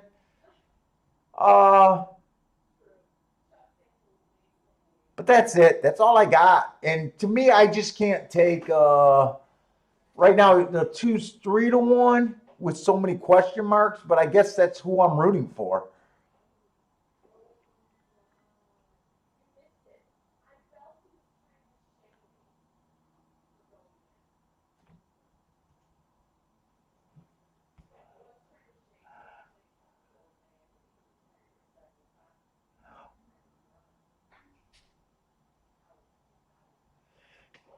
I know Mizuman had the 7 and the 9. Did Mizuman hit that exacta?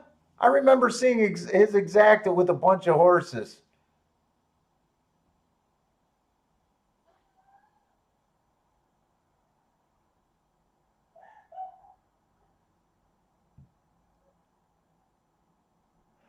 Lester got the exacta.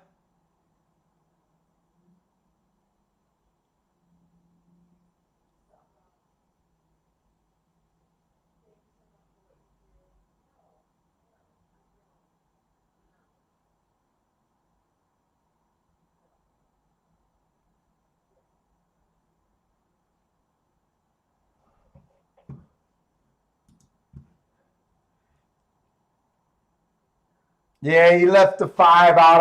I went back to see it. I wasn't going to say anything because I didn't want to remind him. I just thought he hit it. I just thought he hit it because he's been pretty hot today. No, should have listened to Parsons. Yeah, Parsons really liked that 5. And I know Parsons probably a bit upset because I play with Parsons a lot. And I think he had a 5-4. Probably, I imagine he had that 5 and 4 pretty good.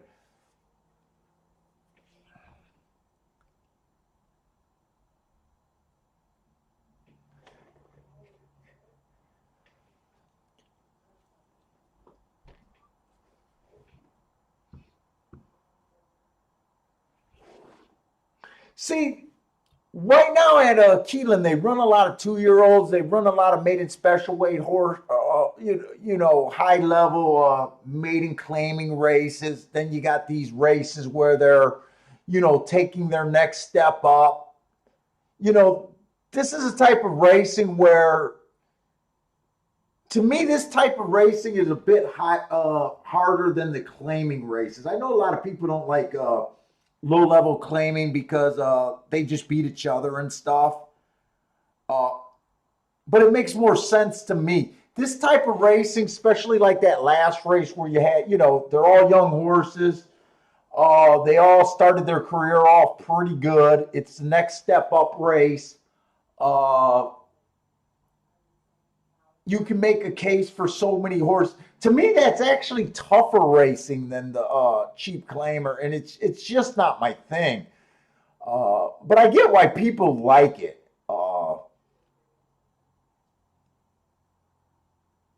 I think in the claiming races where you just got these, every race you seem to have 8 or 10 running lines to work with. To me, those type of races are always a lot more desirable than working off of 2 or 3 running lines. I really have problems, working with only 2 or 3 running lines. It's not saying you can't hit and I can't hit, but it makes it a little bit more uncomfortable.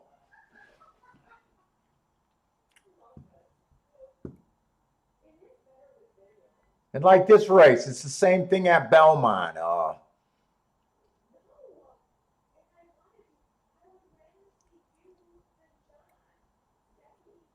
And then the other thing is with these, with it being Belmont and Keeneland, these are uh, maiden special weight 51,000. These are horses that could have real talent. Ignoring first timers at some tracks are more dangerous than at other places. Uh,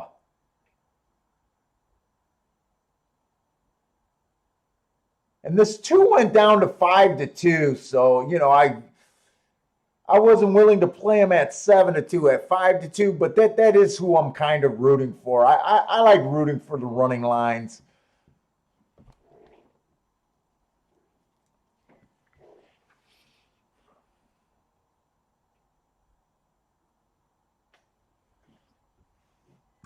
Who was the other horse that ran before? Was it the 5? It was the 5.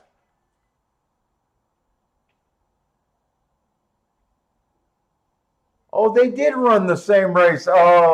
Louise pointed that out. I didn't catch that they both ran on the same race before.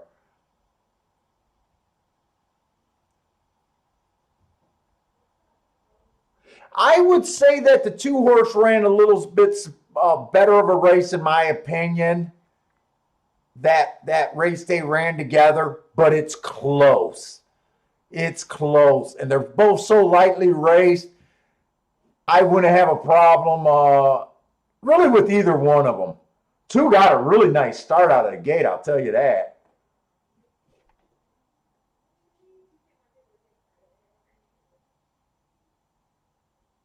Two really got a nice start. Looked like he got a head start almost.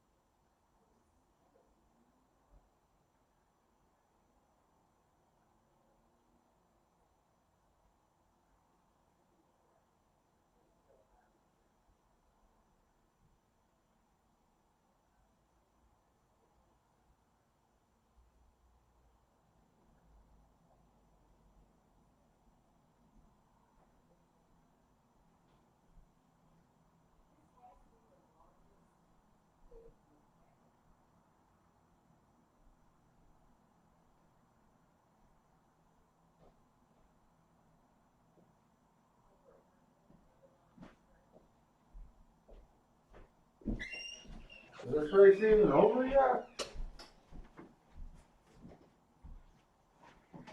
Well, did he get beat or did he hold on?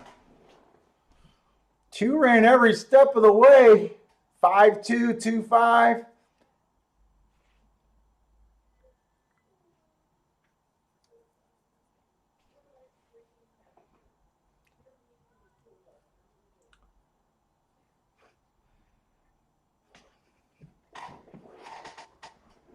Five came and got him, huh?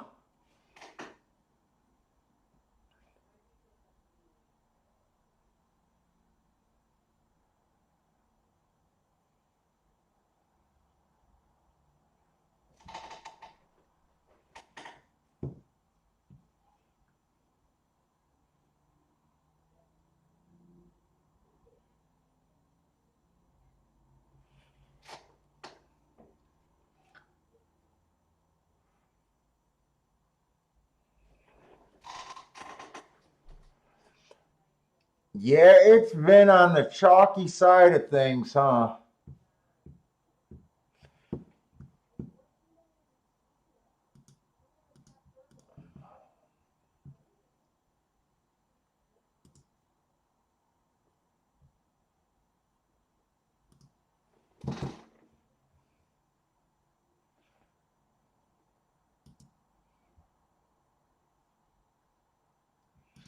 I'm looking up the result charts right now.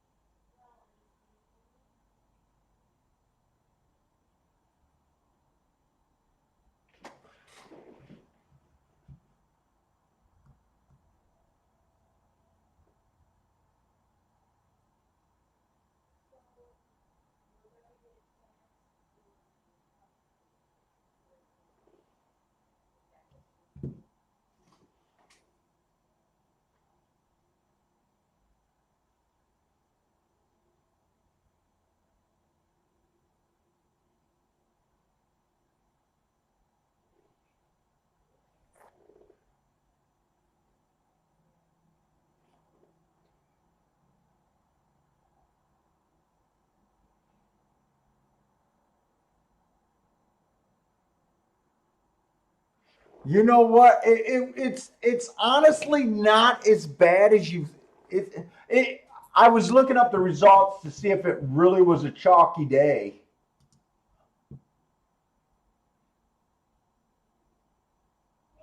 The first three races we looked at were the best three races. The race I got shut out of, and then the other two races where we shut out, where we didn't get shut out, we handicapped it, and I just decided not to bet. I know some of you guys got bet.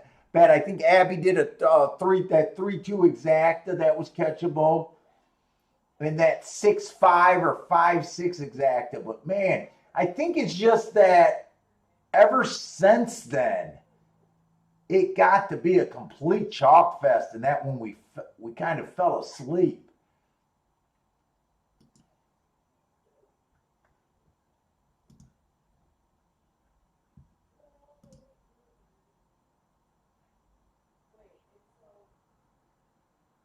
Like literally, I should have had my day made by that first race at Keeneland. Oh, and Keeneland was worse than Belmont. Keeneland, other than that race at Keeneland, oh my God, it's been $1.40. It's been really bad at Keeneland.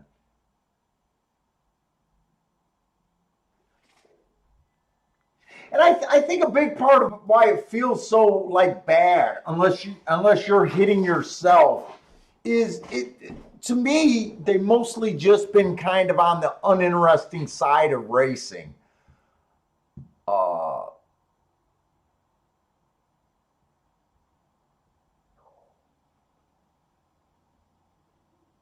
unless you're into different style of handicapping, if you love breeding and workout and trainer angles, you probably don't mind today all that much, other than it being chalky. But when you work with running lines, just looking at a bunch of races with first timers, so many first timers in them, it's really hard to get excited about anything. Really hard.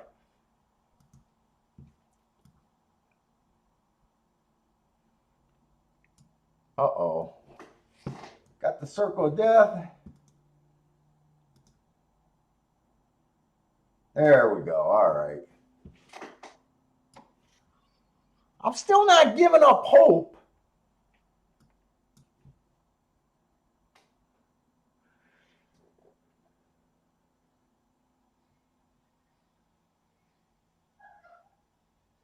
Keeneland, I knew was going to be tough today.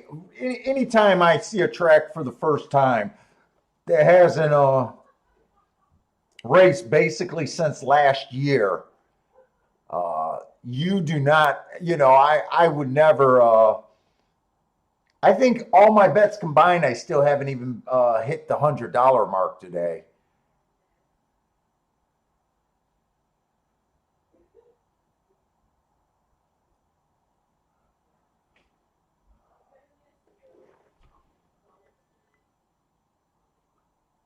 So let's face it, at Keeneland, I don't even know how to address the track right now on these turf.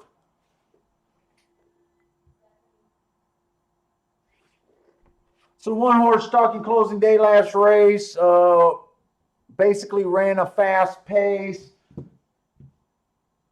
Trying to see some stuff. Da, da, da, da, da.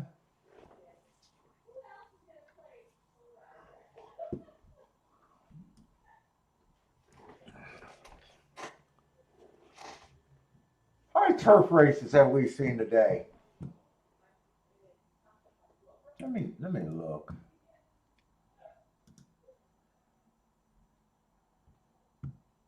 What have we seen today at Keeneland? It's mostly been on the dirt.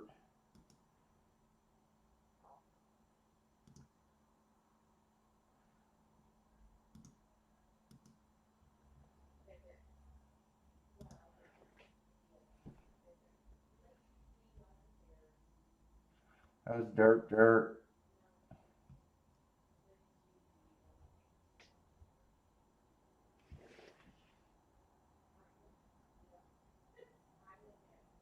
That was a race where that 7-horse won. He's a big favorite. The only turf race that I think we see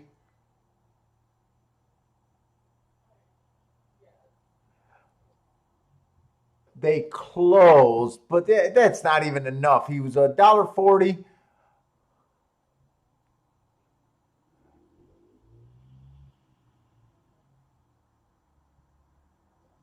Who's the favorite here? The 8? Let me start with the 8. Let me try to wake up and look at something a little bit different here. The 8, stalking closing day last race. That's exactly what he was. Average, average, average. Times, stalking closing day.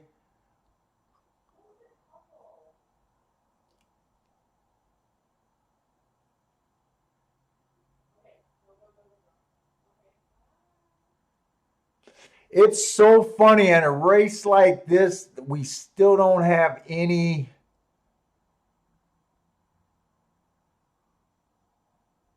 I'm hoping to find some asterisk horses or something that makes me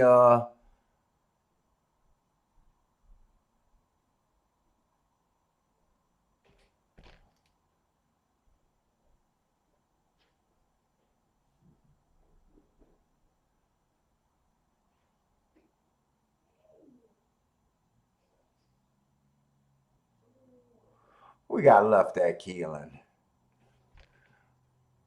We got a Phoenix next race.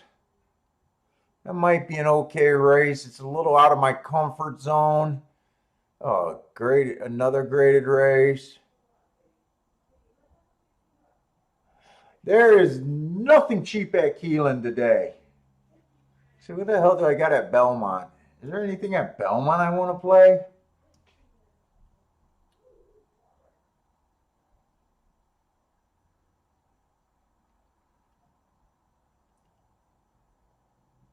I think we're in the 8th race.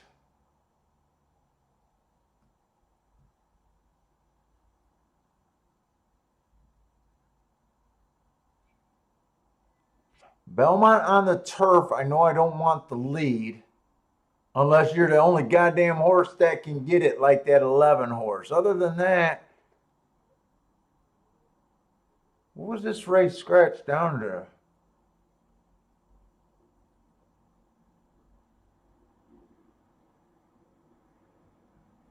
What is this going to be? A 6-horse race? 1, 2, 3. Trying to see if I'm even going to like something the rest of the day.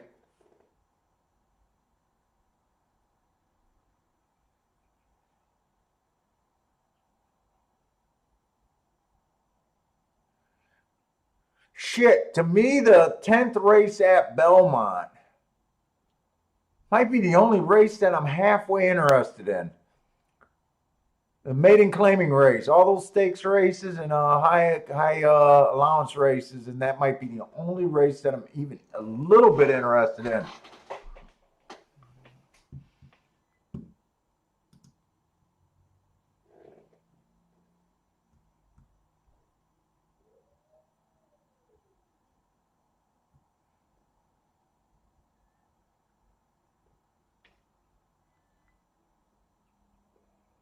When I look at Belmont and it's Keeneland's race, that's why it's not registering.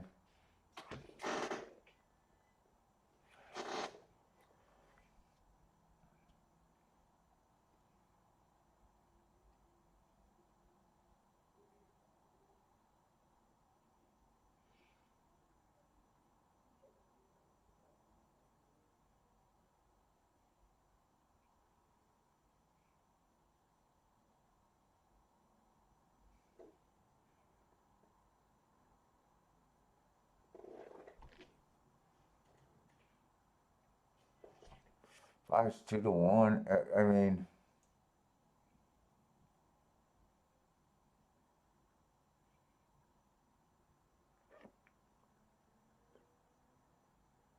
five's the first choice. I think I agree with that.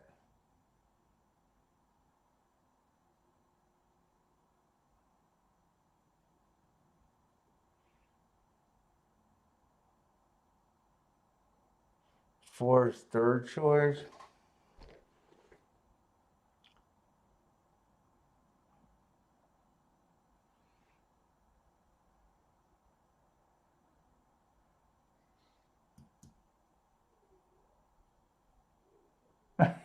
Put a very done. Oh, fuck off. Put a sailor hat. Oh, man.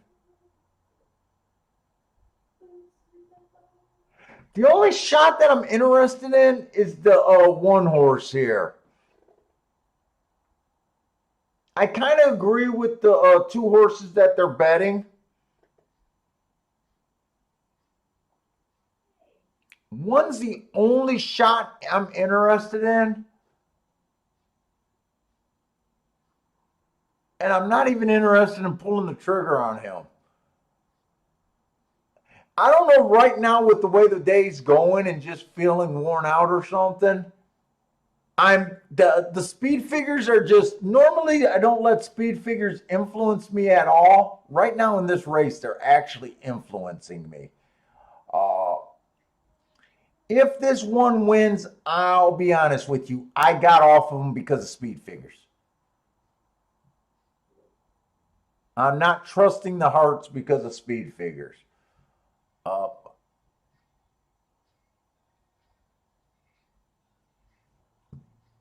And that's kind of unlike me there.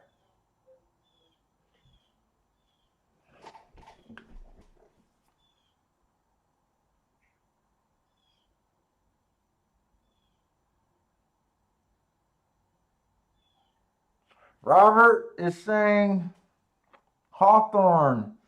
Second, the one is 4-1. If those odds hold, vet it.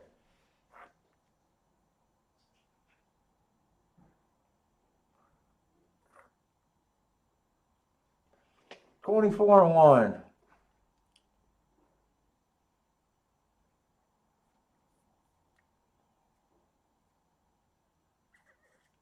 What's that on the outside there? The 4-horse. Who was the 4-horse that race? I don't hear.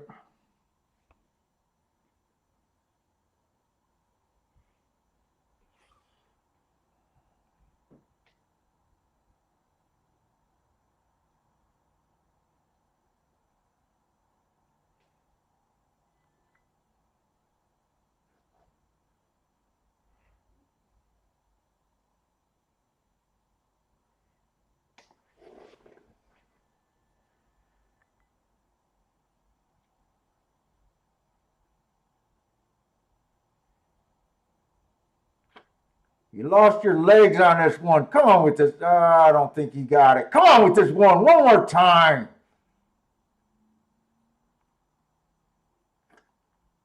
You got to run faster than that. I think he might get. No, he's not even going to get second or third.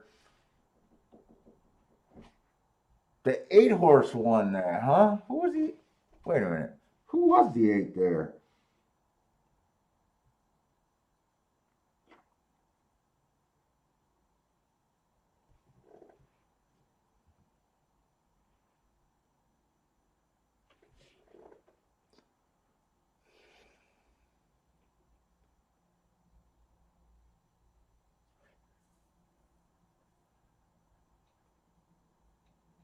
Am I really getting that fucking tired? Kiki, do I sound drunk?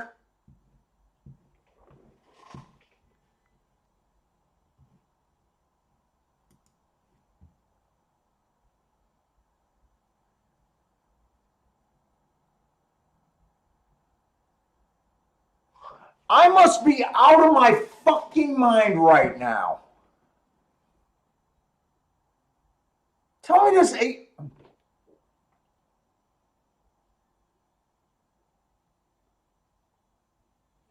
Okay, I'm okay. I'm okay.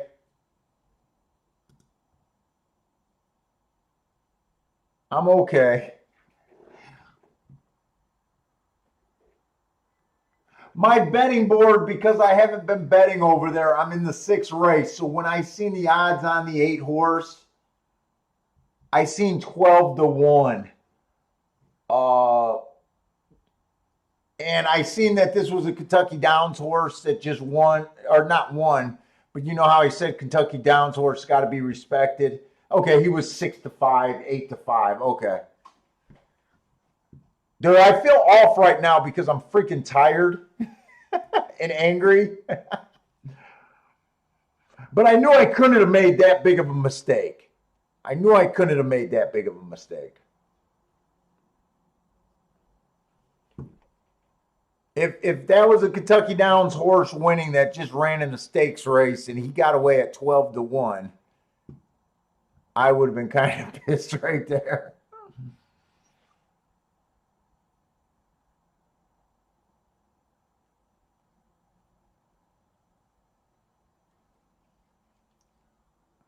Yeah, it was just because of the odds that got me like, wait a minute, how did I miss this horse? And if he won at 12-1,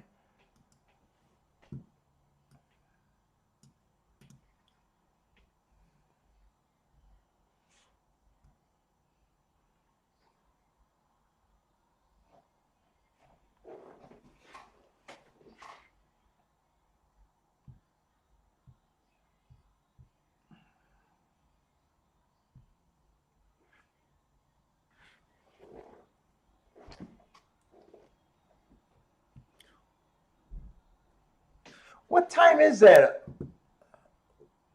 race at Belmont? Oh shit, that's not till 6 o'clock. I'm not staying on till 6 o'clock. Not today.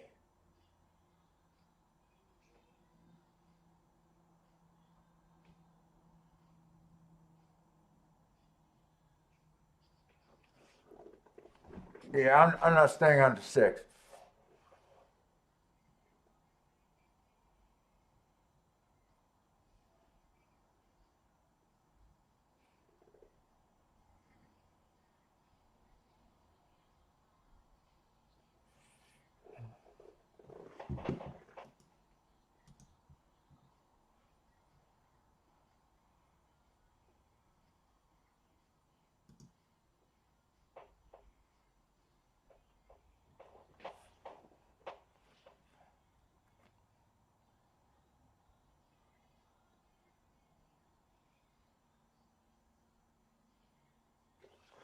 So one is oh, your one horse is dropped in odds. I was checking on your Hawthorne race, man. I'm looking for something.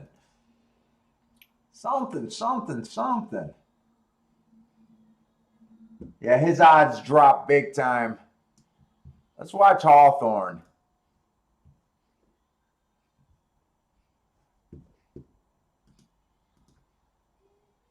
I like Hawthorne, man. When Hawthorne gives you these big fields, uh, I especially like their turf racing right before they got to turn it off.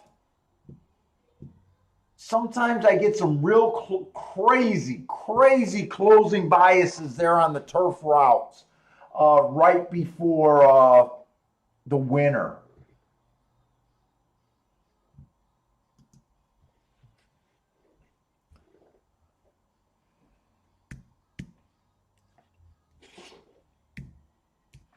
I don't have a form, so I'm not betting, but I just want to watch something besides this Belmont and Keeneland right now.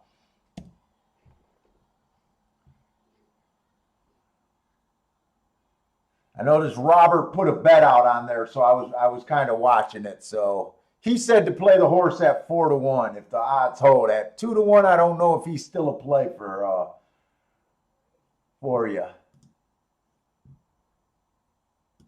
I would think probably not, but what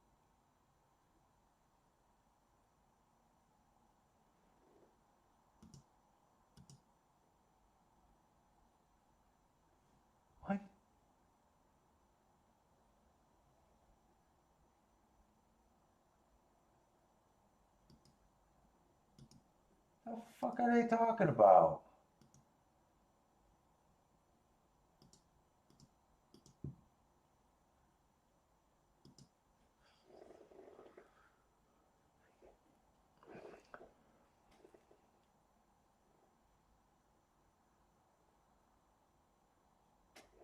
Is Colin Abbey talking about playing Hawthorne right here? Is that their picks at Hawthorne, or is that someplace else?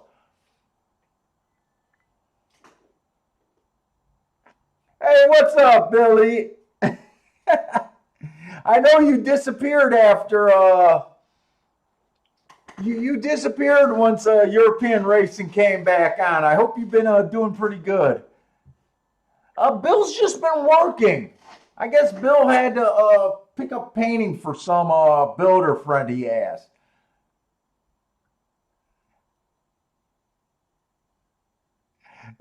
Someone made a joke that maybe he got picked up by a parole officer. If he did, I haven't. I don't know anything about it. No, it's been a boring day.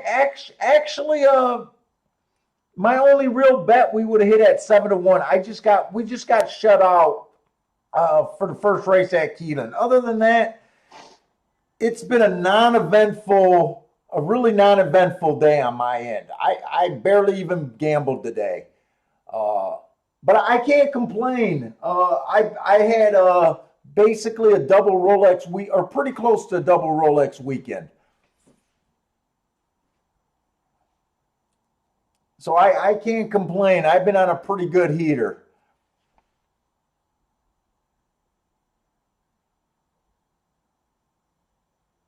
And I'm taking off for Vegas this Monday. The wife and me and one of my wife's friends are all going up to Vegas.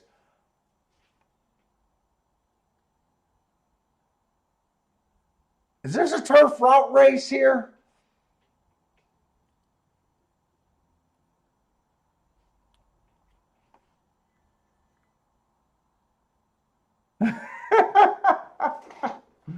Yeah, I see you making comments. Nice to see you again, man.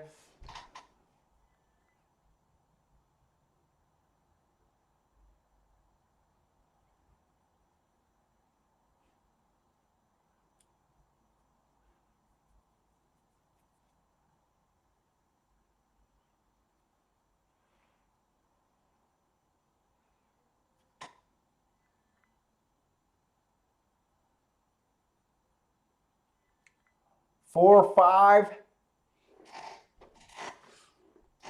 I didn't really see how far back this 4 came from. Uh,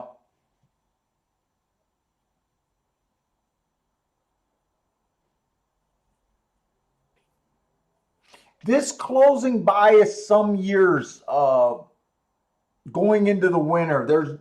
They stop it when they have to. Hawthorne will run on this turf course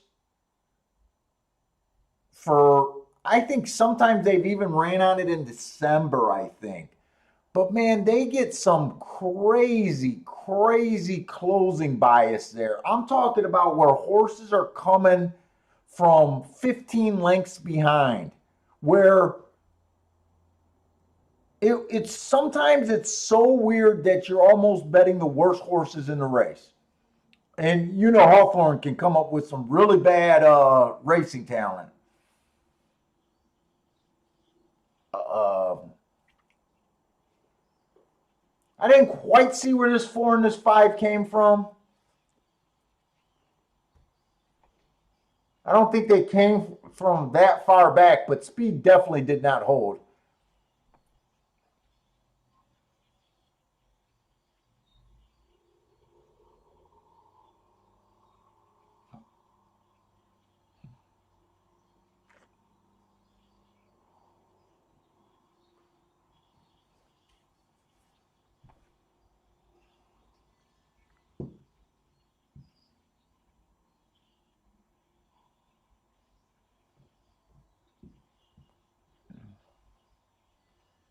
Big Van Bob.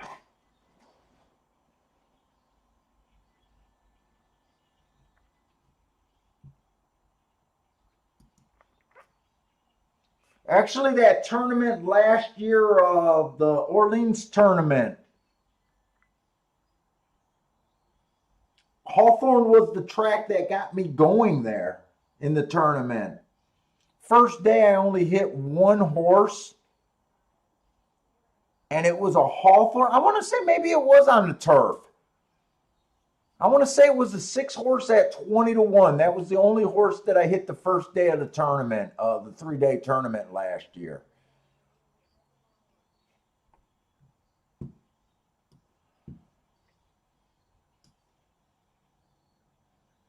I'll tell you one thing that sucked about that tournament. Usually when, well, almost always when I go to the tournament, I don't play cash during the tournament. I take the tournament like that serious. And I can't concentrate on both. It's not until usually I think I'm eliminated that I start playing cash. I think during those 3 days, on the ticket that I finished 12th,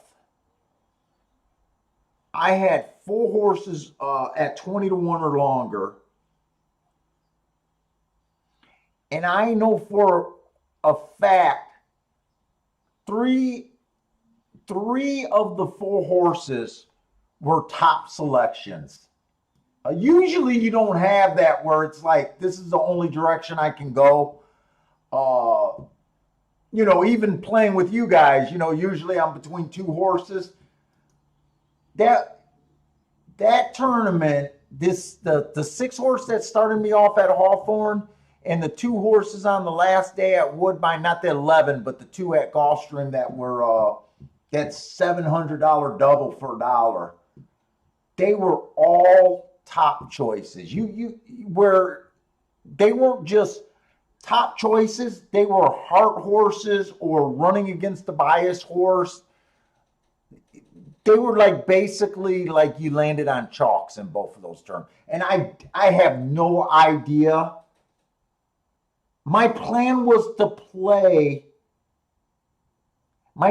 start the tournament playing the same long shots on the same 3 tickets, and I failed to do that each day. And that was one of my big mistakes. I separated the tickets. Actually, during that, I think I had 6 or 7 horses that were over 20 to 1, but I had them on all different tickets, and that was a big freaking mistake. I'm talking about that tournament because basically it's a year ago, and basically I'm feeling like I'm missing it because usually when we go in October, that's why we're going.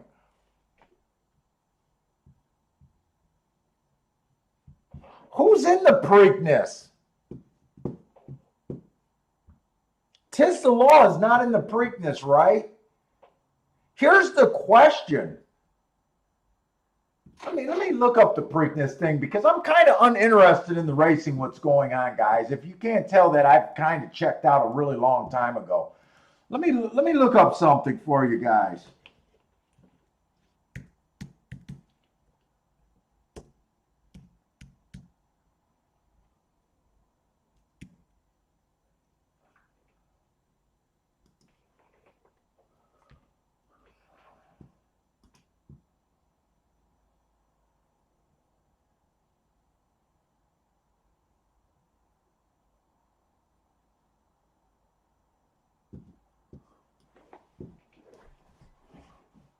Uh,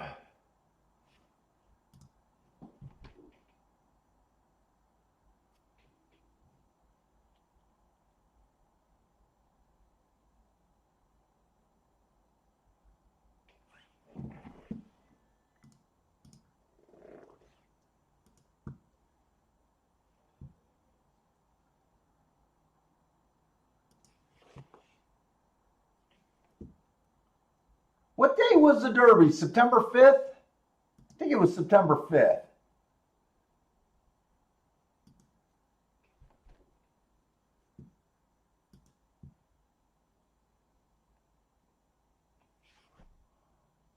You're saying lots of speed in the Preakness, right?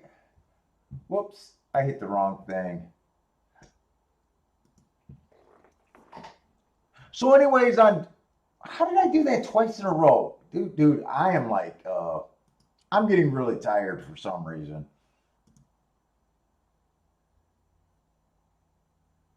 So do you guys remember after the Derby? God, I wish I almost had it. I had all my marks for the Derby. I want to see who's all coming out of the Derby and who's all in the Preakness real quick.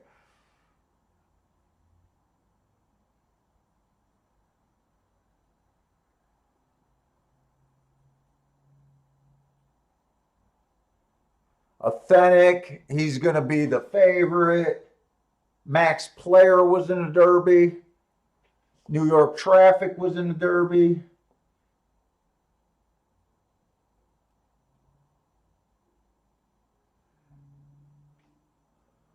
Oh, my man, our guy Jesus's team is trying to Preakness. That's definitely a big step up for him. 1,000 words.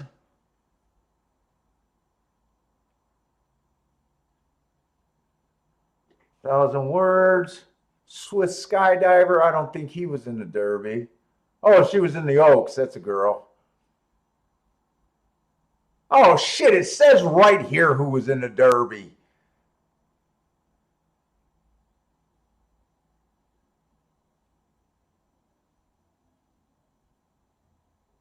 This is what I honestly felt about Derby Day. If you guys remember Derby Day, I had a really big day on Derby Day.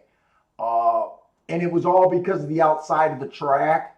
I really thought that there was an outside bias for the Derby. Uh, Authentic had the outside. He didn't quite get the lead at the first call. If you remember, he was kind of fan wide and then just took off. I think he got the call at the first call, but if you remember, horses broke inside of him where he wasn't able to go to the inside. Uh, Obviously, I'm not gonna. If I have no interest in the Derby, I'm not gonna jump on Authentic at 18-1. Or I'm sorry, at 9-5. I'm sorry, I said 18-1 because he was in the 8th hole or 18 hole. Uh, what I would kind of do, Mr. Big News was in the 7 hole. He was still 5 wide. I'm looking for the horse that was closest to the rail that day. This is probably what I will do because I'm not going to invest that much in the Derby.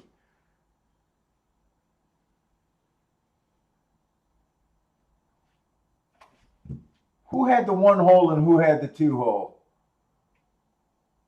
Max Player.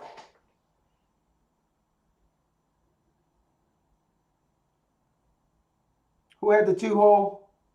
Enforceable is not in this race. Max Player is in the race. Warning odds of 15-1.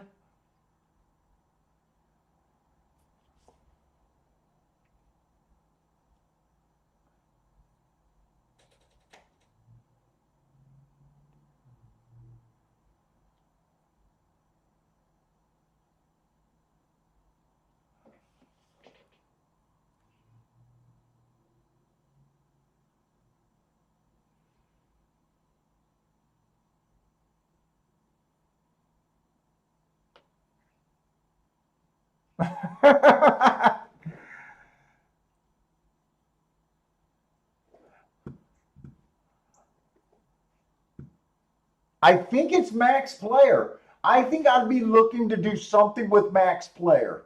Uh, and I'll probably do this without a program because I doubt it if I have any interest in Pimlico and just looking at this. If I do a bet, I'm already telling you that it's going to be $20, $50 at the most. What I would be thinking is I know that there was an outside bias Kentucky Derby Day. I would be playing the horses that were the closest to the inside, and that would be Max Player. Max Player had the 1 hole. He still managed to get 1, 2, 3, 4, 5th place. Uh, who else is in there? Mr. Big News.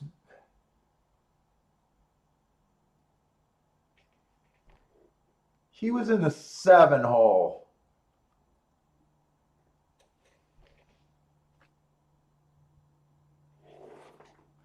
Abby, I did a whole after that Derby. So there was no excitement. I gave zero shits about the Derby, right? Part of the reason was because of COVID and the racing schedule got all screwed up. So I wasn't even turning on all of the shit, all of the prep races, right? And Tiz the Law was winning so easily.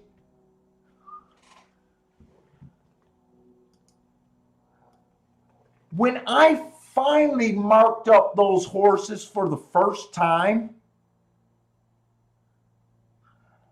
I was honestly shocked. It was the worst markings that I've ever had in the Derby. Authentic was one of the few horses that earned any decent marks. Tiz the Law was never better than average. Half the time he was slow average. Uh, there was more slow markings in any Derby that I've ever seen. I don't know what this means about this crop, but I was shocked about what the Derby field looked like. I was absolutely shocked.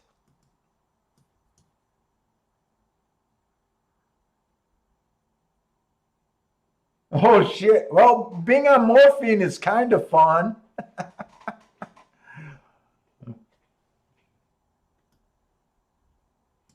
I'm trying to see if I still got the marks for the Derby. I kind of want to see what that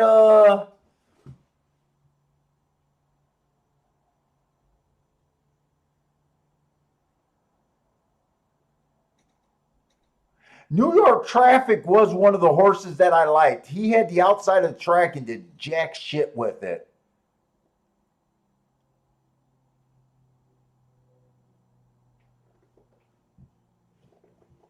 Oh shit, I didn't realize Belmont was going off.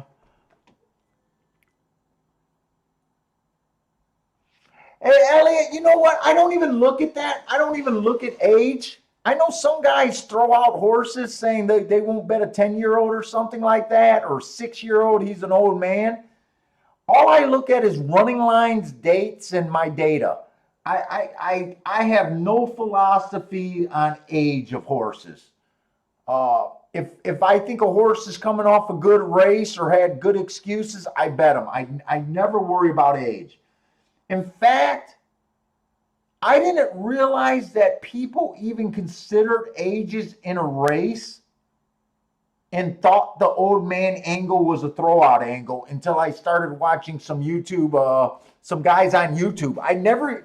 In all my years of handicapping, I never even considered age.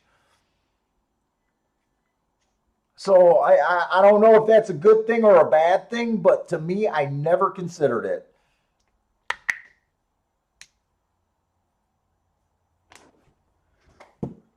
I'm trying to see if I even got that because I remember I was showing you guys more.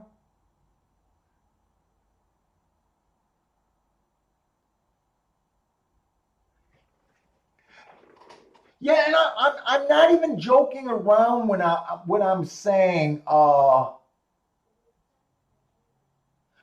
not even joking around about how poorly this field was marked up. And I know my marks are not the gospel, but I mark up every Derby. Uh, I've never seen so many slow freaking horses in a Derby. Never. And I was shocked with the authentic, or not, I was shocked with Tiz the Law's marks. Absolutely shocked with them.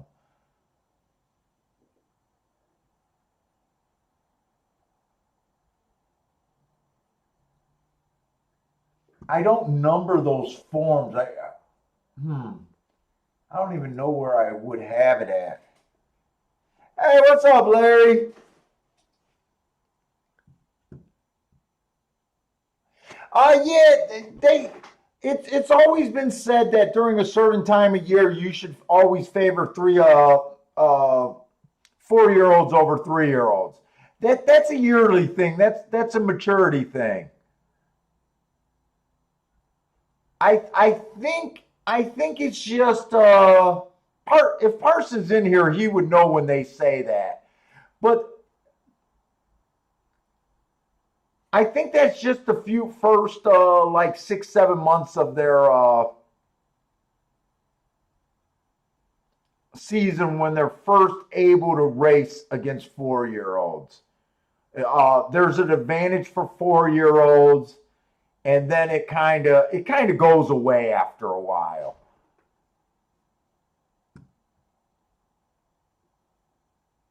I honestly, I honestly don't even look at age of age. I don't look at age to see old men, and I don't look up age to see the 3 4-year-old angle either. Uh,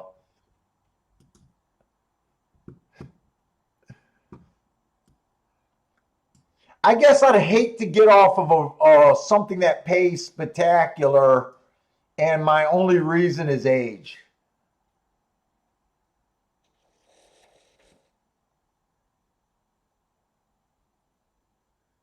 But you know what?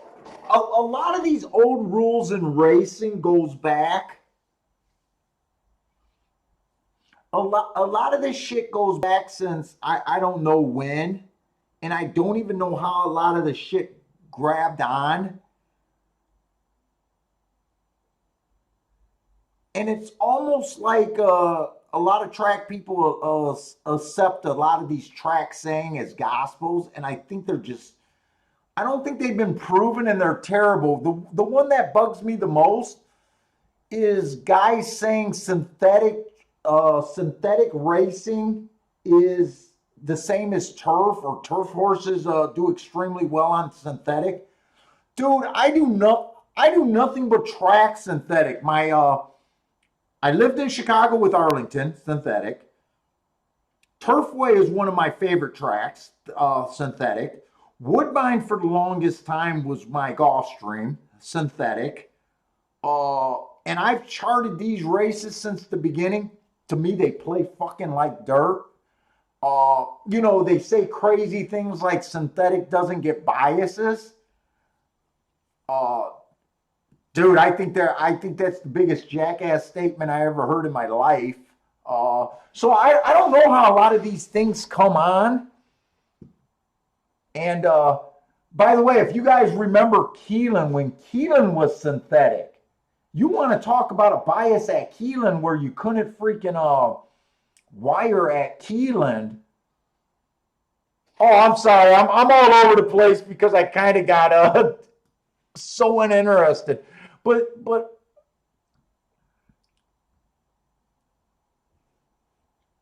let's see where we're at in Keeneland. It's weird because I don't really want to like just jump off, but I'm totally disinterested in the racing that we've been given today.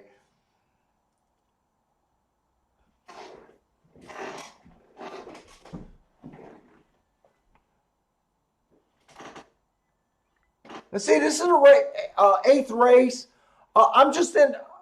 We got it marked up. I'm just a little disinterested because I'm tired.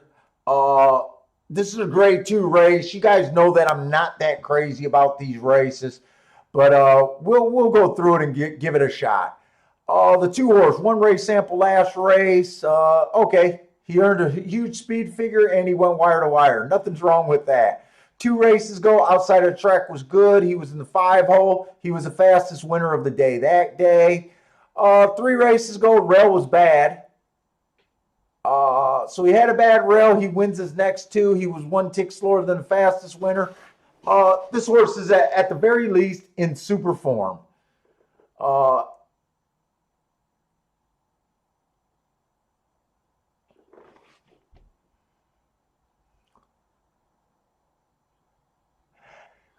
Part of the reason why I have problems with these races, I really have problems with figuring out where optional claimers are supposed to go in stakes and graded races.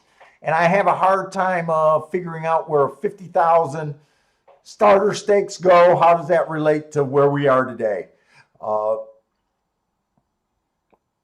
I basically, all I can say is I like his running lines. He seems honest, and he has speed. The 3 horse, been running in some grade 1s and 2s competition. I do know that that's solid. Last race, he was average, average, average. Kind of his worst speed figure in a long time. He looks like he's sliding here. 2 races back, it was an early pressing day. He was an early presser. Jesus Christ. Persons have him as slow average. To me, it looks like he chased the slowest pace of the day. And wow, in a grade one. Dude, that almost doesn't even make sense. But I trust Persons Mark. I'm just saying, wow, that kind of doesn't make sense. But I trust it.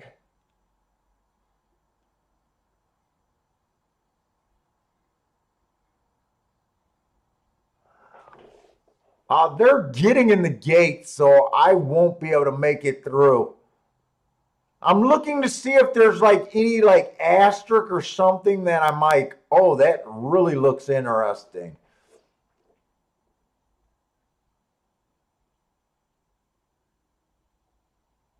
Right now, my biggest thought is, wow, on Whitmore, I think that's crazy interesting, his decline right now. I don't know if he was the favorite or not, but I don't think I'd be that interested in him. He'll probably win for fun.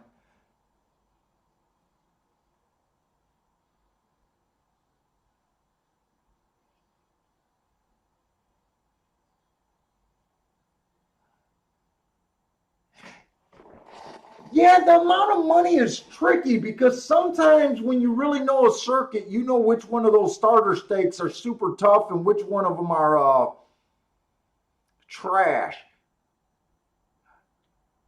I kind of operate, I know I'm not interested in that kind of racing.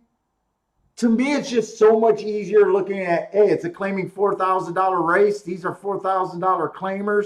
You got a couple horses dropping. To me, it's simple. Uh, who's the favorite there? I know for a fact that what I seen on the 2 I did not like. We didn't get to keep going there.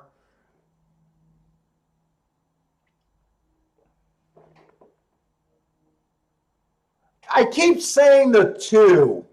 It's not the 2. The 3. I said his name, and I'm glad I said his name.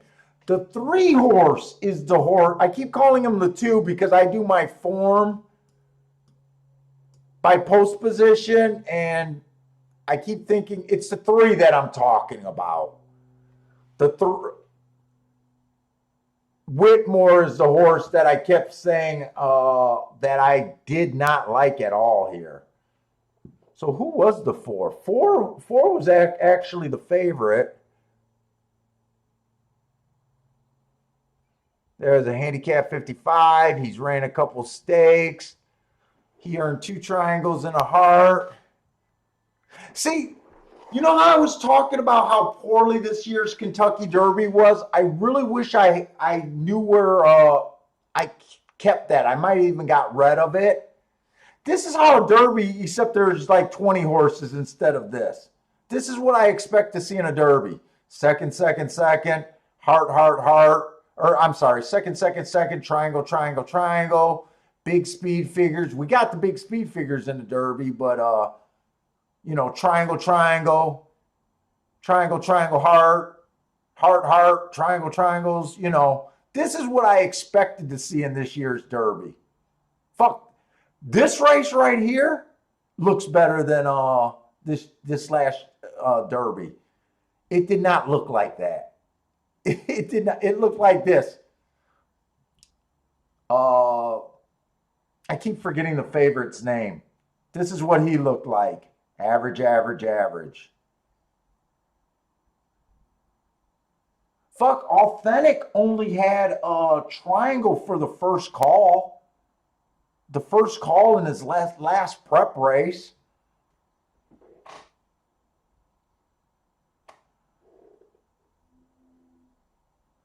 So I kept looking at the 2, thinking it was the 3. Ooh, this 7 was 51-1. See, look at this horse. Stalking closing day. This for a bias report person, it's kind of a judgment call. See this stalking and closing day? Technically, he stalked. He came from 1 length off the lead. But did he really stalk? You know, like here, it's kind of to the guy who marks his form's philosophy and what he, you know, how he makes an adjustment. I could make an argument that this horse deserves an asterisk that day. Because it was a stalking closing day, he came out average, and then he was the fastest at the next 2 points, and he was only 1 length off the lead. Technically, he stalked. But this is a tricky horse where it's almost like you could have almost gave that horse an asterisk. And if you did give him an asterisk there, first of all, his mark, well, I know you guys don't have his marks, but his marks alone look good. But depending on if you gave the asterisk there, he gets a little bit more interesting.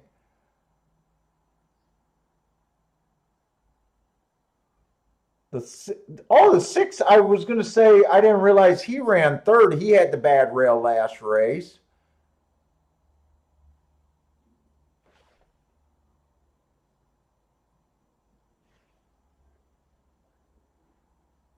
No parole. Oh, I didn't see. It's hard for me to get used to Parsons' writing. He did earn an asterisk there. I didn't really see that asterisk because it just got hidden behind the average in the stalking closing right there. But this is a nicely marked up race here.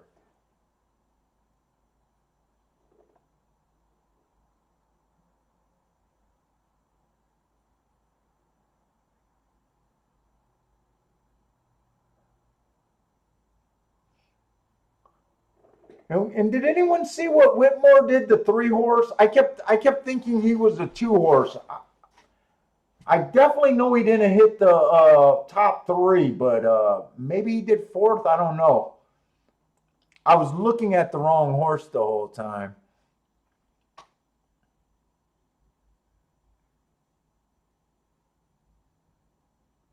Whitmore was great in his day, but he's too old now. What is Whitmore, an old man? I don't follow these horses. 7 years old?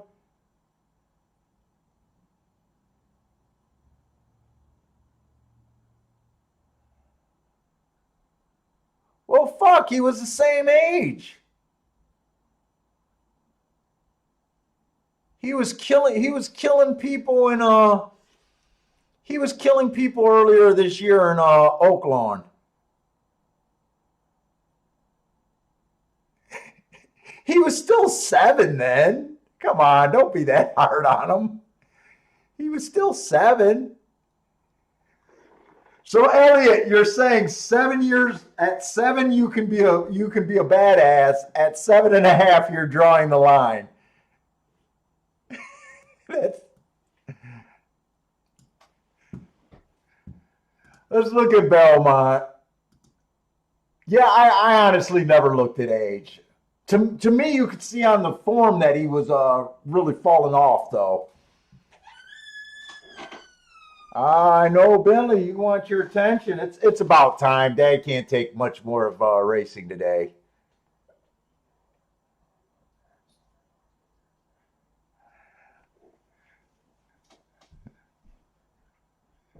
Seven is about 35 for a man, I guess is what Parsons saying.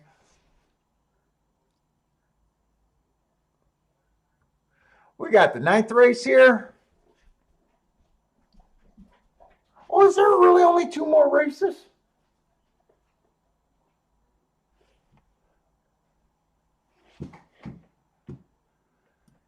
This is another stakes race.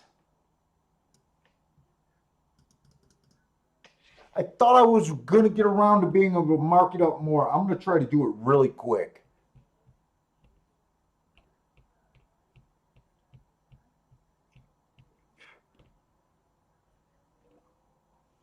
Did I open up the right form? Half right. Yeah, I did.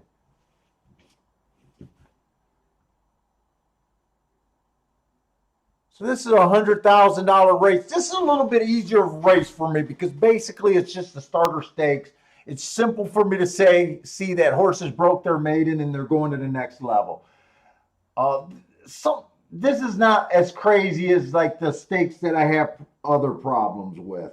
This makes a little bit more sense to me. One horse, bad rail last race. Average, average. Matt Strides with the slowest winner. He won that race. Not terrible. The two horse I'm going to skip. I'm going to try to go over the horses that I can do quickly on the same form. So that takes us to the 4 horse. Bad rail last race. So I gave him an asterisk for running against a bad rail. Average, average, average. So I definitely like that race. He just missed. I'm going to go to August 21. August 21, he earned a triangle. There was only 2 races that day. And the second call was the same on both of them. So instead of saying it was the fastest winner of the day or the slowest winner of the day, they matched. I'm just going to call that average. Let's see. But who was that? Is that the 4 I'm talking about right now? Got his number called. That's the 4 I was talking about. Well, he's even money, so, I'm not that interested in that. The 6 horse, bad rail last race, slow, so the rail didn't bother him. I'm going to look up this August 7th race real quick. August 7th, I forgot. I don't have that. And that July race, he just looks like a dead nuts closer there. The 7, our last race, rail was bad. This horse was in the 4 hole. Did say he was at the inside at the half. I'm going to look up that July 12th.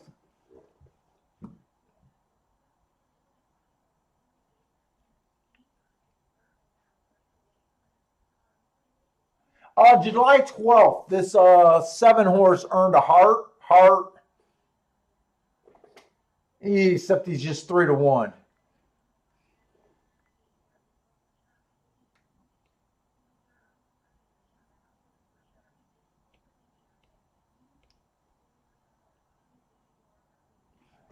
And 7 horse also ran July 12th.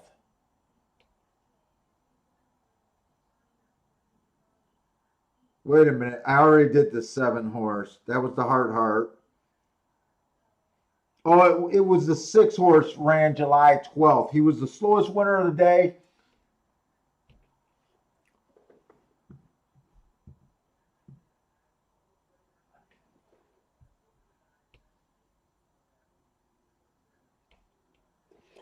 Is there any I kind of like the 7 here. 3-1 I'm not that crazy about, but it has been kind of a non-eventful day.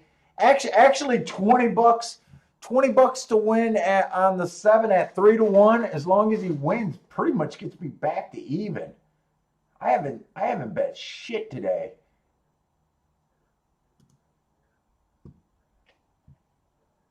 Now he's 5-2. I was trying to see if this exacta was paying anything.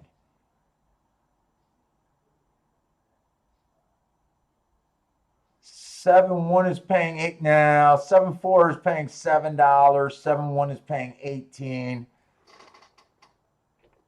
I'm probably just gonna wait for the weekend. Maybe the 10th race is gonna be the race that I want to play, but right now,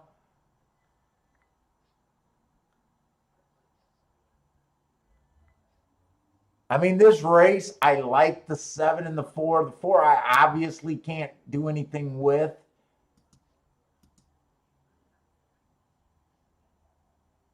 I honestly don't know which one of those horses I like better. The 7-3 races ago had popped 2 hearts, so I know he's fast, and he went up to $150,000 race. The 4 horse ran against the bias last race. Oh, they both ran together on September 4th. They both ran together on September 4th. The 7 ran faster, was able to get the lead over the 4, but the 4 did have a bad rail. It's a tough call. Those are the 2 horses I like. Neither of them are really in the range where it'll be anything spectacular. One gets the lead.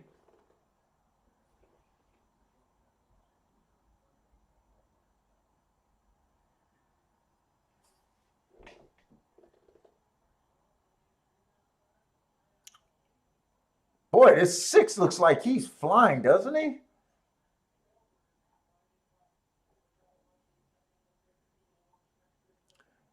How do they let this one get the lead at 23-4? What are these New York jockeys doing? 23-4?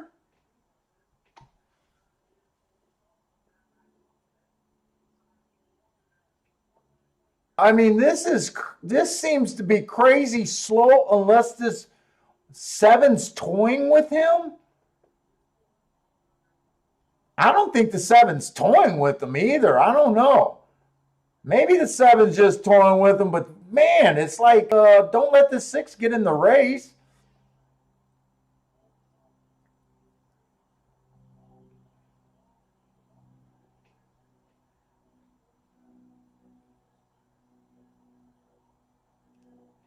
$23-4, 112.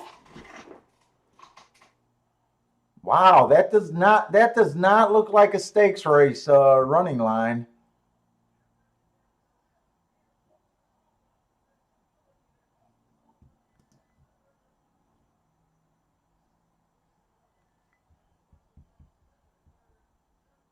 That does not look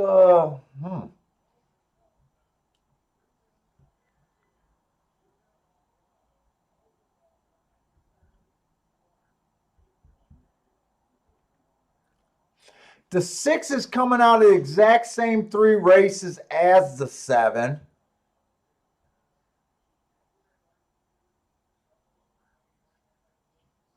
They beat each other. To me, the 7s ran a superior race each time. Dude, I'm going to want to look at these fractions today. When I chart this race at Belmont, I'm really interested to see what the hell's going on there. Oh, 23-4 on the front end. That's let's just say at the very least it's not impressive. Has Belmont been playing slow all day and I just haven't caught on because it's been the type of day it's been?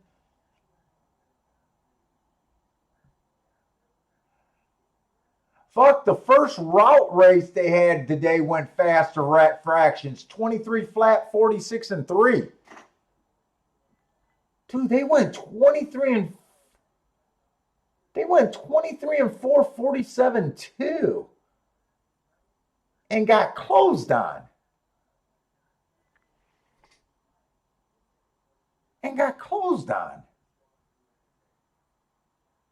And these are not $5,000 claimers.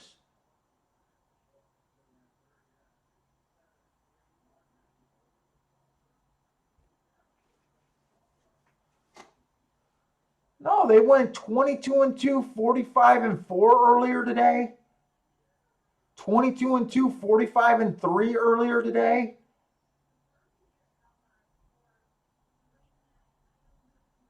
$22-4, 46-3.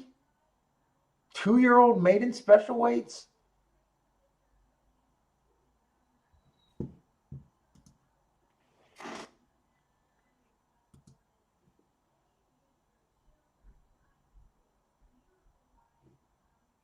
You know how I was saying I wonder if the 7 was just overrating playing with the 1?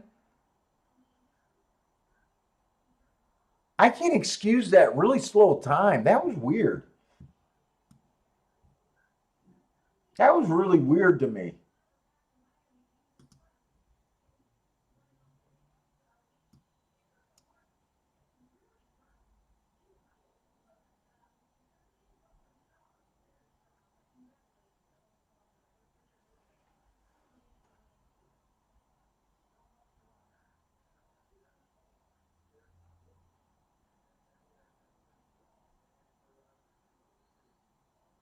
Still alive at Woodbine.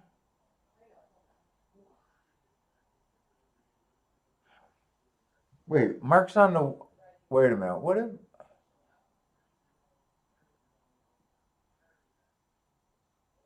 Oh, you were trying to help me out with the 3 at Delaware. I think that's what Parsons was trying to tell me. The Mark's on the 3. Sometimes he'll look up horses that we don't normally keep track of.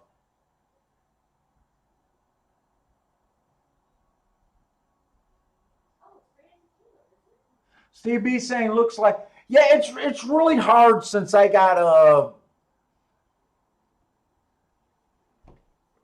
kind of disinterested in racing today to focus right now.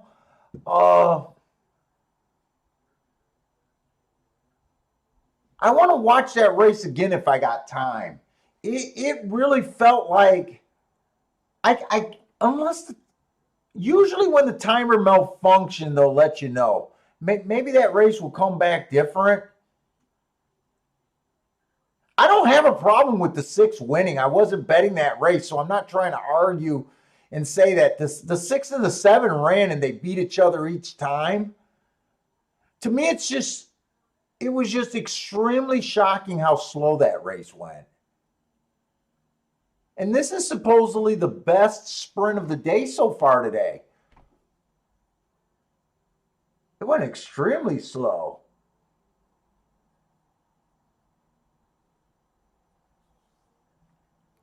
I'm almost wondering if the 7 the jockey on the 7 overrated the horse, didn't use his best asset, and overrated the horse, and the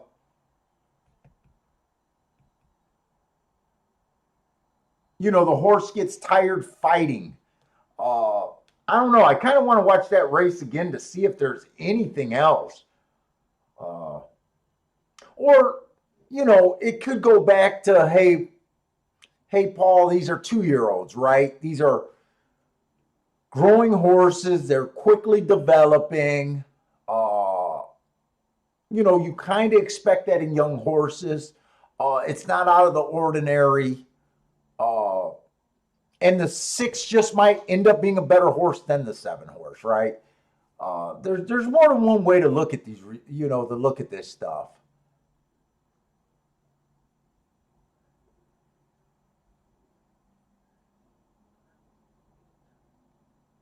And really, maybe on a sharper day, I could have caught this 6-7. Probably, you know what? You probably could have caught the 4-6-7 in a box. That was probably a pretty safe bet there. The only problem is if you would have looked at the payoffs, you might not have thought it was, if the 4 would have won and the 7, that was probably a combination you probably couldn't play. What did that pay? Because the 4-6-7 really makes sense there. I didn't think much of the 1. The 2 is a $2,500 or $25,000 claimer.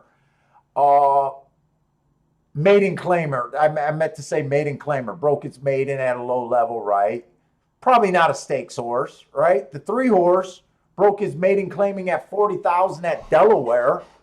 I always disrespect Delaware. I think it's safe to disrespect Delaware coming to New York.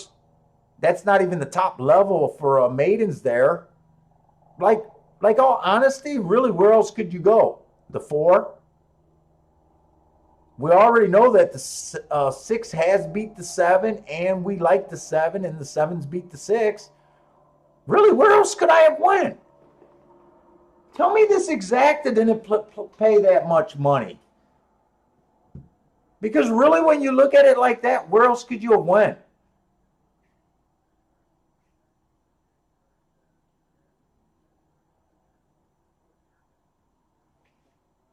And now all of a sudden I feel bad about if I would have looked at the exacta payoffs, thinking that the four, I always look at the lowest paying exacta. If I would have did that, you would have probably not think it was worth it, and I probably wouldn't have pulled the trigger. But then you get the best possible combination out of them. But all honesty, I don't know where else you could have went, unless you really thought someone was going to improve. We're going in race 9. I'm just going to stay on until my wife yells at me to leave.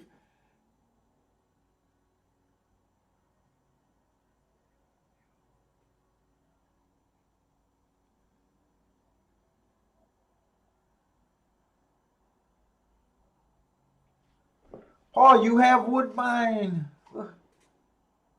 Hey, Steve, are you asking me to look at Woodbine? I don't have the form for Woodbine. I didn't even download it.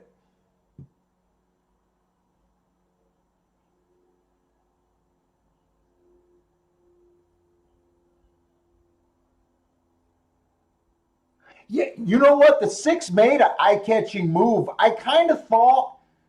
You remember when the 6 made that move when the 1 still had the lead, and I said, "Wow, the 6 looks loaded." Then I looked. My eye caught that 23 and 4 at that time, and my first thought was, "Oh, they're not running up front. The 6 is closing into a really slow pace, and the 7's probably going to let loose." Is what I thought. It didn't happen that way, but that's kind of what I thought. Oh, he's just closing into a slow pace. I was so shocked to see 23 and 4. I'm still shocked.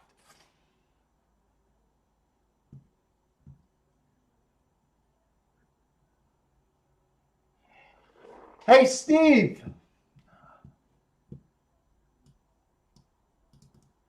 why don't you do this? Let me know the date and the distance that horse that you're asking about the bias ran.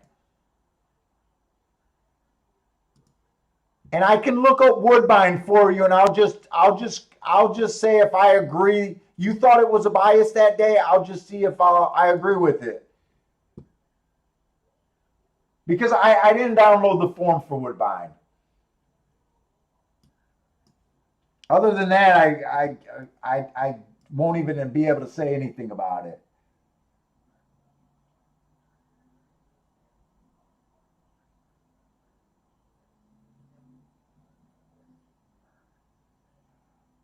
Paul, you have Woodbine. Look at the 12. I think he ran against the bias last race, and he's 14-1. Cole has him on his pick 3, so Cole sees something on him too. Yeah, if you want, just tell me the track. I assume he's at Woodbine. Just tell me the date in the race. 7:20 at 6.5 furlongs at Woodbine.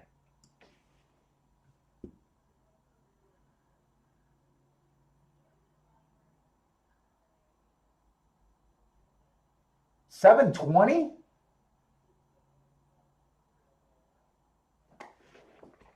Is that 2020, or am I missing another date?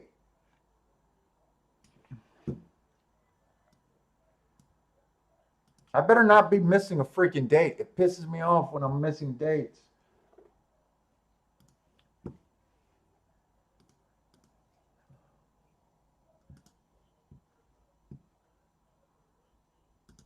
Ah, shit.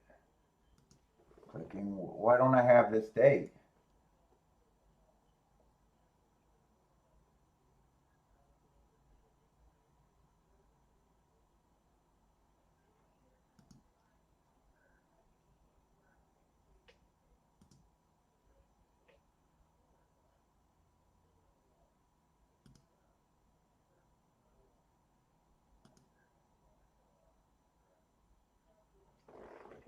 Did I read that right? Okay, they didn't run on 720. I'm not missing a date on 720. Oh, 9/7. Okay. I even looked up the charts because I was getting pissed that I missed a date. I got that it was off inside stalkers that day. Off inside, so look at the post position. If he was in the 1 through 3 hole, he deserved an asterisk.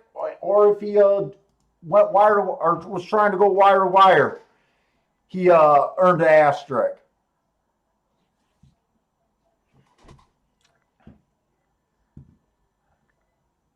All right, we got another 2-year-old race at Keeneland. 7 horses.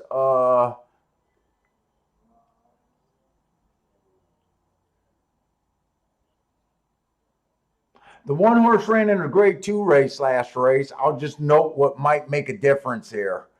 It was an early pressing day. This horse was stalking. He came out fast, but he ended up being the slowest winner of the day. Hasn't done anything wrong in 2 races. The 2 stepping up, hasn't done anything wrong. Match strides with the fastest winner for the first 2 calls, and then ended up being average. The 3 just ran like he ran on a stalking closing day.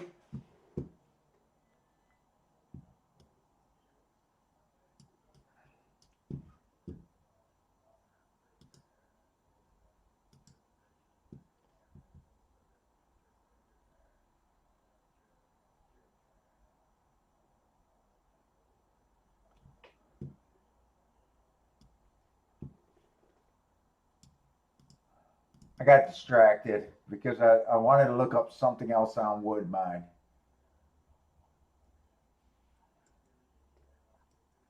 And the other thing about Woodbine right now, their post 1 through 3 is winning 40% of the races. 4 through 6 is winning 36, and the outside is winning 24.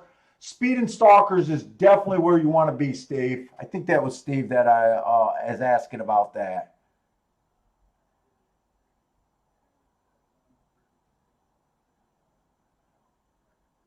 So you want to be a speeder or stalker there, preferably on the inside. I think you're asking about an outside horse. It depends on if you think you can get inside.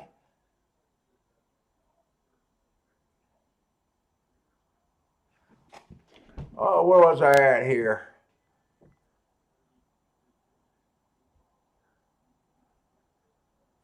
The 4 horse, average in a grade 3 race. 2 races ago, bad rail. He was in the 4 hole, so don't look like that affected him. Person's got that wrong. That was average match strides with the slowest winner there. It's just a rounding problem. 3 races ago, stalking closing day. Kind of been running with the bias. I'm looking for someone that the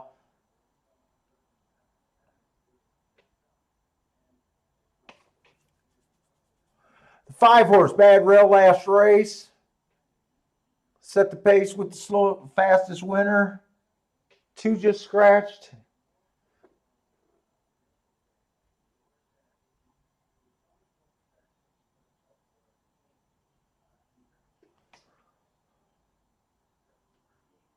Let me see where I'm at. 5 horse. Match strides with the fastest winner for the first call. Average. Rail was bad.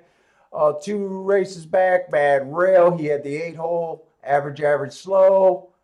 And 3 races back. Inside was good. So the only race he won it when the inside of the track was good, but he has been improving speed figure wise from there. Probably well, he's 58-1. Probably don't even care for him. The 6 horse.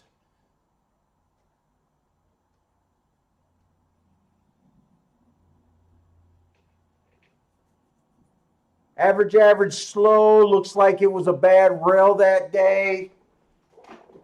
I don't know. I never mark a destination like this, so I don't know what he marked. Because he got speed, and he also got EP. It's not both of those. I'm going to take it that it was probably a. Well, if it was a speed track, he ran against the bias. If it was an EP track, he still ran against the bias because he was closing. This wasn't no. No, that's where he had it at.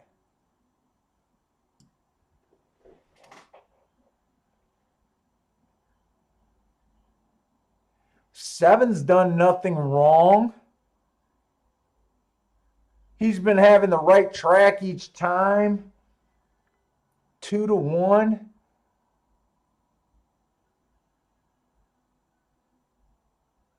Six might be a little interesting. If this is marked right, he might have ran against the bias. Right now at Keeneland, I'm not sure what's going on. They bored me to death with chalk.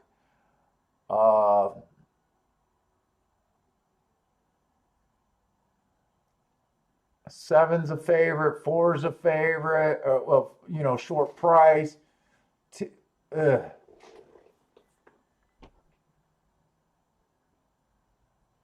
I'm just this is just not appealing to me. Oh, you're writing out speed and stalkers is what you're doing. All right, Parsons was here. Okay. Well, either way, if it was speed and if it was stalkers, this horse still came from 10 lengths off the lead at the second call. This horse made a huge move, and I would give him an asterisk there. I guess now I'm just rooting for the asterisk in a race that I don't even care about.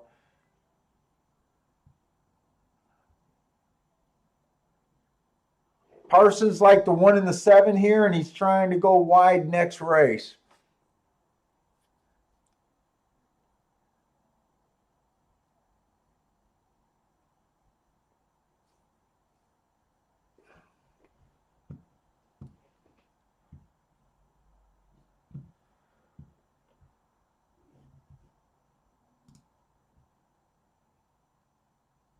Look at 12 is 14-1. I'm keeping an eye over there because I'm looking at everything right now.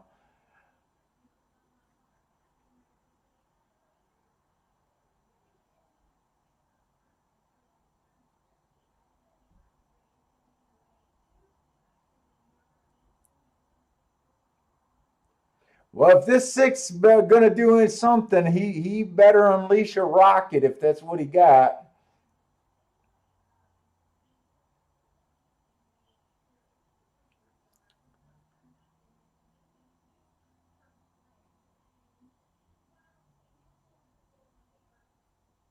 Actually, Parsons don't want anything to happen. He got the 7 on the lead right here.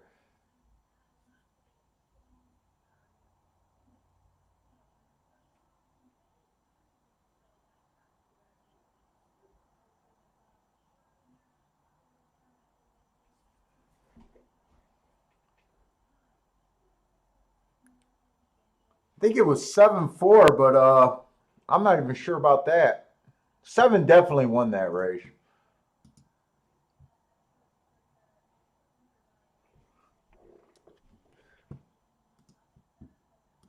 We got one more race at Belmont. Oh, and this Belmont is going to be my last race. I've been kind of waiting for this race, hoping that there might be something here, but I still got to do some handicapping. And I'm trying to watch Steve B's 12 over here at Woodbine.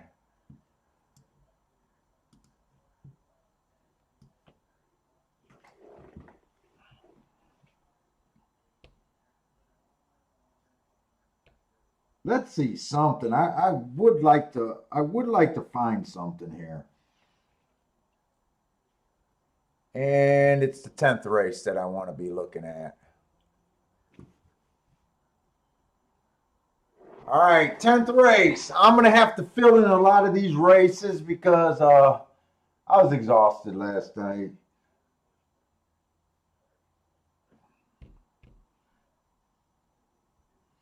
The one horse. So we got a turf race. Oh, I didn't realize it was going to be a turf, but okay, I'm looking for something. The 4 horse, or the 1 horse, inside the track was good last race. I do got a question mark here. This horse had the inside. Uh, it was kind of his best speed figure ever. So I'm going to believe that that was a bias, but I do have a question mark there. And he was still managed to be slow, slow, slow. Looked like he chased a slow pace. August 20th, I got Bad Rail. He was in the 6 hole. He was average, average, slow. 2 got to be scratched, main track only. The 3 horse, average, average, slow. I'm going to do that July 30th race first. Dude, I feel like I'm slurring. 22-4, 45-3. Average, average. We don't have the last call. I'm going to look up that August 15th race too.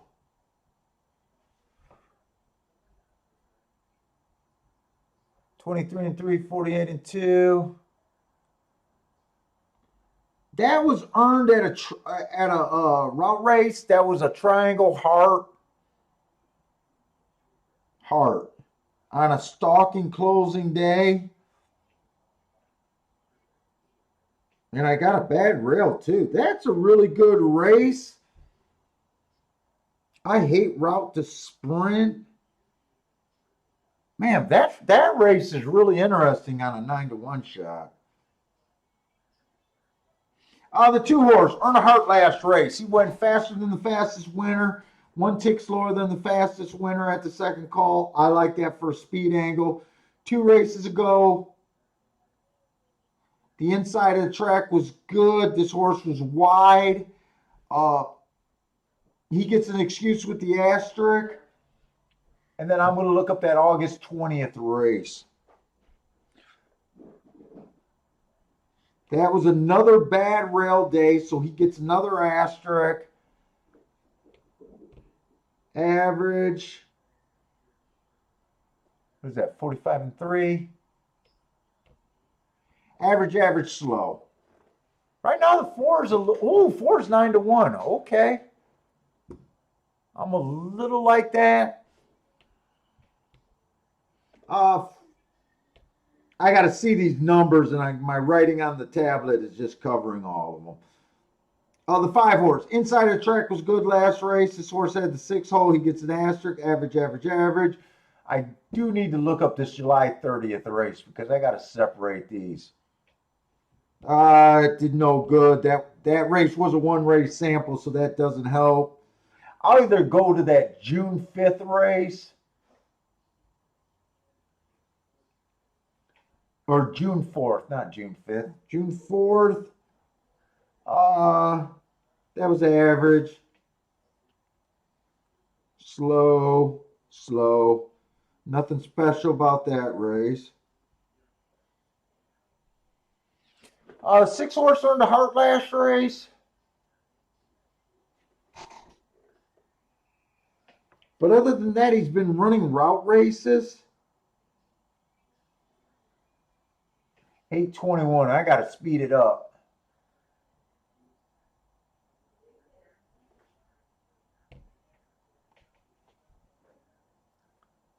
Who's the 7 scratch?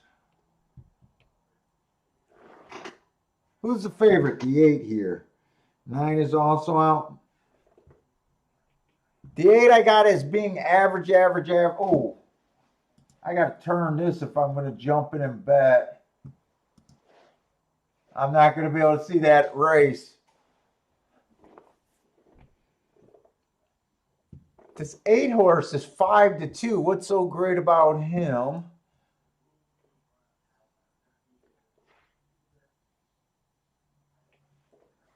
One race sample, can't do nothing there.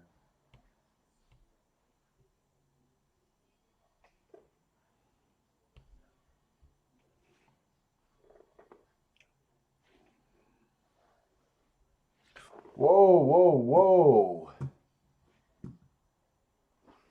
The 10 horse inside the track was good last race. This horse had the 5 hole. I gave him an asterisk. Slow, slow, slow. Oh shit! I wanted to bet this 11, but he earned those hearts at a stalking closing day. You know, I don't think there's that much here. I might not be that against that. I definitely want to play this 4 horse though. I do want to play this 4.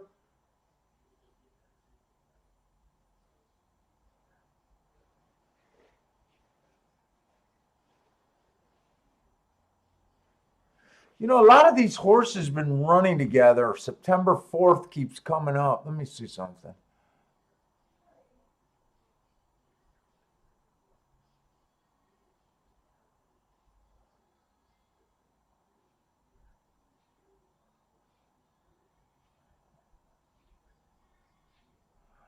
One, 4, 5 are all coming out of the same race. Oh, I wish I had a couple more minutes. The 10's coming off that race too. You know what? I'm going to keep it simple. I'm just going to do a Dutch box. 4 and 10. A Dutch box. A Dutch bet, 4 and 10 to win. I'm losing it, guys. I don't know. I all of a sudden got really, really tired. I actually feel like I'm slurring.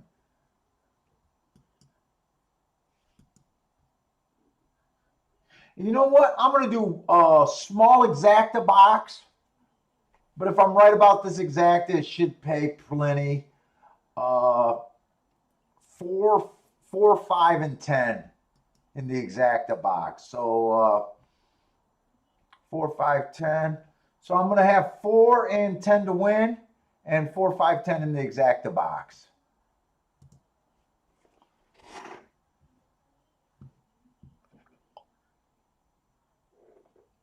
The 1, 4, 5, 10 are all coming out of that same September 4th race. I guess I'm using that race like it's a key race.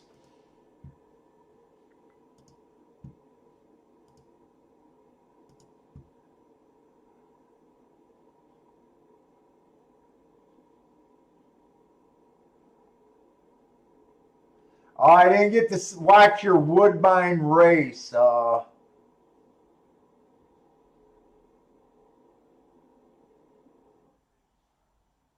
I do notice that it was post 1 through 3 that won. When I was telling you the post shit, I was trying to say I don't know about the 12 hole. 9 did get second. I haven't watched any races at Woodbine today, so I don't even know if how the rail's been doing or good or not. But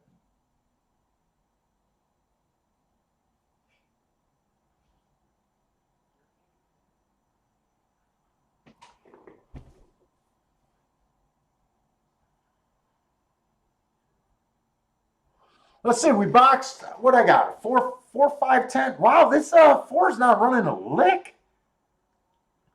Not a lick for me. Did something happen to him?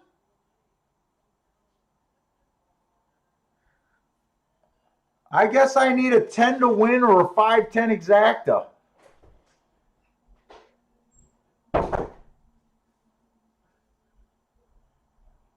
I can't believe this 4's not running a lick.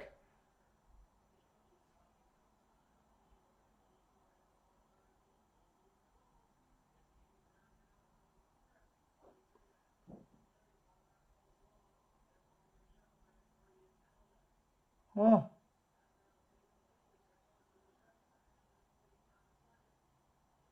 Really? Boy, ass, I don't know if I like that ride on that 4 at all. 6 ended up winning that race, huh? Who was the 6?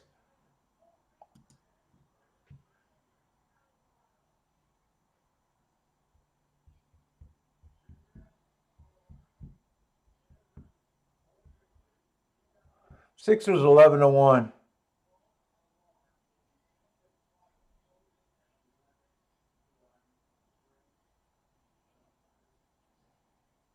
Yeah, he had a real good mark.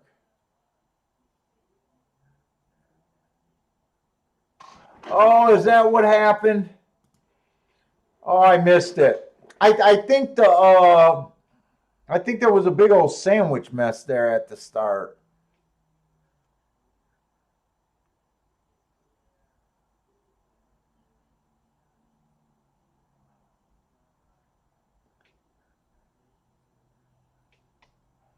21 and 445.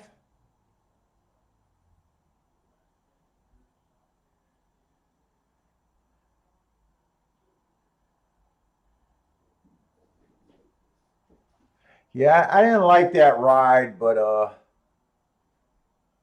I did not like that ride.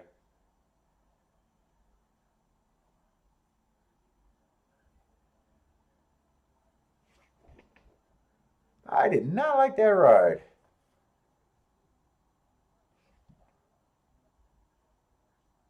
What's the day, baby? I don't even know if the 5 held up to second or did the 1 get it. Hey, I guess that September 4th race was a solid race.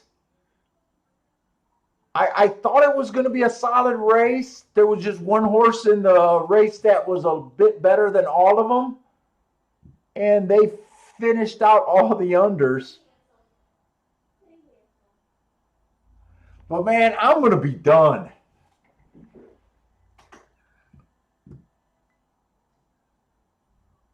I'm going to be done for today. And today's end couldn't come fast enough. Is that daddy getting home? You know, I wish I would have had time to look up this August 23rd and 8-1. I was doing all the sprinters first. This horse's last sprint weight race on September 19th, he earned a heart and an average.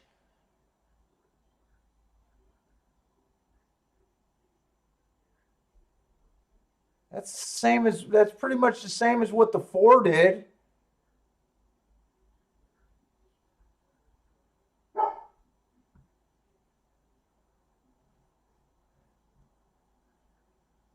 He's coming out of the same race. I'm going to look up that August 23rd real freaking quick.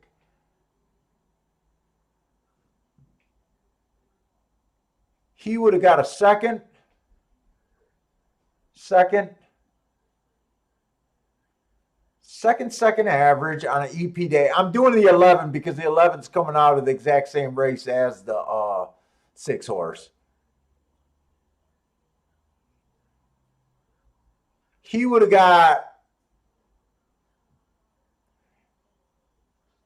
23 and 1. That's 1 tick slower than the second because he was 1 length behind him. Wow, he ran the same race him and the 11 ran the same race. He's coming off of 2 good races. I wasn't looking at a router though. I said yesterday that Gulfstream, I super hate route to sprints on the turf. On some of these other tracks, you got to watch it a little bit more. But anyway, I'm done. Oh, the 5 did end up getting second. I think the 4 definitely could have got second. I didn't see what happened at the start. Maybe there was nothing. But I honestly don't know why the 4 was 100 lengths back. I mean, I guess there's a couple times where he tried to make a mad rally.